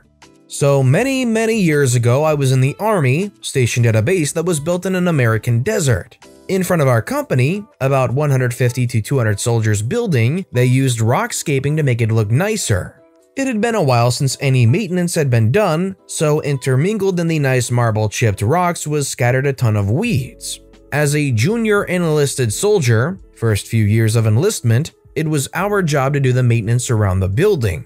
A group of about 8 of us had reported in for the day when we were given the task of picking weeds by our sergeant. Here's where our malicious compliance kicks in. Our sergeant tells us we are to pick weeds for the day, and we aren't done until every weed was gone. There is a shed with tools in it, and we may use anything we find in there. One of us is looking through the shed when he comes across a propane torch. Not anything little either. I'm talking about connected to a full-size propane tank with a handle like a pressure washer and an opening about 3 inches in diameter. When this thing was on, the flame was coming out at least 1.5 feet. We all surround this thing and talk about whether we should use it when I say, "He told us to use anything in the shed. This is in the shed, let's use it." So I grab it and bring it out to use. This thing completely disintegrated the weeds. We made it through at least 3/4 of the weeds when our sergeant comes running outside screaming at us. He started to get angry at us when I reminded him of what he told us and pointed out the fire extinguisher. He laughed and went back inside, telling us we couldn't use it anymore. At least we didn't have to do physical training as our punishment. After this, we weren't given that task ever again, and we still finished well before noon. As long as it doesn't mess up anything else, I don't blame them for using the flamethrower on a bunch of random scraggly weeds growing out of the rocks. It's definitely extreme, but it's also kind of efficient. It's honestly a shame that they got shut down. Professor complained I wasn't even looking at her during lectures, so I did it a lot. There are those teachers who don't like you for no particular reason. I had one at college, and to this day, I have no idea what made her dislike me and pick on me whenever she fancied. It first started when I didn't raise my hand higher for her while she was noting down attendance. She deliberately marked my attendance entry as tardy, ignoring my protest. She made snotty remarks on my works even though other teachers thought it worked perfectly fine. One day, she asked a question in class and I answered incorrectly. She called me a pathetic idiot who chose to be in class for the attendance and not for the lecture. I was either interested in my book or out the window while she was teaching and can't even bother to look at her. She didn't stop there. She went bad-mouthing my sister whom she taught before, failed her class, and that I turned out to be brainless like her. That was when I knew she crossed the line and she has to pay for it. I am not a person who can confront very well. The head of the department was on her side due to her, charms, so I couldn't do much about it. Yeah, she can be a witch to students but act like an angel around authority if she wants. I didn't want to waste my time fighting with her because it was my last year at the college and I just want to get out of there. So for the remaining semester, I took the seat right in front of the class during her lectures. I cannot prove to her my sister isn't someone she thinks, but I can resolve her complaint that I was not looking at her, so I did it very intensely. I stared at her all through class with an angry expression without breaking eye contact, which wasn't hard for me because that's all what I felt for her. It made her so uncomfortable that she lost her track at times. The students knew what was happening, but they didn't stop me. One of them said she looked scared at one point. I continued doing this while she wrote notes on the board and explained them from the back of the class where I can't turn around and stare at her. I thought of sitting at the back of the class so she won't be able to hide from me, but I cut her some slack because I was doing the same outside the class, like at the cafeteria and parking lot. Eventually, she stopped picking on me, and to my surprise, I scored well above average for the finals on her paper. I was a legend for some time in her class until another boy told her off after she started picking on him. His reaction made her cry and run out of the classroom. He took my spotlight till the graduation. So let me ask you guys, considering what the teacher said with the things like pathetic idiot who's only there for the attendance and whatnot, is OP going and intently staring at them any chance they have a little too over the top and creepy, or an adequate amount of revenge against this person for calling them out in front of the class and being extremely rude to them? Let me know in the comments down below. This next story is by Cave Age Man, returns to the delivery door only. I recently bought a computer part from a national computer retailer whose main warehouse and shop is only 10 minutes away from me. They are currently offering collection as the shop itself is closed. When I got the part home, it turned out I had got the wrong one. No problem, I thought. I called them to let them know, and they agreed to return and sent me an RMA. Return merchandise authorization number in an email that I had to put on the package. I box it back up, label it properly, and drive over to where I'd picked it up earlier that day. Knock on the door, only to be told that they can't accept returns at this store and it has to be delivered by a courier. Now, this was a fairly expensive and heavy bit of equipment, so a courier was going to cost a fair amount of money, including insurance. It would also involve me driving past the computer shop to where I could hand it off to a courier. Cue malicious compliance. The next day, I draw up some labels for my new courier imaginary deliveries, add some QR codes for the look of the thing, and a company slogan, taking your things to amazing places.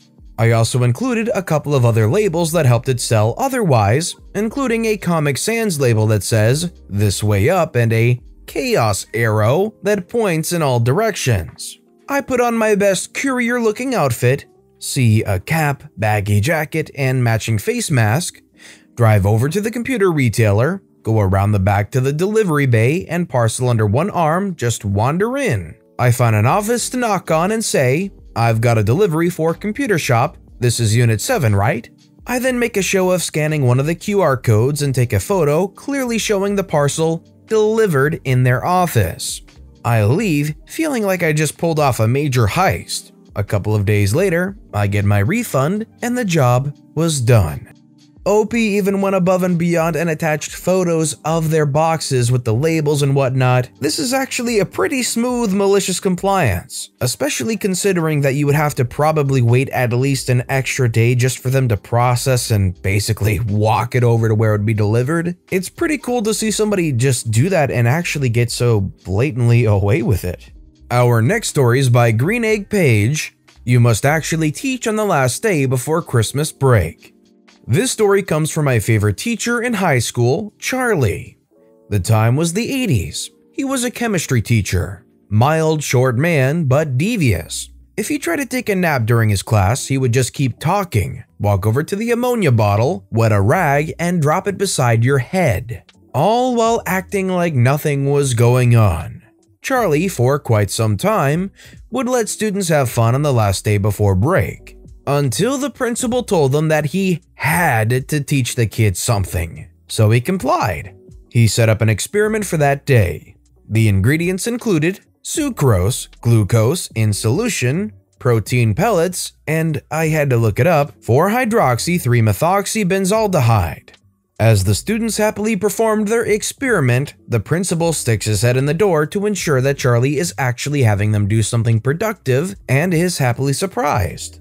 Charlie fills him in on the experiment, in big scientific words. As the principal is about to leave, he remarks, Why does it smell like peanut brittle in here? And every year after that, we made peanut brittle on the last day of class for the semester. I mean, you can't say that you're not learning something there. You learn a chemical compound of peanut brittle. That's definitely something, and delicious too. Our next story is by Pocketful of Uranium. I'm redundant, but you need me? Enjoy the wait for my work. I've worked for my company for 7 years. I love it. It's a great place. Except for my boss. She's a liability and has been the cause of several almost employment tribunals, all been paid off to settle. But as she's been shagging the owner, she gets away with it. Anyway, we all know what's happening in the world, which is why I've been made redundant. I'm okay with this, it's expected. I was furloughed, and since coming back part-time, I knew it was likely to happen. But I mentioned my boss is a tick.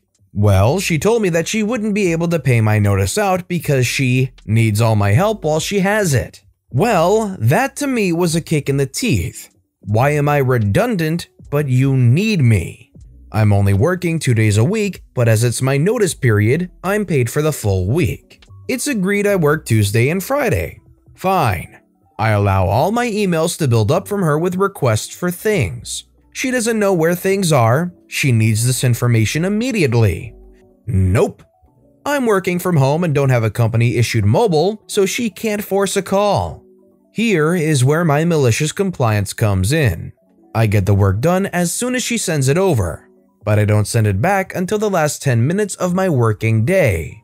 She's then slammed by emails from me and has to go through them to find what she needs. And just to make it fun, sometimes I send her random crap that she may need once I'm no longer there, which is usually just junk mail vaguely relevant to our industry that I would have normally deleted. It's only been 2 weeks, but her exasperation is rising and she has another 5 weeks before my notice is up. I'm doing my job, so she can't say anything about it. I'm just being very conscious of doing a good job and only sending things when I'm sure they're ready. When you end up in a situation like this, you're kind of free to be as petty as you would like. It turns into a, what are you gonna do? Fire me on my already way out? Plus, they said they need you, which is an extra security blanket. This next story is by Pisces Killer Whale. Racist drunk friend wants to be served another drink? Yes, sir. I bartended at a super cool small venue earlier this year. We would host all kinds of private parties for various events.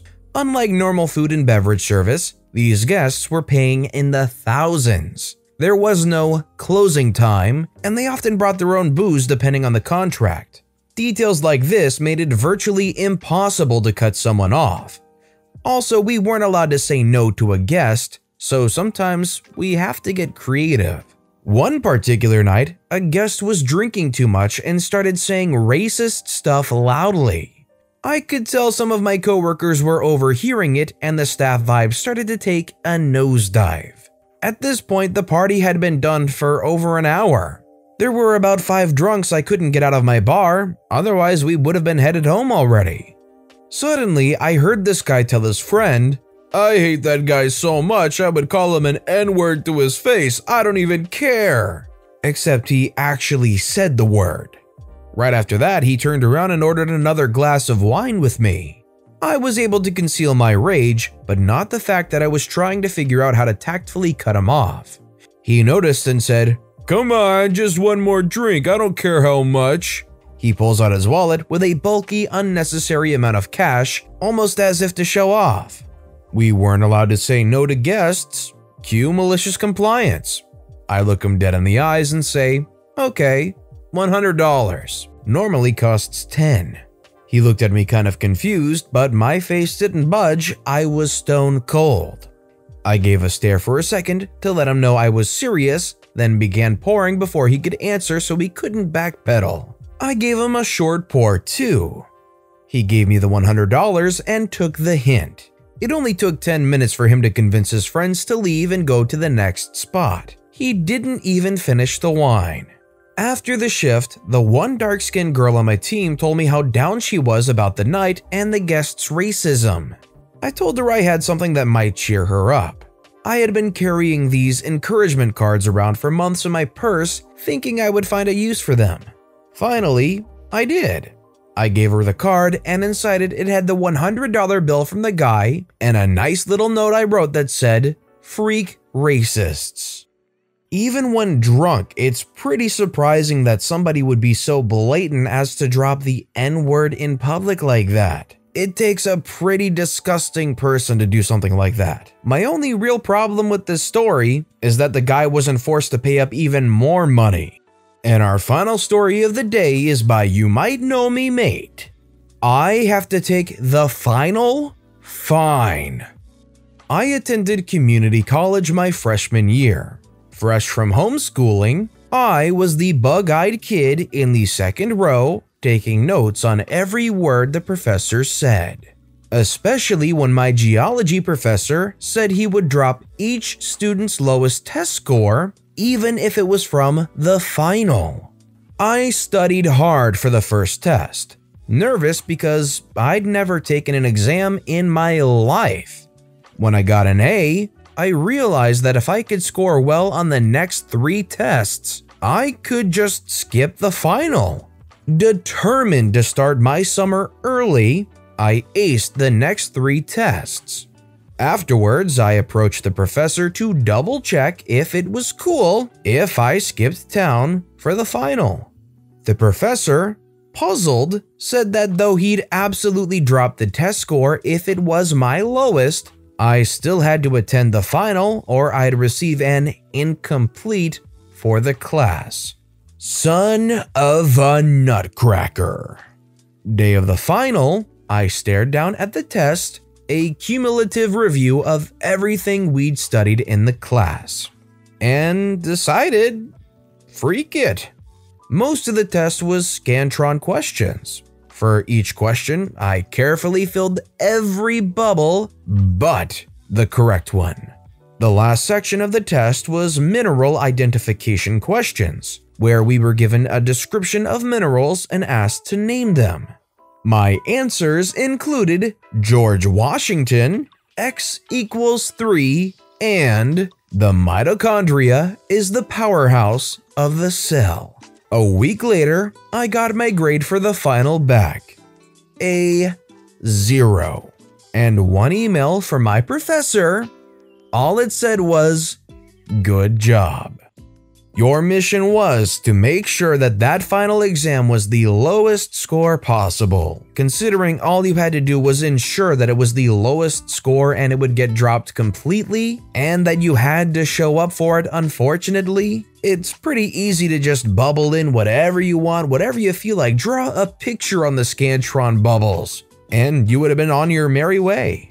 All in all, it's a pretty darn good deal, and kudos to OP for acing the first 3 ones so that they didn't even have to worry about their final. Now that is excellence right there. More malicious compliance at Ford Motor Company.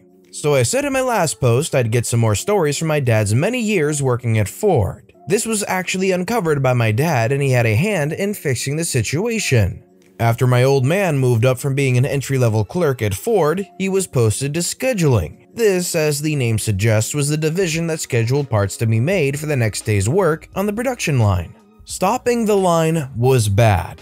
$4,000 a minute kind of bad. So you did not want to run out of parts. One day, Dad was called into the manager's office and given a verbal bashing by the boss. The production line was out of parts. Certain brackets had not been painted and therefore could not be installed. Dad was sure he had scheduled these parts to be finished by the afternoon and evening shift, but thought nothing of it. Maybe there was an error, so he got them done by the day shift. Several weeks later, this happened again, and again, and again.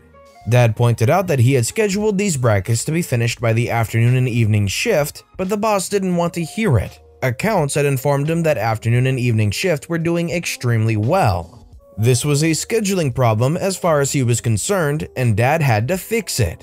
Wondering what on earth was going on, Dad went down to the floor. Looking around, he found boxes upon boxes of those little lights in your dash that light up for engine check or headlights, etc. There were tens of thousands of these things sitting in the warehouse. Upon further investigation, Dad found out that each production step and each part was assigned a value by accounts. He still has no idea how they came up with this value. The brackets that Dad was scheduling to be finished, each time stocks were low, had a very low number and took some time to finish properly. However, the little lights were very easy to manufacture and had a high value assigned to them. Accounts determined the efficiency of production by how many parts they made in a shift multiplied by the assigned value of said parts. If production finished the parts that Dad scheduled to be done, their efficiency went down and the production managers got a kick in the butt because the number on the paper said they were doing a bad job. So to stop this, they ignored the schedule of parts to be made and just made these little lights that made them look great in the eyes of management whenever they had to finish these brackets. Never mind that it was stopping the production line every time they failed to finish the parts required at $4,000 per minute. In the eyes of management, production was doing a great job because the number on the paper said so.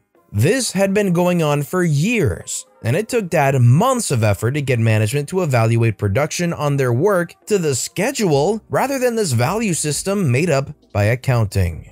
So would you guys agree with me when I say that you have to be very careful when incentivizing things like this? Otherwise, the path of least resistance will lead to people gaming the system like this, where all of a sudden you have the check engine lights and headlights or whatever just piling up because those things make the numbers look really good, instead of doing the work that they have to do. If you agree or disagree, let me know in the comments down below. Our next story is by Izzy Contino, No Carts Allowed. New store director decided we couldn't have carts in the stockroom for any reason. Printed, no carts in back or else cameras will be checked, with error and all. When asked about it, he claimed that there were too many in the back and not enough for customers and to just follow the signs, which would be fine except we had 2 full lobbies and an area with over 400 extra. It was spelt wrong and he was threatening to fire people. Now when he said carts, he meant the ones people put groceries in. But he didn't think about the fact that broken or damaged ones are put there to be repaired, and our other carts are all labeled with what they are. Someone went label gun happy, but that's a different story. So our U-boats, long green carts shaped like a U, were labeled as green long carts. Our garbage bins were labeled garbage collection cart. Our green garden center carts were labeled garden multi-level cart. On and on through everything in the back. Thus, the next morning when he got to work, he found every single cart in the building taken from the back and all the damaged ones returned to up front with blue tape all over them saying broken, do not use. All the U-boats where we store freight were in aisles with freight still on them, and garbages weren't emptied because we couldn't take the garbage cart to the back to the compactor, and we didn't want to leave bins of garbage everywhere. Ew. As a bonus, we had made a maze near the back door of carts, then rode downtown to get out for the nighttime freight crew. I wasn't there for the fallout, but everyone knew what was gonna happen. So the freight crew knew to head on break or lunch when he got there, which is pretty normal for them to all go together since they have no customers and are all tight with each other. So what appears to have happened is he walked into the maze fought, stuck it in for a while, and then found the rest of the store chaos. He started yelling and threatening people and demanding that they stop eating and get their butts to put the carts away. Now they are legally taking mandatory breaks, and to him trying to force them to work off the clock is a huge no-no. What made it better is that one of the guys had his phone set up to video what happened and caught it all. When the guys on break refused to work on their break, he told them all to leave and not come back. They then called the corporate HR office and explained what happened. He got transferred to another store after a week or two, and we had a much cooler director for a while. The only downside is we didn't have a maze of carts anymore, which was fun. Don't focus on your lack of maze carts. Smile because you had a maze of carts. Our next story is by One Moose 9. I have to move my towel? Fine, have some sand. When I was 12-ish, my family and I went on a camping trip with my mentally abusive pill of an uncle and his family. One day, we went to a beach that was a 5-minute walk from our campsite. I got there first and it was super windy, so I spent forever struggling to get my towel to lay still. Now, when I say it was windy, I mean it was whipping up sand windy, and any sort of movement sent sand flying through the air. It was great. When I finally got settled, it wasn't long till the rest of the group started filing onto the beach with my a-hole uncle leading the way. My uncle decided to lay his towel out about 3 feet from where I was sitting. As soon as he finished, he looked at me and demanded that I move myself and my towel somewhere else. To this day, I cannot remember what his reason was for making me move, but I can tell you it was absurd and I was thoroughly annoyed. So I got up and grabbed my towel in a very aggressive manner, causing a wall of sand to fly up and slam into my uncle's face. I'm pretty sure he wanted to kill me that day, what with all the screaming about how I did it on purpose and got sand in his eyes and mouth.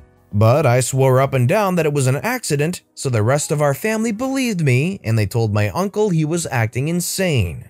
By then, everyone on the beach was staring at us, so he had no choice but to stop making a scene and hate me in silence. I most definitely did it on purpose. That's definitely not fair. OP was the first one there. They had their towel down long before their uncle did. Seniority doesn't mean anything when you got a spot on a public beach. I think OP had every right to earthbend and cause a wall of sand to fly into his uncle's face. Our next story is by Raven. No cell phones? Okay. I have been babysitting this little girl who is living the dream I wish my childhood was. The parents asked me one day if I could start picking her up from school since she gets out at 2:50 and they're still working. I said no problem and got all the details for the pickup process. Now for some background, she goes to a very expensive private school. Like, her elementary school tuition is more than most people pay to go to college. They're strict with parents, students, and the pickup process. My name and car had to be added to a list so I could pick her up. You also have to display a paper with the child's names on the dashboard of your car. I'm pretty sure they also did a background check on me, but who knows. The first day I go to pick her up, I get in the car line around 2:35. I thought I would be early and wanted to give myself time in case there were any issues. There were already around 10 cars waiting, so I pulled up behind them and put my car in park. So much for being early. Anyway, as you're pulling in, there was a sign that says no cell phones.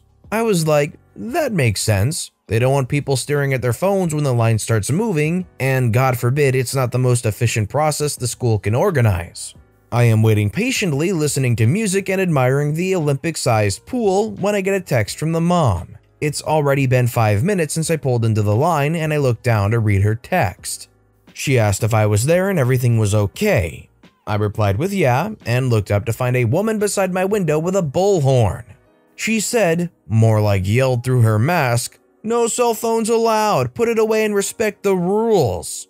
I was shocked and kind of terrified that she was going to use the bullhorn to announce my infraction to the rest of the line.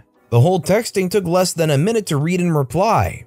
I apologized, and at 2:50, the line started moving and the pickup went fine.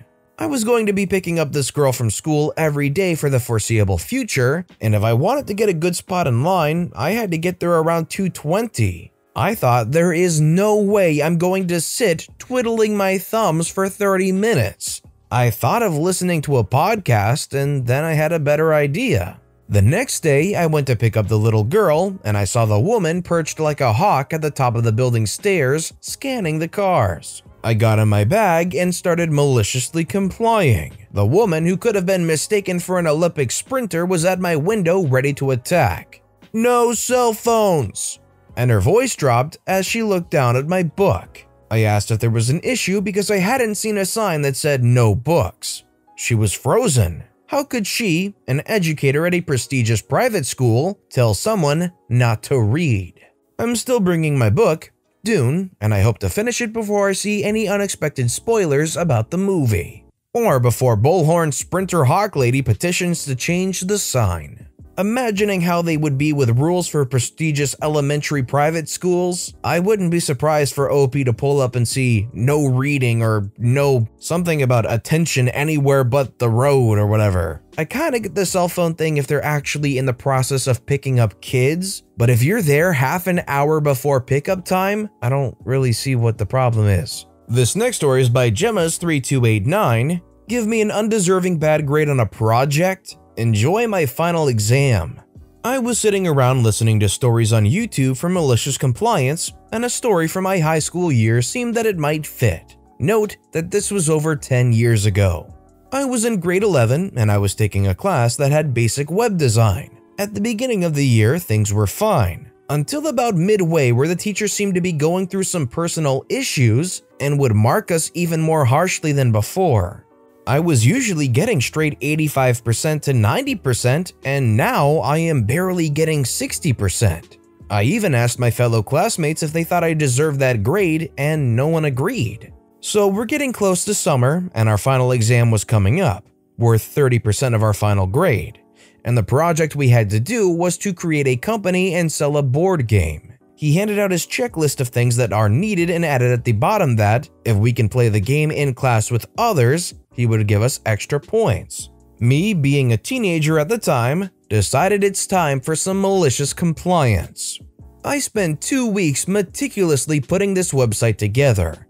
I think we were using Adobe Dreamweaver at the time. I had a big flashy intro that I made in Flash, and I even had the website in different languages. Wasn't asked, but I added it for flair. The game I decided to make this for was very unique. I called it, Are You Bored Yet? Inside this game was a single board with 10 spaces, 2 sorry tokens, and a single dice. The object of the game was if you can roll the same number 10 times in a row, you get a point. The first 1 to 10 points wins. However, if you can't, you lose a point and go back down to the bottom. So around this time, I got sick and I had to miss about 2 to 3 weeks of school. This means I had to miss the presentation date. However, I had gotten a doctor's note and a note from the hospital stating that I had to miss due to illness. All my other classes allowed me to make up the exams and I had to give my presentation to the teacher. So I stand up in front of the empty class and I start giving my presentation and all things are going well. At the end of it, he says thank you for your time and starts to walk me out. I say, hold on teacher, according to your rules we must play a game if I want extra marks. You could see the oh crap look in his eyes. Note that the teacher put that in there because he wanted it to be played with other students. But since there was no other students left in the class, he was forced to play it with me. I sat there for a good 45 minutes. He didn't want to stop and I wasn't gonna stop him playing this game, none of us being able to score a point. Frustrated, he turns to me and says, I'll give you bonus marks if you just say we completed the game. I agreed and went my way. About 2 weeks later, we go back in to get our final marks and see how we did. To my shock and smile, I had received 105% on the exam. I like to believe he stopped being so grouchy with his markings afterwards. I don't know if necessarily Are You Bored Yet would have done it, but maybe all this playing board games with their students, or at least witnessing their students do so, inspired some of that childlike enthusiasm, and maybe that's what helped influence the markings thing. Either way, Are You Bored Yet is a pretty good concept. It's simple but effective and pretty funny. This next story is by Jayhawker John, Hospice Visit. My 80-year-old father visits my stepmother in hospice every day. The hospice is connected to an assisted living facility, from which she was recently moved. The rules for visitation are different between the hospice and the assisted living facility, and they've changed a couple of times in the past month. The staff members have been confused about the rules, often giving conflicting instructions on how to schedule a visit. After one recent visit, my father asked one of the staff to schedule him for 2 p.m. the next day. She said he couldn't do that in person and that he would have to call the office 12 hours before the visit. They argued about it for a bit, then finally my dad went home, unsuccessful. So he set an alarm for 2 a.m. and called the staff to book his appointment. He's allowed to visit her whenever he wants to now. If this is happening during the middle of COVID, I kinda get the weird fluctuation. That said, you would think for somebody in hospice or an assisted living facility would have the visitation rules spelt out pretty blatantly and easily for them, regardless of changes. And our final story of the day is by Crazy Waffless. We can't use carts? Okay. So I, 17-year-old female, work at a well-known grocery store. Recently, we got new managers who decided to change all of the rules. Instead of allowing us to use shopping carts to take back items that customers didn't want, we have to either use L carts or walk the stuff up by hand. The problem with that is that there are very few of those in the store and we can never find any. One of my managers yelled at me for using a cart to take back 3 heavy bins worth of merchandise, saying that I was not allowed to do that. So I got some empty boxes that we had nearby, threw some of the stuff in it, and started walking up to the customer service to put it away. She started yelling again that I had to use an L cart, but I told her that the rules only said we can't use shopping carts. I continued to use the boxes to take the stuff back, while she stood behind the service desk, glaring at me and talking about me to other managers. The other manager said that technically I wasn't breaking any rules, so I could continue using the boxes. What I don't understand is why does it seem like this manager's prerogative is just to make things as hard as possible on their employees? I can understand the cart thing, they don't want to use carts and take them away from customers that might be showing up. But what's the problem with using boxes that weren't meant for anything else or just kind of laying around? I just don't understand why this manager was getting so up in arms over something so simple. It's work smart, not hard, right? The dozen donuts I've been bringing in every Monday doesn't count as my snack day contribution? Well, I guess I'll have to rectify that. Back in high school, around 2010, I used to work the closing shift at Dunkin' Donuts on Sunday nights. Per company policy, I could box up 2 dozen donuts to bring home with me before throwing the rest out. 1 dozen went with my dad to work in the morning. 1 came with me to school, specifically my Spanish class, which was a pretty small and pretty tight-knit group. Tends to happen when a lot of coursework is practicing conversations with each other. This practice of bringing donuts every Monday sparked an idea in one of my classmates' heads. She's Anne in the story. Since it's so nice to have donuts once a week, we should do a weekly snack day where everyone can bring something in. They decided this would be on Thursday, and I said I'd just continue bringing in donuts every week on Monday as my contribution. Everyone was very okay with this, except for Anne. No. This snack day was Thursday, and if you aren't going to bring in a snack on Thursday, then you aren't welcome to participate. I was pretty pissed, but what can you do? It's only 1 snack 1 time. Then I got to thinking about it. I was only required to bring a snack, not something sweet or delicious or even palatable. As long as it was edible, it was counted. My next closing shift, I grabbed an extra empty dozen box. I went to the store on Wednesday night and got a 5-pound bag of potatoes. I washed them and put them right in the box and dropped off the box early in the morning to my Spanish classroom, so nobody would get wise to the actual contents. Apparently, the earlier classes had seen the box sitting on a shelf and had told our class that we had donuts. Everyone was excited. I brought them up and put them on top of the Elmo projector, trying my best not to betray the extra heft. They all scurried up excitedly, and Anne herself was the one to open the box. A blank expression turned to raw frustration. "You were supposed to bring a snack today," she protested. "I did," I said, walking up to the box and grabbing a potato, biting into it while making direct eye contact with her. "You don't have to have any if you don't want." Everyone shuffled back to their desks, and Anne tried desperately to grasp a new argument out of thin air, but it was not coming. I finished my potato triumphantly and brought the rest home for my mom after school. The box was checked, and she could not try to exclude me from the weekly snack day anymore. Everyone else in class who thought she was a bit over the top thought the antic was hilarious after they got over the initial disappointment. It's a thing called compromise. If this was you, would you be completely fine with OP skipping bringing an actual snack in, granted every Monday they bring in donuts? Let me know in the comments down below if that would be okay, or if they had to bring something on Thursday snack day specifically. Our next story is by Grillbuster5. It is my day to buy donuts for the entire office as the new person? Well, okay.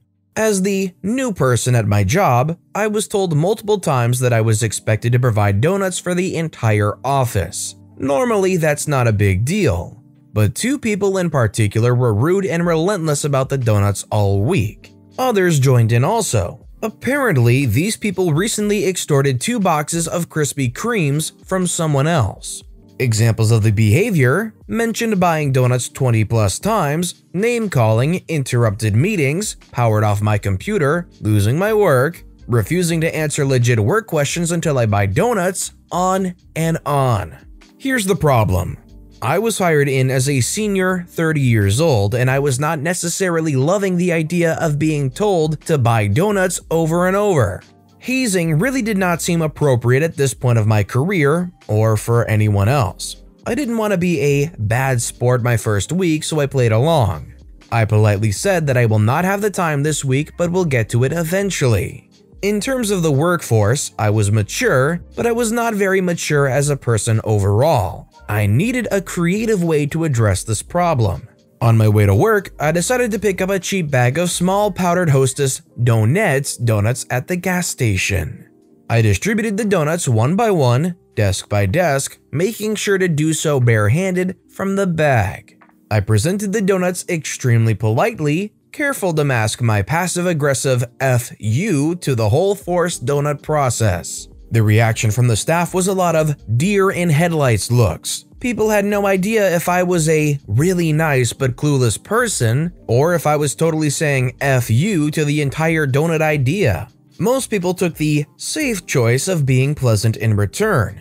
Some people tried to refuse, but I mentioned the big deal about buying donuts and still left a donut on every desk. I had originally considered providing a donut to everyone except the last two idiotic pushy people. I started verbally setting it up where they would not receive a donut. However, these two idiots were still openly verbally complaining about donuts as adults. I could tell that this was not going to go away. They could not take a hint to back off. My idea to passively aggressively snub them was no longer good enough. This had to be more direct. I decided I was 100% done with these guys, regardless of the consequences. I told them I had another idea. I grabbed a plastic knife from the break room and cut the remaining donut in half the long horizontal way, so I still had two circles. The yellow cake was now visible. Then the most brilliant idea of my life. A new way to hold donuts. One donut on each middle finger, with my middle finger in the center hole of each donut. I stopped at both desks. The first guy had his choice of 2 half donuts on my middle fingers. That's right, I was able to give him a double donut middle finger. He now understood that I was completely done with his BS, but he never grabbed the donut. I explained the donuts are actually quite tasty and urged him to take one. But I'm sure I looked like a complete psycho. I was no longer able to stay in character. The good news, his refusal to take a donut from my middle fingers also allowed the opportunity to provide the last guy a double donut middle finger. I mildly snapped and had a crappy fake grin on my face. I looked him right in the eye. Double donut middle fingers up, no longer saying a word. The reaction of the last person is best described as completely frightened. That's right, I reached a complete breaking point over donuts and scared the heck out of someone. Anyway, after this incident, I was never asked to buy donuts again. I understand if it's a young, first job rookie type thing, but if a dude is coming in and they're 30 years old, you kind of have to jump over that whole hazing thing, regardless of how much you want the donuts. If you want donuts that bad, just do an Uber Eats or Postmates or whatever to the office and just deal with that. Stop trying to mooch off of and haze a 30-year-old dude in the workplace. This next story is by Slick Jam Taw. You want your food as early as possible? Got ya, fam. Hey, this just happened now. I have started recently working part-time for a company which does this weekly food delivery. You order whatever you want for each day, and you will get the food until 1 p.m. Most of the customers are elderly people with an occasional young professional. They are pretty nice. However, there was this one older gentleman who couldn't comprehend why I arrived some days around 10 a.m. and some days around 12. Contract says you get the food until 1 p.m. I tried to explain that some days we have extra addresses. The days where I have to collect money, I have to stay several more minutes at each address, and with 50 to 60 addresses, it quickly adds up. He heard none of it and told me to bring his food as early as possible. Now, little did he know that we start our deliveries around 5:15 to 5:30 a.m. Cue malicious compliance. Of course, sir, I will try to come as early as possible. So today I showed up around 5:40 a.m. Swapped his address to be the first as it's not very far away from the kitchen, but slightly out of the way and it was optimized for the return route. Needless to say, he was gobsmacked and asked me what the heck I was doing ringing this time. I told him that he said as early as possible, and I apologized I couldn't come earlier, but the kitchen just gave us the food, so I came as early as possible. Needless to say, he said it's fine if I just come the normal time.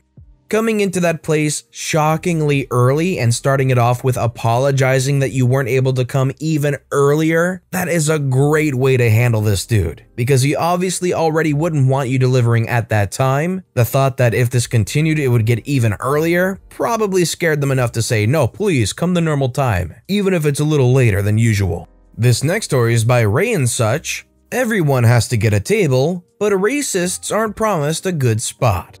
This isn't something that happened to me, but a story an old coworker told me that has stuck with me for years. The details might be a little off because it has been so long, but the important parts are stuck in my head forever.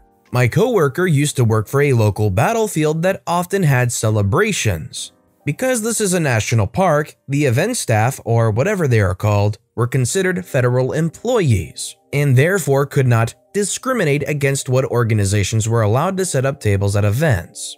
For context, this takes place in a very rural, see racist, area, and on a Civil War battlefield. The 4th of July rolled around one year and my old coworker was in charge of setting up tables and assigning them to the different organizations that had reserved spots.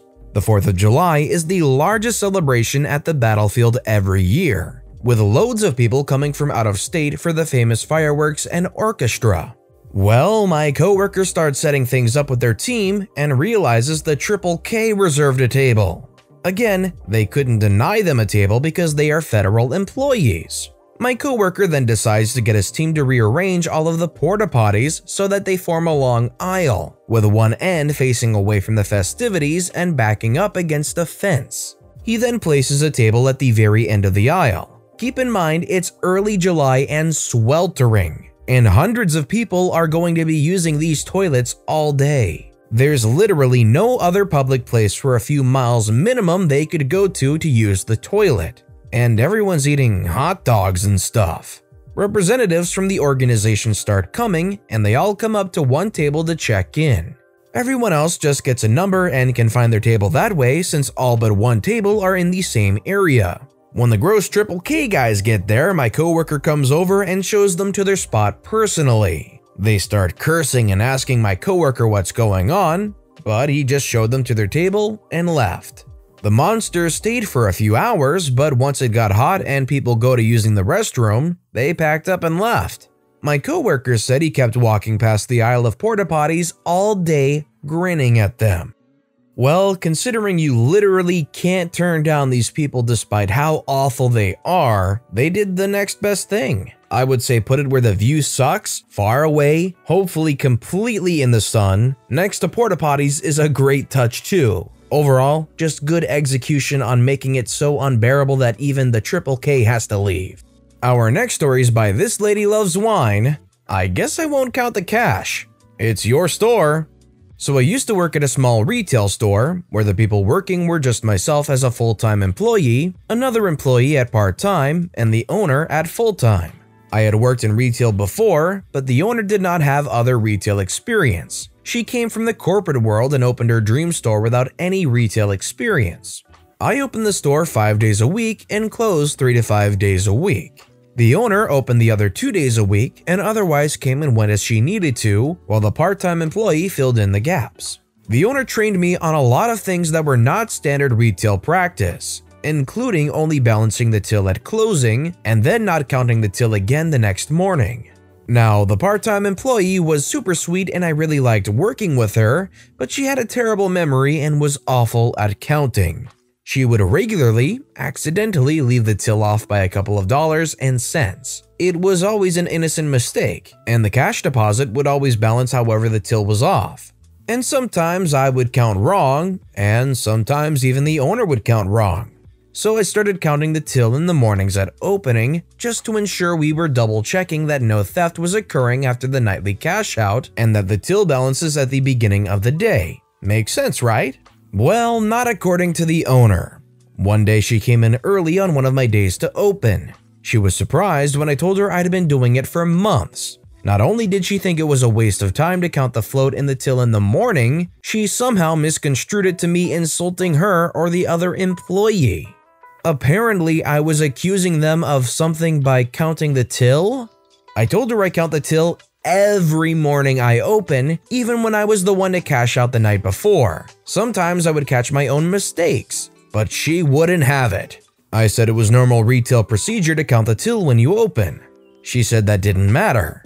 I reminded her about all the times I had caught discrepancies that actually explained the nightly cash deposit being incorrectly counted. I told her that counting the till in the morning is how I caught all the previous mistakes. Still, she didn't care. I explained that if I was responsible for the till being over or under at the end of the day, shouldn't I have the opportunity to ensure I was starting the day with an accurate float? Still, didn't care. She demanded I stop doing it. So I did. The first few days, nothing big happened, but after a couple of weeks, all the cash drops were wildly off. The till was regularly under or over at the end of the day, and the owner couldn't track where the errors were coming from. I had a few days off, so she knew it wasn't coming from me. She knew why it was happening. So quietly, and without eye contact, she asked for the other employee and I to count the till when we opened the store from then on. It's quite tricky when you end up in a situation where you kind of know more than the owner of the entire establishment does. But considering you had retail experience and the owner did not have any, maybe they should have listened a little bit more to your explanation of why this procedure is done this way. And obviously, in the end, they figured out why the kind of hard way. So quickly now, I want to explain just how to enter the giveaway. All you need to do is leave a comment on this video relevant to something you saw or heard or liked in any story in that video. That's it, you're entered, but it applies to every single video we upload this week. So to get the best odds at winning the $30 Amazon gift card giveaway, you'll want to leave a comment relating to any of those videos all week long. On Sunday, after the last video has gone out, I'll pick one comment at random and let you know on the following Monday who has won, and then it starts all over again. So make sure you leave a relevant comment on this video and additionally every video I upload this week for the absolute best chance to win. And while you're at it, why don't you go ahead and give the videos a like too, because it helps more than you could imagine. And our final story of the day is by Edaminion, Haunted House Worker here. Tell the monsters not to scare my son like that. Okay. So I'm working in, ran, built, etc. haunted houses for decades, and I've posted some of my favorite stories before, but since the spooky time is nearly upon us again, there's a story that is actually malicious compliance related that I can share. Normally I work inside in my own room, but sometimes I enjoy being a line worker. One of the people entertaining guests as they wait in line to enter the haunt for the fresh air. This story occurs during one such time. So I'm working the line and I notice the kid every haunt worker hates. The one who's all, "I ain't scared, it's all fake, this is stupid." Welp, despite being over 6 feet tall, years and years of haunt work mean I can move very quietly and unnoticed when I want to. So I waited until the kid's back was turned before sneaking up on him and scaring the crap out of him in front of his friends. Turns out the lady nearby was his mom who got pissed. Like, lady, it's a haunt. Don't bring your rancid crotch fruit to one if you don't want to be scared. But she insisted I not only never do that to her son again, but that I needed to go into the haunt and tell everyone not to scare him as well. Knowing full well that everyone in the haunt was as twisted as I was, I made sure to give her the "yes ma'am" and what is the young man's name so I can tell them precisely who to watch for. We'll call him Kevin, son of Karen. So I go prancing into the haunt, no seriously I pranced, between groups and inform each and every room of workers that Kevin, son of Karen, is about to come through. He's in a red shirt with such and such on it. He's very scared and his mommy said I just had to tell you not to single him out and scare him. Pro tip, the last thing you want to do with a haunt is let the monsters know what your name is or single yourself out in any way. You think a haunt is bad when you're just face number 5623 going through? Try it when people know your name and the monsters are screaming it into the night. "Kevin, Kevin, I'm going to get you, Kevin." and they stopped to intentionally time every last scare to go off just for you. What? She only said I had to tell everyone not to scare her kid. Nobody was under any compulsion to do what I told them. If you're going to a haunted house or any kind of haunt type thing, I don't think you want to paint a target on yourself like that. Granted, the kid's mom did it, but that's probably even worse. Kevin. I'm sure Kevin enjoyed. Ask me to slow down while driving through my neighborhood? Okay. I live in a very quiet suburban neighborhood with lots of active neighbors. Joggers, bikers, dog walkers, baby strollers, kids playing ball in the streets, etc. The speed limit is 25 miles per hour, but when I see lots of foot traffic on the sidewalks, I bring it down to 15 miles per hour or even 10 if I see a big group of kids playing in the street. There's this sweet group of kids who play basketball in the middle of the street 8 doors down from my home. When they see cars approaching, they move to the curb and wait for the cars to pass before resuming their game.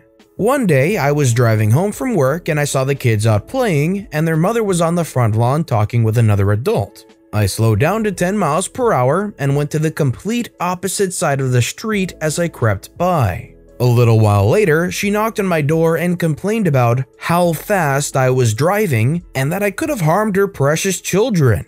I said, the speed limit is 25 miles per hour and I was going 10 miles per hour. How much slower do you want me to go?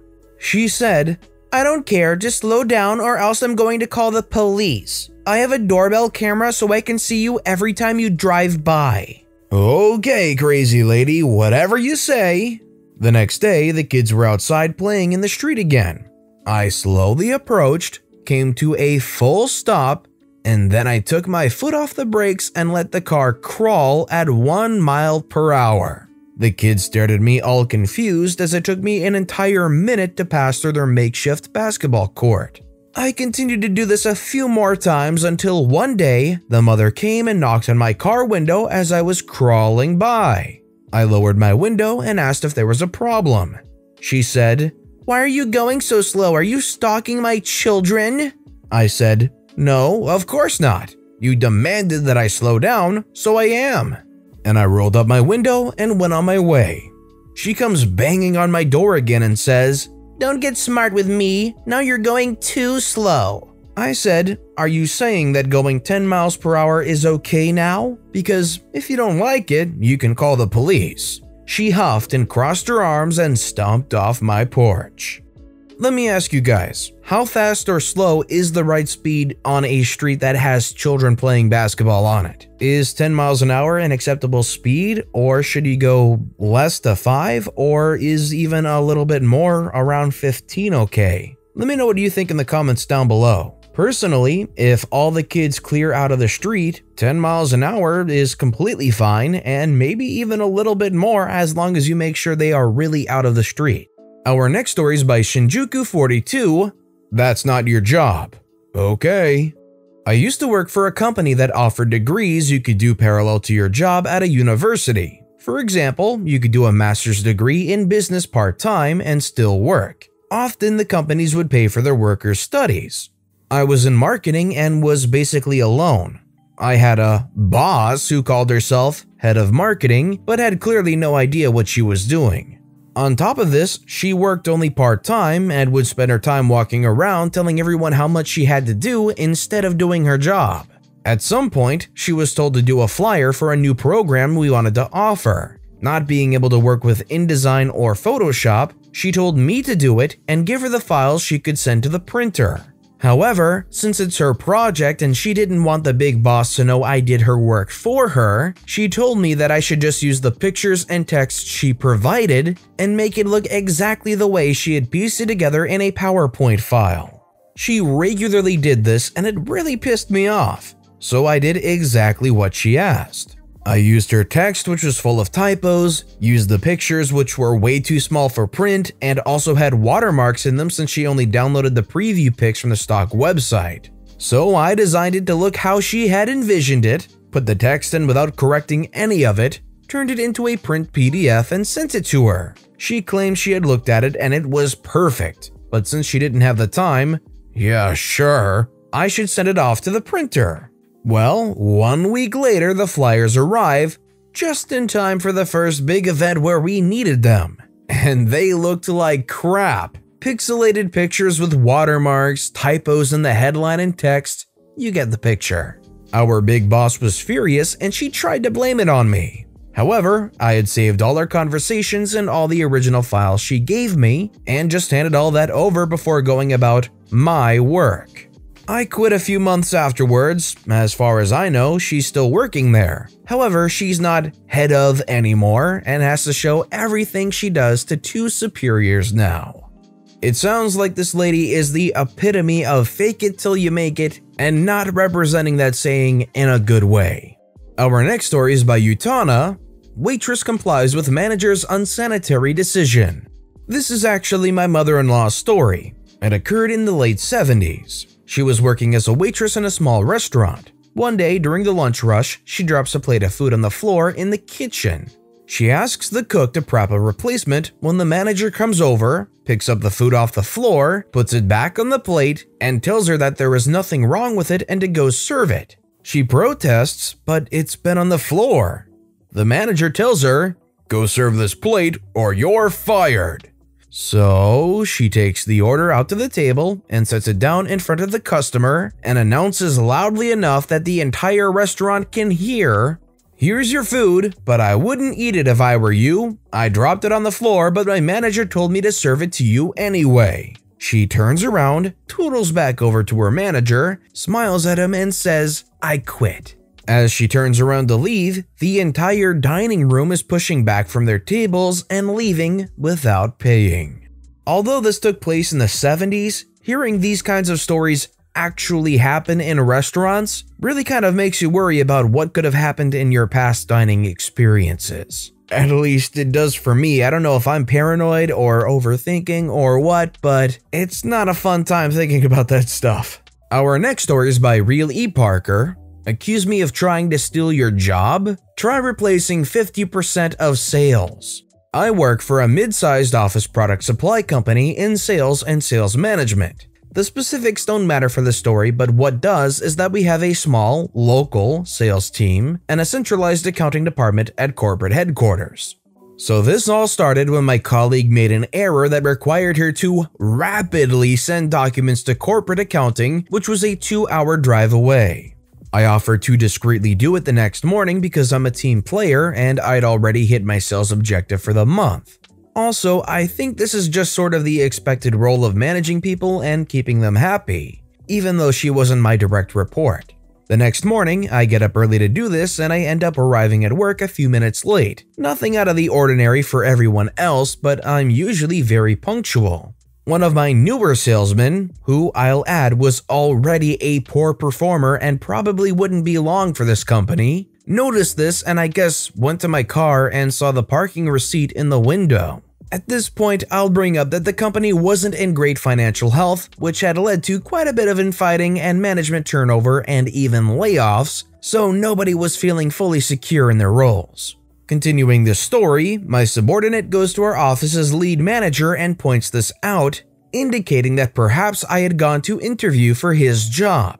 Of course, that was absurd, but when confronted by 2 people who were honestly both inferior to me in performance and ability, I just kinda snapped. Rather than deny the accusations, I just quit right then and there because honestly, I was working too hard and knew that better options existed. I'd been staying mostly out of some misplaced loyalty, and this was just the last straw. This is where it gets good. Because I had been managing the sales team, and I had been doing at least 50% of sales for the entire office, the entire staff was hamstrung and unable to handle my client load. If I recall correctly, they said they'd need 2 new salesmen just to handle my client load, not to mention my managerial work. They eventually begged me to come back, apologized for the whole thing, and even reduced my workload by distributing some of my more menial responsibilities. The pay wasn't increased, but I had more free time, and I think my company had a lot more respect for exactly what kind of a person I was as a salesman and as an assistant regional manager. This all seems like in hindsight, kind of a piece, But let's be real, if you knew that better options existed out there, and you knew that you were handling at least 50% of sales for the entire office, when they begged you back, you should have negotiated for better pay. Either that or go and find one of the better options and enjoy that. But again, it's all hindsight, misplaced loyalty. Our next story is by Dr. Kai. Don't want to hand over your drink before driving a bus of teenagers through the mountains? One time, my class, 18 to 19-year-old boys, went on a cultural trip. It was to a destination up steep mountains and plenty of very up and down and sharp turn, terrifying roads with sheer drops and not so practical railing. And not even that sometimes. What made it even more terrifying, by about 100-fold, was our driver. He was an absolute nutcase who would crack down these roads at top speed, not slowing for blind corners. In a bus! Basically a free roam roller coaster. Seriously, thinking back, it was a pure miracle this ex-army guy never crashed in all his years of driving our class and doing these sorts of trips. And insane, he was never fired. It was in a pretty crazy country. There's lots of mountainous terrain and winding roads with steep drops, and it's not too rare to see the wreck of a car that has fallen off at the bottom of one of those drops, but it hadn't been practical yet to remove. I know he'd been there a while. Given how well he knew the roads, he must have done the trip dozens of times. But I don't know how long he stayed after I left. Thankfully, most of the time our trips weren't on dangerous roads, but he always made me feel uneasy with his very intense driving. Anyway, so we are at our destination and still have to make our way home when the trip is over, at night, without any real streetlights on most of this. As we are milling around, I notice the driver has a plastic cup full to the brim with a 45% 90 proof spirit. I promise you I am not exaggerating. He was even showing off about it. I can take my drink, but that amount would have me smashed off my face. A fifth of it was probably way beyond the legal limit. I kid you not, this guy is planning on drinking the whole lot and has no clue what could possibly be wrong with that. Drunk driving is definitely illegal in this country, and it's not a corrupt country, but it's also a pretty laid-back country. And also, he is our only driver home, and everyone likes him, and I don't know, it's a very surreal situation. I go over, and being a 19-year-old talking to an ex-military nutcase who doesn't speak English very well, I try my best to make him realize, without offending him, that he shouldn't be drinking that. It's dangerous, etc. He's not having any of it, and he's in a very jovial mood, laughing me off. For a while, it seems like I'm the only one who notices or cares. As I said, it's very surreal. I can't even get our teachers to go up to him because they are not quite sure what to do either. So fine, he wants to keep the drink? I go to everyone I can find and ask them all to go grab a plastic cup and ask him if they can have some of his drink, in a party spirit. He's from the type of culture that if someone comes over with a smile and a big happy greeting and handshake and holds out a cup asking for a bit of your alcoholic beverage, you would be compelled to pour him a generous amount with a reciprocal pat on the back and hearty laugh. It seems, after all, I am not the only one terrified by this prospect, yet too awkward to make a scene because in no time, he's given away his entire cup and the bottle itself has disappeared. I saw he seemed quite sad after this, and I actually felt a little sorry for him, but not regretful. I think he still did manage to get a few sips in because I gained a few nice early gray hairs from the return trip, but thankfully I am still here to tell the tale. I am proud of my younger self for that quick thinking that very likely saved the lives of 50 or so people without causing the slightest amount of fuss. Or thanks. 19-year-olds, huh? My only comment is, considering this is how the driver handled themselves, they must have been a pretty good driver, having taken those trips dozens of times and, well, not fallen off cliffs, I guess. That doesn't make up for any of the drinking though, for sure. And our final story of the day is by Cardigan Baby 45, A Simple Preposition. My first experience with malicious compliance came in 7th grade. We had a teacher who decided to punish us all for a few people who wouldn't stop talking by giving us a test. Basically, he gave us a list of 150 prepositions and told us that in 3 days, we'd come into class and have to be able to list them all from memory on a piece of paper. Oh, and this test would take up the place of one of our normal unit tests, so it would have a big effect on our grade. Cue a whole bunch of middle school panic attacks, as I think most adults would struggle to memorize that. Well, my mom and I worked and I figured out how to set them to the Battle Hymn of the Republic. I was a strange kid. The morning of the tests, I was one of the very few confident that I could do it. As he handed out a few sheets of paper, the teacher got a ton of questions and finally yelled at us that this was an easy task and we could have duplicates or any order, so long as we got them down on the page. He then did one of those kind of threatening, "Any other questions?" things before telling us we had 30 minutes. Well, because I had them memorized, I was done pretty fast. I then looked around and realized that everyone was panicking. One girl was literally crying and the teacher was watching, super uncomfortable. And it suddenly clicked that I could make this a nightmare for him to grade. So I asked for another sheet of paper, which he gave, and then spent the rest of the time reordering them out of alphabetical order and into a random mess of duplicates. I then made sure to make my original, perfect paper unrecognizable. I got a reasonably high score, I missed a few in my scramble, and the teacher actually commented that my test took him longer to grade than anything else he had ever graded. Play stupid games, win stupid prizes. If you're going to give a bunch of your kids a nightmare test like this, then I'm glad that OP went and made it a nightmare for them to grade. At least waste a bunch of their time needlessly, because that's really not any way to treat your students. Hair too long for dress code. A few years ago, I was a department manager for a large conference center. I ran the top performing department, as determined by guest feedback surveys by a large margin. Like, no other department out of 1,200 employees was even close. And my dress style was always nice and professional. Dress code didn't say we needed to have on button-up shirts and ties, but I did it anyway because I looked great and professional. And I met with leaders of large conferences multiple times per day. I dressed to impress. They were my clients, and whatever their problem was, I was going to fix it. My demeanor and professional attire did great things to alleviate their concerns. My bosses got on a dress code kick for some reason. They made me and my small department, 6 people total, start wearing lame, colorful, standardized shirts with a logo on front.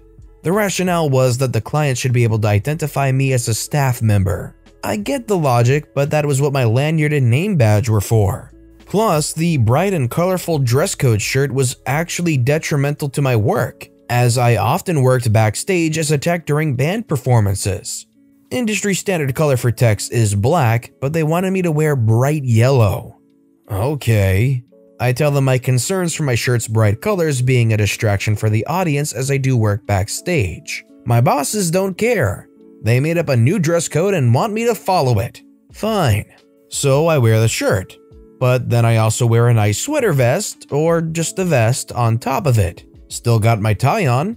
I like ties. But to make it explicitly clear I'm staff, I get my own hat made, at my own expense too, that shows the company's name on it. Again, my badge and lanyard are always visible, but now I can do my backstage work without being a distraction to the audience that might glimpse at my movement as I go about doing scene changes, etc.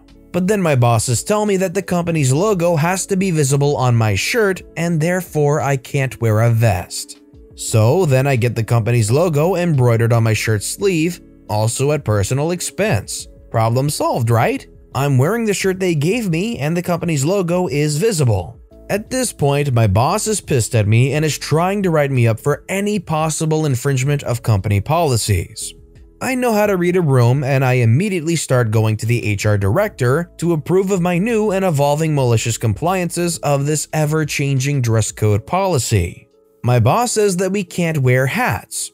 Okay, fine, my hair is visible for all to see. And I quickly become aware of the next thing my bosses are going to tell me to fix: my hair.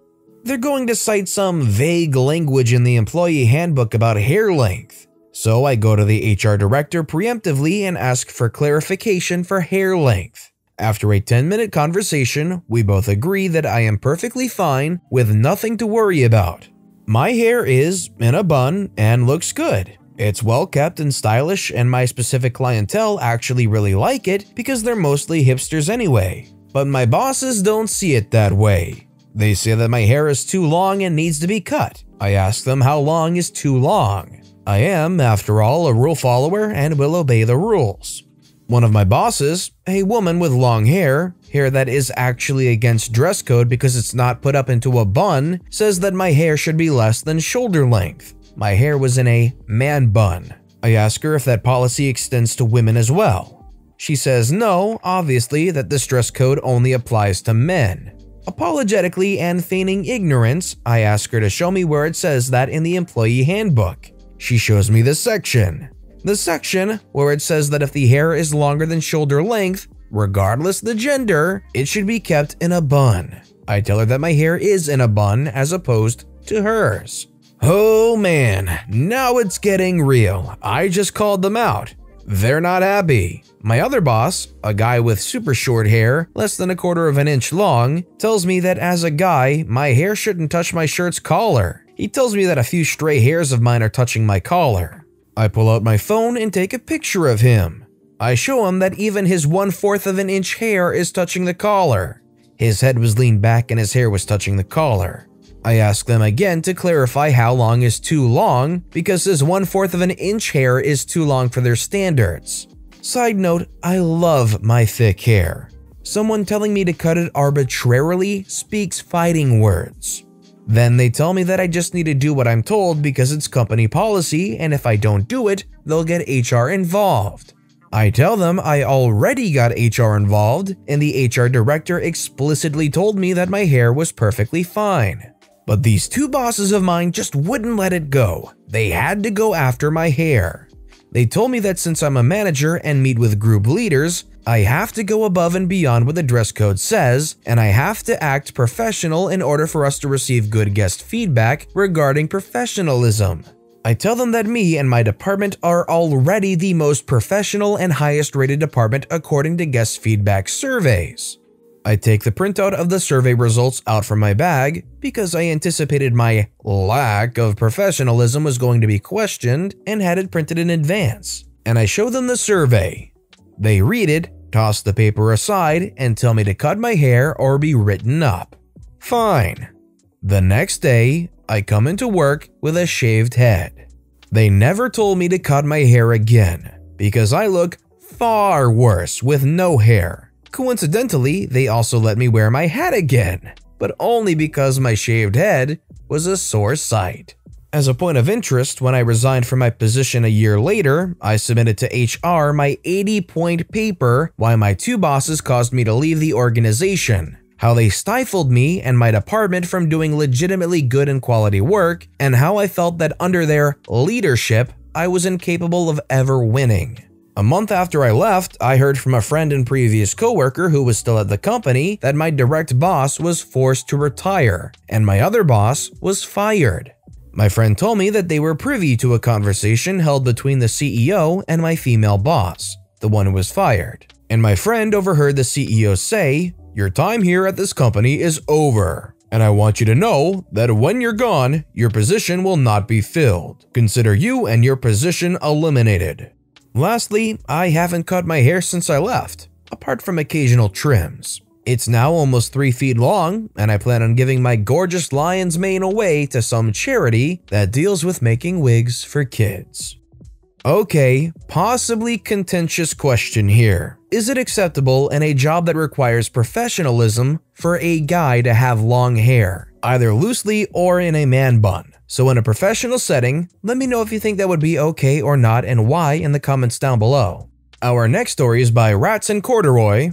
Proved to my manager that it's better to warn customers of closing time.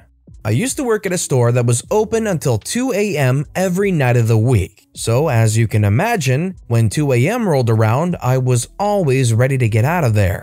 Around 1:45 a.m., I would walk around and let each customer know individually that the store was closing in 15 minutes and ask them if they needed help finding anything before then. I did this for about 4 months working there and never had a problem. other than the occasional super rude customer who would completely ignore me and keep shopping until like 2:30 to 3 or whatever. Or occasionally, especially on weekends, drunk people would come in after 2 a.m. and just ignore that we were closed because we weren't allowed to lock the door or turn anyone away. Usually I was alone by 1:45 since business really slows down, but one night my manager was still there. When she saw me go and tell customers the store was closing in 15 minutes, she was pissed. She told me I could never tell a customer the store was closing. She said it was incredibly rude and put too much pressure on them. Fast forward to a few weeks later. I have still been giving customers a 15-minute heads up because, frankly, I don't think it's rude to tell someone your store is about to close, especially at 2 a.m. Here is when I see my opportunity. A woman had come in around 12 a.m. She seemed pretty out of it and was wandering around the store aimlessly this whole time, but occasionally bringing something to the counter, asking me to hold it, then coming back and asking me to put it back because she changed her mind. I had the feeling she could spend all night wandering around the store, so I decided that this would be the one customer I wouldn't warn about closing. 2 a.m. rolls around and I say nothing, and I proceed to say nothing all the way until 4:45 a.m. when she finally leaves the store. I literally got a call at 8 a.m. the next day from my manager, furious that I had closed the store at almost 5 a.m. I innocently told her that the woman was still busy shopping the whole time, and I remind her that it's extremely rude to tell a customer that the store is closed. The next night when I went in for my shift, they had made the 15-minute warning a universal rule. We were all supposed to warn the customers the store was closing. Plus, we were supposed to turn people away if they showed up after 2 a.m. Score! Afterward, I admitted to my other coworkers I had done it intentionally to show management how dumb their decision was, and I'm glad I did it because we never had to let another drunk teenager into the store after 2 a.m. again. Is it really rude to warn a customer that, hey, in 15 minutes the store hours are over and we're gonna close down? I think that's common courtesy, not rude. Yeah, it puts pressure on the customer, but they're there at closing. As a provider of the services, that's not your problem. This next story is by Global Warmer 12. The contract says you have to paint the walls before leaving. My parents had a loud argument about public spaces in a residential meeting with their landlord. He lived in and owned 5 apartments in that building. The landlord later made some excuse to terminate the contract and made a power play to make my parents repaint the apartment before leaving. My dad got pissed off and my mom got clever, so she thought the contract doesn't say which color. And the entire apartment was painted pitch black, ceilings and all. I remember sitting there as a kid, not really understanding what was going on, but I have to say it was really cool to be there with just one light on that final night as we were clearing out. I don't know much about the fallout, but that day they showed my brother and me how to properly give a one final freak you to a person. To some people, that kind of paint job might be a perk. Somebody might actually be really thrilled to have an all-black apartment like that. You never know, there might be a commodity for it. They might have done the landlord a favor. Just looking at the bright side. This next story is by Call Me Tank. Don't use frosting on the desserts? Yes, sir. This is my father's story from many moons ago. My dad, who we'll call Fred, was a sheriff's deputy at our county jail. His job was primarily to cook meals for the inmates and on-duty officers, which is really what he loved to be doing. He enjoyed finding what was in the kitchen and making it really good. The inmates all knew his schedule and looked forward to him being in the kitchen because they knew it would be better than your average school lunch. One day, my dad was working on dinner and he made Rice Krispie treats for dessert. He found a thing of frosting on the shelf and put the frosting on top of the Rice Krispie treats. Couldn't hurt to put more sugar on them, right? As he was finishing up and getting ready to serve the meal, the sheriff walked into the kitchen to pick up his food. The sheriff, your classic macho law enforcement buffoon, looks at the Rice Krispie treats and looks at my dad. Are these for dessert? Yep, I found some frosting on the shelf, decided to improve on the recipe. Those locked up idiots don't need frosting on their Rice Krispie treats, Fred. Next time, don't put frosting on their dessert. Yes, sir, Dad said. The next time he was making dinner, Dad made Rice Krispie treats again. He had liked his previous version and decided to keep improving on the recipe. So he put the frosting in the Rice Krispies, mixed it right in with the marshmallows and the cereal. He hand-delivered the sheriff his meal that evening. Let me know what you think of those Rice Krispies this time, boss. Those look good, Fred. Thanks. He has since improved on this recipe so much that he gets requests to make them for weddings he's invited to. Necessity is the mother of invention. Those dang Rice Krispie treats are responsible for the expansion of my waistline. This isn't a malicious compliance, this is a delicious compliance. I would love to get my hands on some of those Rice Krispie treats, I'll tell you what. So quickly now, I want to explain just how to enter the giveaway. All you need to do is leave a comment on this video relevant to something you saw or heard or liked in any story in that video. That's it, you're entered, but it applies to every single video we upload this week. So to get the best odds at winning the $30 Amazon gift card giveaway, you'll want to leave a comment relating to any of those videos all week long. On Sunday, after the last video has gone out, I'll pick one comment at random and let you know on the following Monday who has won, and then it starts all over again. So make sure you leave a relevant comment on this video and additionally every video I upload this week for the absolute best chance to win. And while you're at it, why don't you go ahead and give the videos a like too, because it helps more than you could imagine. And our final story of the day is by WasLone21. Force high schoolers to sing at graduation, but let them pick the song. We were the first ever high school graduating class at the district's flagship school, a new K-12 academic magnet school. This was a public school for gifted students, actually named after the district superintendent himself. Now, this school had a penchant for trying a little too hard to emulate an elite private school with strict dress codes, fancy educational philosophies, required sports, you know the type. As the commencement of the first graduating class approached, the school administration wanted to make sure our graduation ceremony was extra special. They wished to add even more pomp to the circumstance. Some higher up had the idea to have the seniors sing a song at graduation, choir style. Out of 60 nerds, probably only 15 could carry a tune. But, well, it wasn't my idea. The senior class was less than enthused and balked heavily when we were told we were required to sing, which the administration had predicted. The deal was this: we were allowed to pick the song. Cue malicious compliance. A nomination and voting process was held later that week. A few predictable, even halfway decent songs were nominated. Vitamin C's Graduation and John Lennon's Imagine both seemed promising. Then, one of us nominated Be a Man from Disney's Mulan. We thought this especially clever considering the academic gauntlet our school fancied itself to be. As I'm sure you predicted, Be a Man won in a landslide. To our merciless glee, we were going to be singing about being a spineless, pale, pathetic lot, as swift as a coursing river, and defeating the Huns in front of our grandparents, the mayor, a few state senators, and our school's illustrious namesake himself. The administration realized they had been beaten. Alas, the chorus was quickly and quietly scrapped. We never got to see the town's faces staring back at us in confusion as we proclaimed how important it was to be mysterious as the dark side of the moon. Not gonna lie, I kinda wanted to sing that last sentence there, but I wanted to spare everybody from the cringe moment, so I won't. That being said, it would be a oddly really memorable experience to have Be a Man be a class sing-a-thon graduation thing. It would be weird, but it would be kind of really cool. Is that just me? Force me to take a useless sports physical? I'll make sure I fail it. Some background.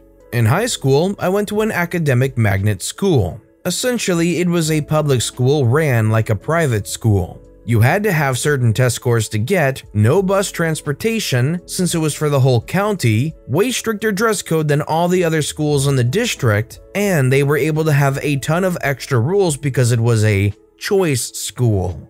Now, I was the first graduating class. I was there the first year it opened. At that time, it was 5th to 9th grade, and I started as a freshman. The second year, they had completed the elementary wing, and so it was K to 10. They added grades until my senior year when it was finally K to 12. As the school grew, it continued to add more policies. My sophomore year, the school's second year of being open, they began a new policy where all students 7th grade and above had to be on a sports team everywhere. I thought this was really stupid. I hated it.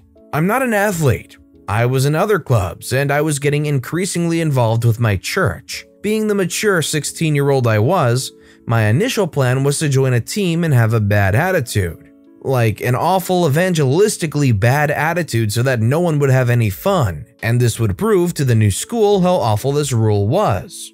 Instead, for all the lazy kids like me, they started a school walking team. It wasn't power walking, just regular walking.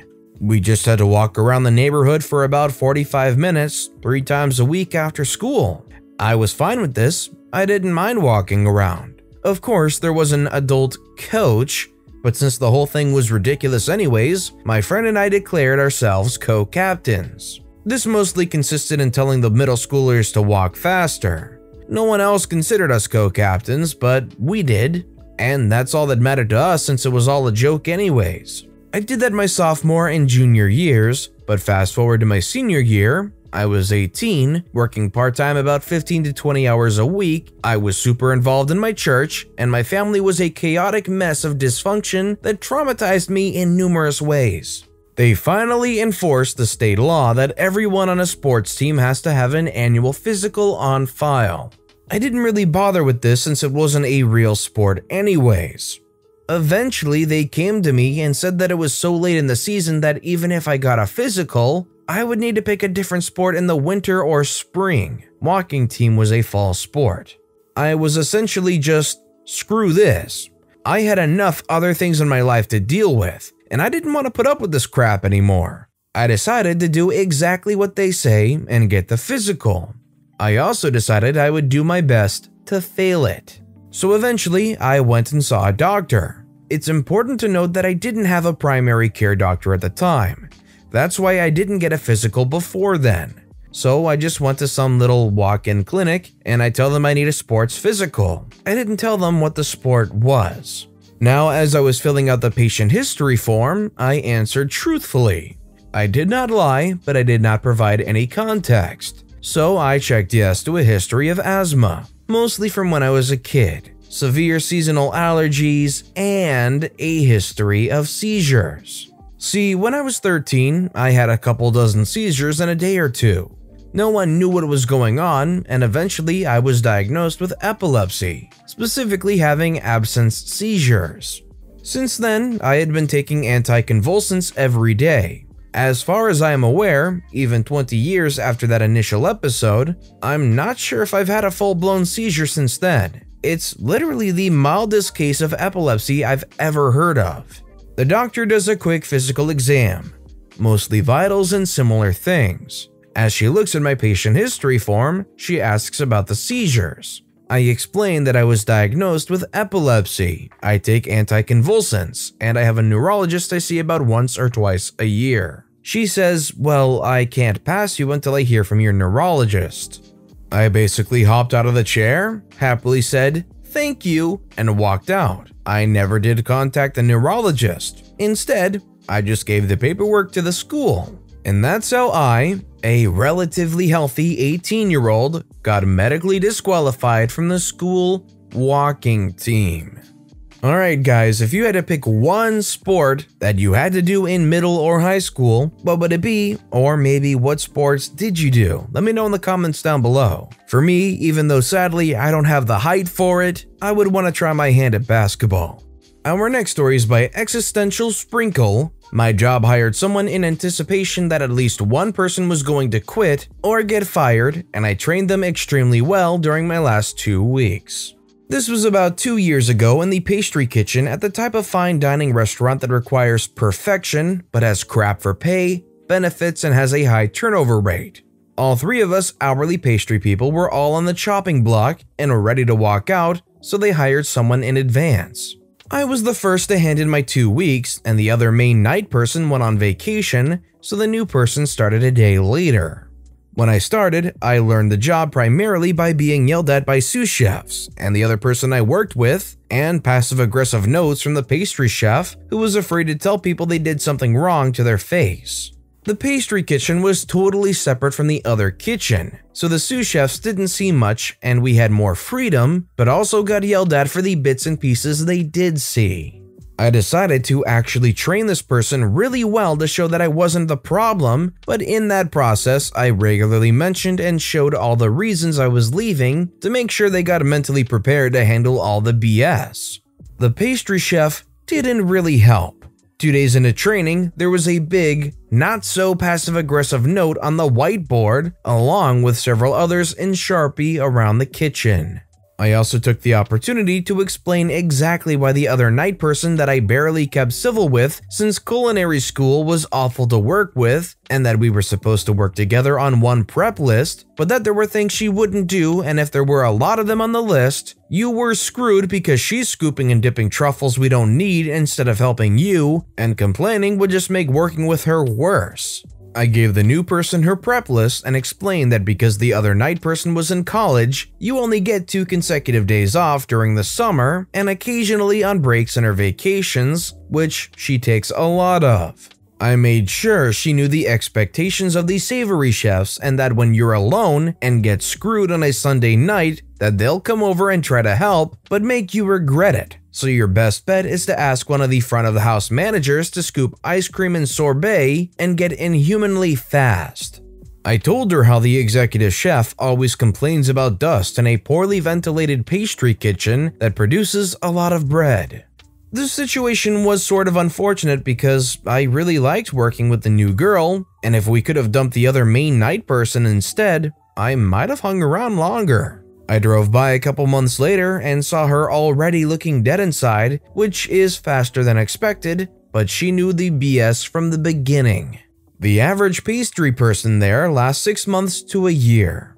I lasted about 8 months. She started the last week of March, and I don't know who left, but I saw an ad for a pastry person for that restaurant in July that year.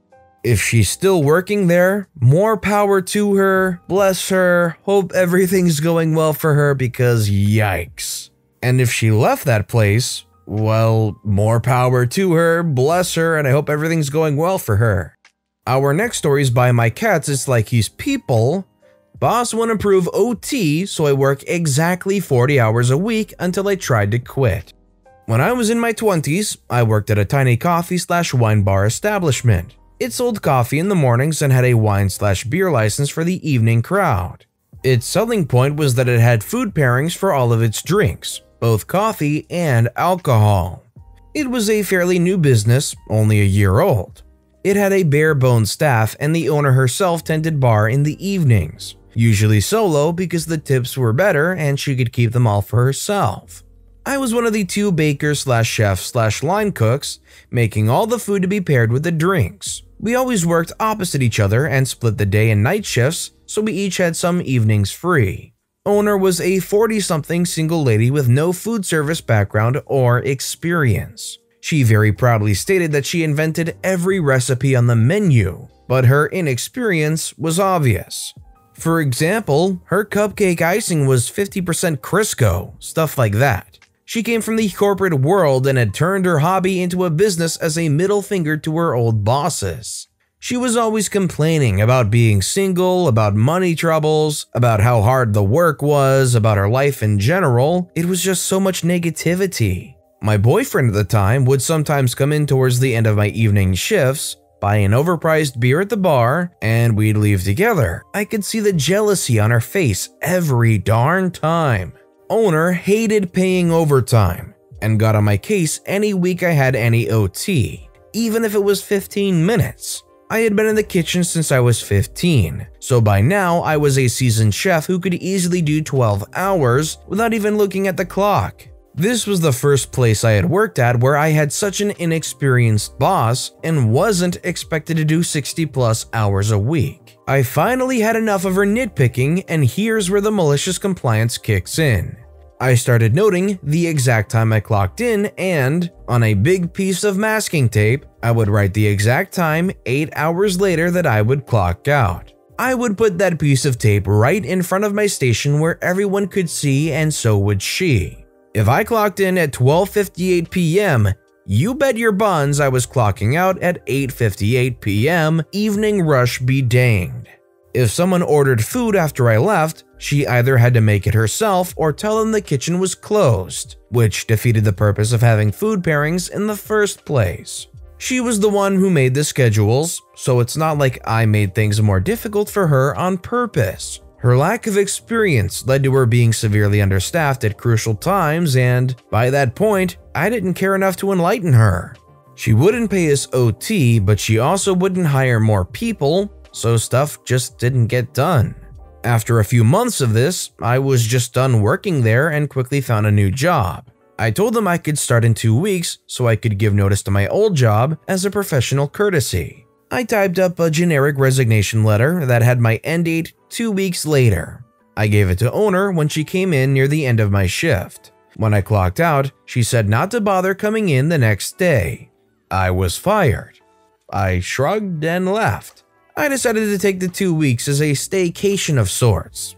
At a friend's suggestion, I applied for unemployment since I was technically fired and actually got benefits for 1 week before starting my new job. So it was like a paid vacation, which is unheard of in the food world. Last I heard, the place closed after 10 years because she wasn't making money and she went back to the corporate world. She did get married, so yay for that. I wish her nothing but the best. She wasn't a bad person, just bad at being a boss.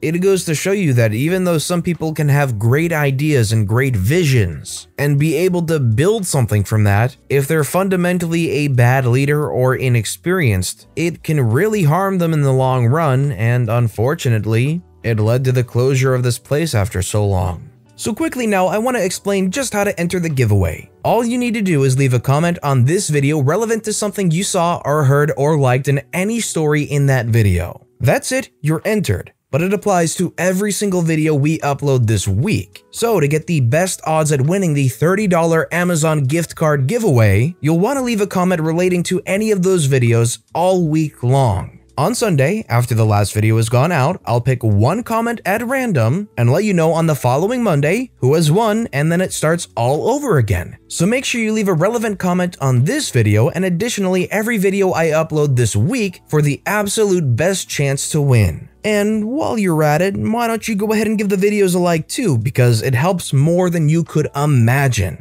That said, our final story is by the Mystery of Logic. You want me to bring it?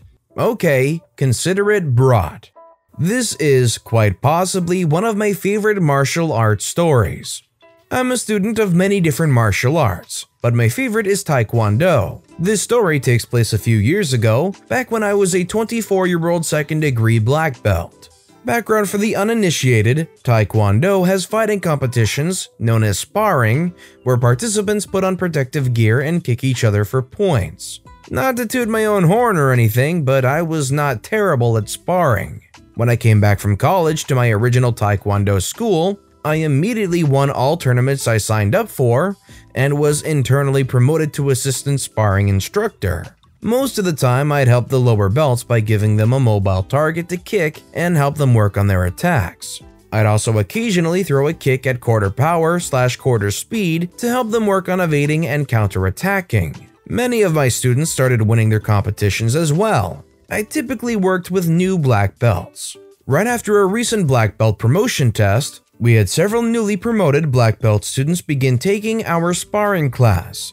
Most started out a bit cocky, challenged a higher ranking belt to a match, lost, and realized that a black belt doesn't automatically confer additional talent to beat the folks who have been doing this literally their entire lives, and humbly requested additional instruction. These students were directed to me, and I'd help them out. One 18-year-old, let's call him Sparky, never came over to ask for assistance though, which I thought was odd. But hey, maybe he liked learning the hard way. Nope. One of my fellow second degrees, Kay, came up to me between my teaching matches and tapped me on the shoulder. Hey, you should spar Sparky. as soon as possible. Why is that? It's worth noting that I almost never picked lower belts as partners. Boring matches. I liked fighting people who could take what I dished out, and that was exclusively upper belts. She made a face. Well, I guess we've been going a little too easy on him in practice. He's going around bragging that he's the best. Sparky was listening in, apparently, and piped up. Yeah, 'cause I'm the best. I chuckled a little. Look, just because the other upper belts are letting you walk away doesn't mean you're the best. It just means our master instructor asked us to be nice to you today. Just be careful who you say that to, okay? Some black belts would take offense. That's just because you're all pansies. Hoo boy, did he just step in it. Taekwondo has a lot of discipline as part of its curriculum, and a shot like that at higher ranks would have a guy doing penitential push-ups for the rest of class. I decided to let that pass, figuring he was just on an adrenaline high or something. Hey, that's not very respectful. If you're that good, why don't you spar logic? Kay asked, pointing to me, clearly thinking about using me to impart some valuable life lessons via brute force trauma. He flipped his hand dismissively. Please, I want a challenge. He's no good.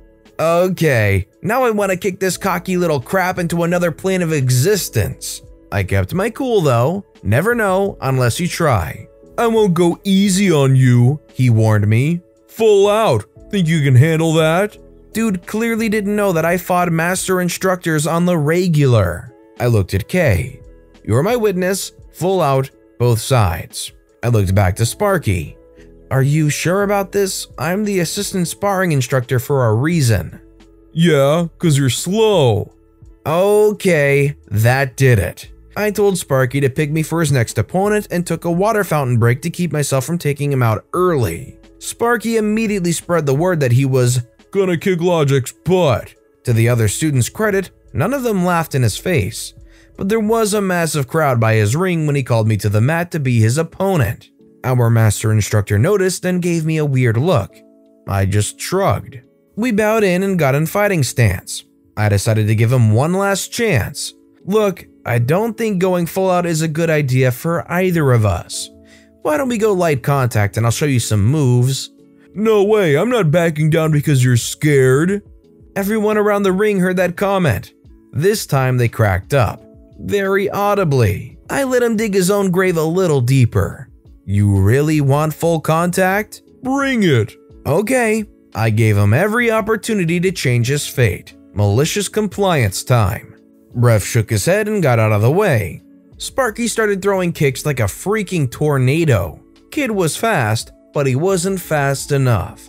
I managed to evade all of them, slowly maneuvering to get into a corner of the ring and setting him up for my counter. He probably thought I was backing up to avoid him and charged with a sliding round kick. He slammed straight into my back kick. Now, the chest padding that we wear has a little plastic in it for additional protection. However, a proper back kick can still break ribs right through it, and I know because I had both received and given broken ribs at tournaments. However, as annoyed as I was at Sparky, I decided to let him keep his ribs intact. Instead of hitting him with my heel, I hit him with the entire bottom of my foot to distribute the impact. I did hit him right in the solar plexus though, and with enough force to A, stop his attack, and B, take him completely off his feet and throw him into the opposite corner of the ring. Poor kid promptly curled into a ball and started doing that sobbing thing folks do when their lungs abruptly stop working. Solar plexus hits suck. Don't believe me? Get someone to whack you in that soft spot in the center of your chest where your ribs meet and report back. I've seen people puke after a hard enough hit. Ref stopped the match immediately, of course. My master instructor rushed over, all set to ream me out. Logic, what the heck? You were supposed to go light contact. Every single bystander blurted out, Sparky asked for it, at almost the same time. Kay stepped up, bless her, and gave him the quick version. Sparky was being cocky, trash-talked the older ranks, called me out, etc. The master instructor's mouth started twitching. He looked down at Sparky, who was still gasping and sobbing on the mat. Is that true? He nodded. The master instructor grabbed my hand and held it up. Winner! He turned to Sparky as the other black belts started clapping. Walk it off, and next time, be careful what you say. Just because a black belt lets you walk away from a match doesn't mean you're better than they are. Also, most of them will be more than happy to give you exactly what you ask for. He paused. Oh, and 50 push-ups for the disrespect. Catch your breath first. Sparky later apologized and asked for tips. I gave him some, as well as some private lessons, and he went on to become one of the best fighters in our school. He was always really skittish about sparring me though. When you're an advanced teacher and these kids are trying you, sometimes you gotta teach them a lesson and teach them why you're the teacher and they're the student. They've got a lot more to learn and they're about to feel the wrath of that. Karen the Sergeant. So this story takes place sometime after the Kramer and Kevin the Soldier. With the exception of a few key players, this story is unrelated, but it still took place at Fort Hood. Yes, the famous Fort Hood. It's now 2008 and I've been assigned to be the armorer for our brigade's HHC unit. HHC stands for Headquarters and Headquarters Company. Basically, it's the platoon that runs the regular day-to-day stuff, such as troop management, ordering new supplies of a various nature, and of course, equipment management. At least, that's how I saw it. As an armorer, I basically look after the various weapons and sensitive equipment an army unit might have. I had been working at this unit for a few months and quickly acclimated. We had an awesome command team, amazing sergeants, and the troops were all pretty amazing at their duties. I was one of the only lower enlisted MPs in the unit due to my arms room schooling, but in general it was not that big of a deal to see a specialist in charge of a section quite literally worth a couple $100,000 to $1 million in equipment. It took me a while, but I had built up a decent standing with several of the higher-ups through a positive work ethic and my get-it-done mentality. As for my fellow lower enlisted, well, back then I was a bit of a partier and was more or less welcomed with open arms. I had a good couple of months there before she walked in. For the sake of the story, I'll not refer to her by my special nickname. Instead, she'll simply be called Karen. You'll learn why in a bit. Now, Karen was originally from Brazil and spoke with a very strong accent, which was kind of endearing. She had also recently reclassed. She was originally a forklift operator, but the promotion points for that MOS were too high, so she transferred to supply.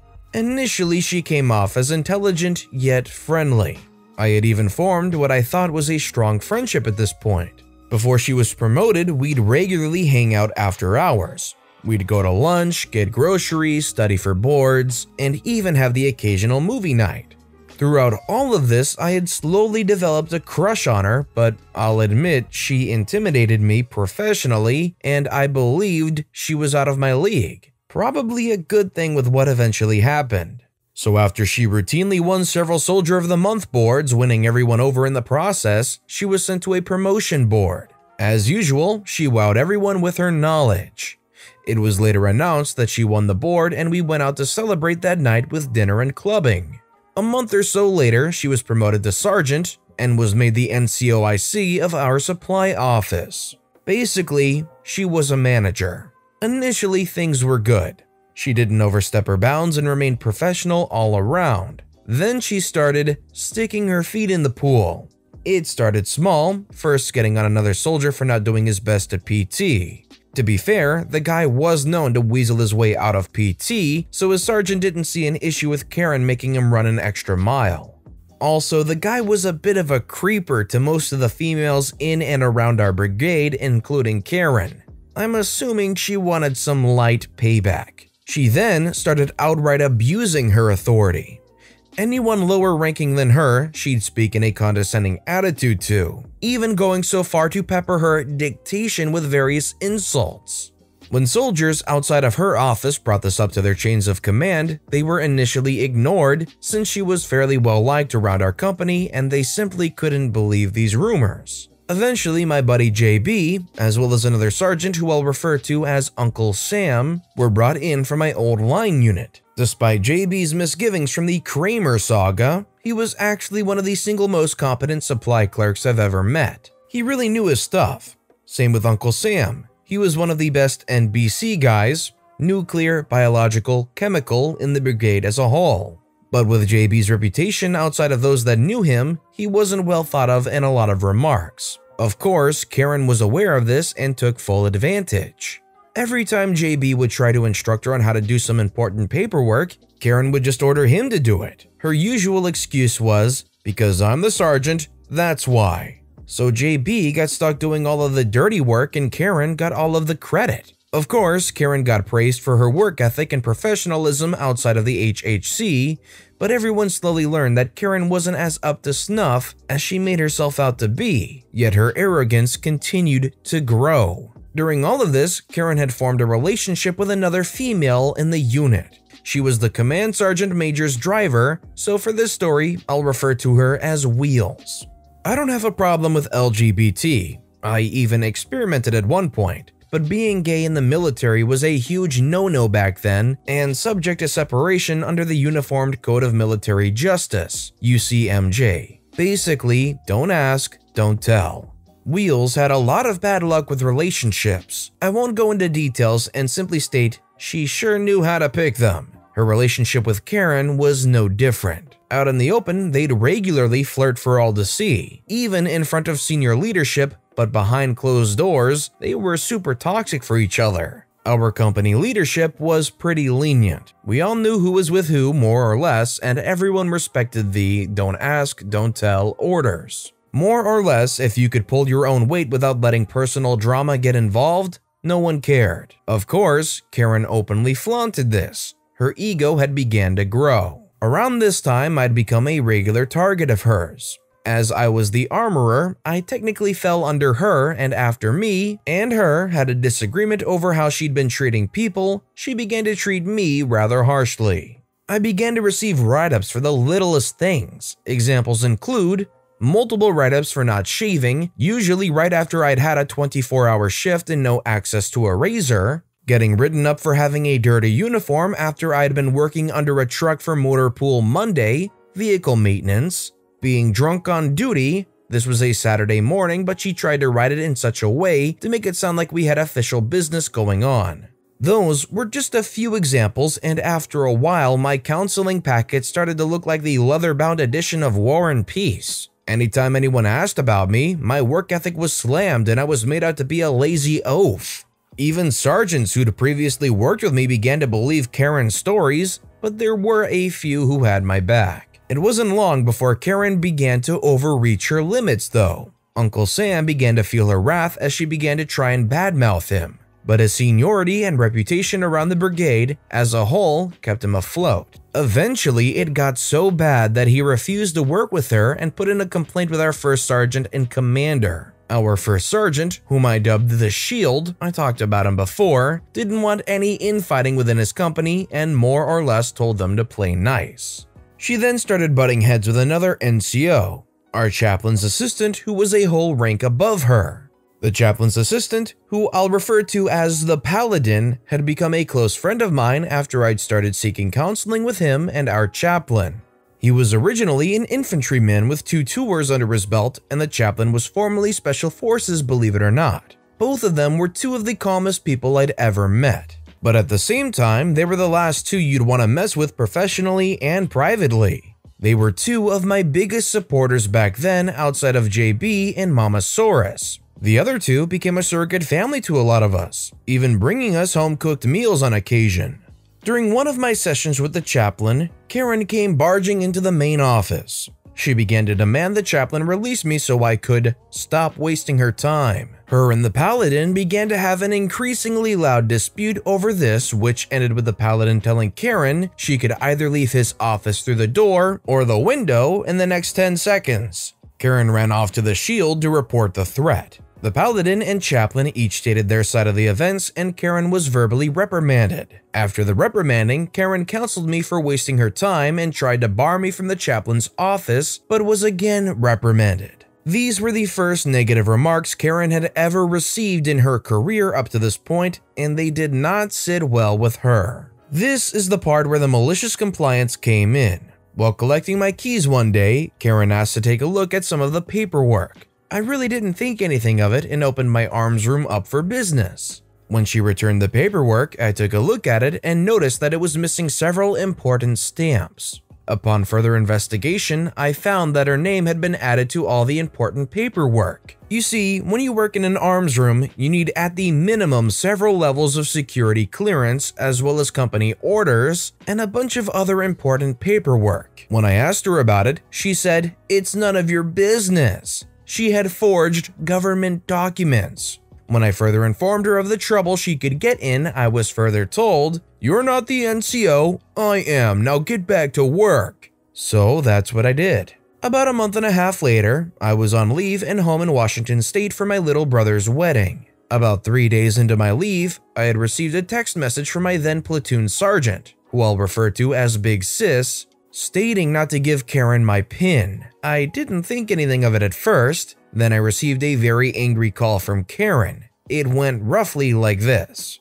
"Hello? Is that how you answer the phone when I call? Sorry, Sergeant, how can I help you? I need the PIN code to the arms room." "I can't give that to you, it's against federal regulations." "Then you need to come back ASAP." "That's not gonna happen either." "Then I'll have your rank." She then hung up on me. Having an idea of what happened, I called Big Sis and asked her what happened. Stifling a giggle, Big Sis told me she'd tell me when I got back and to enjoy my vacation. I proceeded to receive 3 more phone calls from Karen, each more threatening than the last. I returned 13 days after the call and got an earful from both Big Sis and the Paladin. Apparently, while I was on leave, the Shield wanted to get some serious weapons cleaning done and had Karen open up the arms room. Since she did not have a PIN for the alarm, the MPs were notified. They asked her for the paperwork, and she provided the documentation she had rewritten. They quickly pointed out all of the issues I had pointed out almost 2 months earlier. She got reamed by the Shield and tried to pass the blame on me for not informing her of the issues. The Shield informed her that this was all on her. Despite the seriousness of it all, she had only received a negative counseling.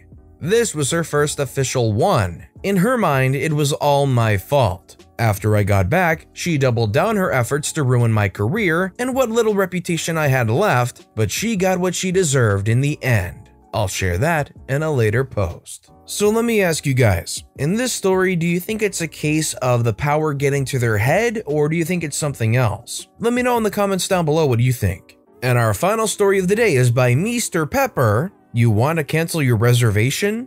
Okay. About a decade ago, when I was fresh out of high school, I got a summer job working at a lakeside boat rental / bait and tackle shop. My boss, Joe, not his real name, inherited the shop from his father and took a massive amount of pride in keeping the family business going. Still, he wasn't one to give in to bull and clearly took it personally when a customer complained about anything to do with the shop he loved so much. Our lake was a pretty popular trophy fishing destination due to how large the local Mackinac trout got. Boss Man wanted to reward people who planned ahead by never charging summer pricing, approximately $150 more per day on reservations. Naturally, this resulted in our boats getting booked out weeks in advance. The catch was we did require a completely refundable $100 security deposit. We said in case of damages, but was mostly to guarantee they returned the boat. Of course, every year, many people took issue with this policy. In the 3 years I saw this happen dozens of times.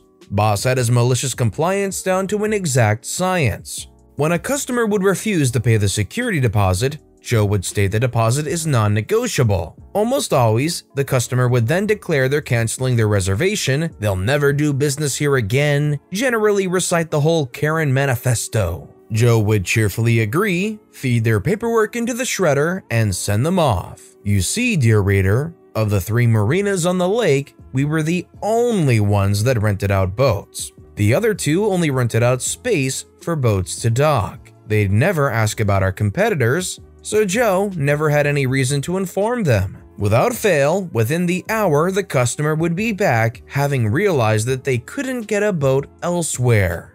Usually at this point, business would be picking up, meaning I'd be loudly answering questions about boat rentals for other guests, and the customer's fishing buddies or antsy kids would be pushing them to get the boat already. Grudgingly, they'd ask for their boat. Joe would fake concern and tell them that unfortunately, all the boats have been reserved for weeks. so we're usually unable to accommodate walk-in rental requests. As luck would have it, we had a cancellation earlier today. Since they don't have a reservation, however, we have to charge the summer holiday pricing. Oh, and just for your information, we require a completely refundable $100 security deposit for all rentals. I hope that's all right with you. This is completely on the customer's fault if they can see the price and they know that there's a $100 security deposit attached to it. If all that is known and advertised when they book it, they shouldn't be complaining when they pull up. Now, if you arrived and that's when they told you there's a $100 security deposit required, that's a little bit different and a little bit more predatory. But still, to be clear, in the end, it still is a refundable $100 security deposit. You're going to get the money back either way. It's just if it sprung up on you after you had already booked after all that time, it's a little different. That said, I doubt that that's how it happens, and it's just clueless customers. In the end, the customers play themselves. But with that being said, that's all the time we have for today. So if you have a favorite story of the day, let me know which one and why in the comments down below. If you enjoyed the video, please consider giving it a like and subscribe if you haven't, and turn on notifications so you'll never miss an upcoming video from the Storytime channel. Every little thing that you do helps the channel grow that much more, so no matter what you did, thank you for supporting me right here on the Storytime channel. I hope you all have a wonderful day, and I'll see you all next time right here.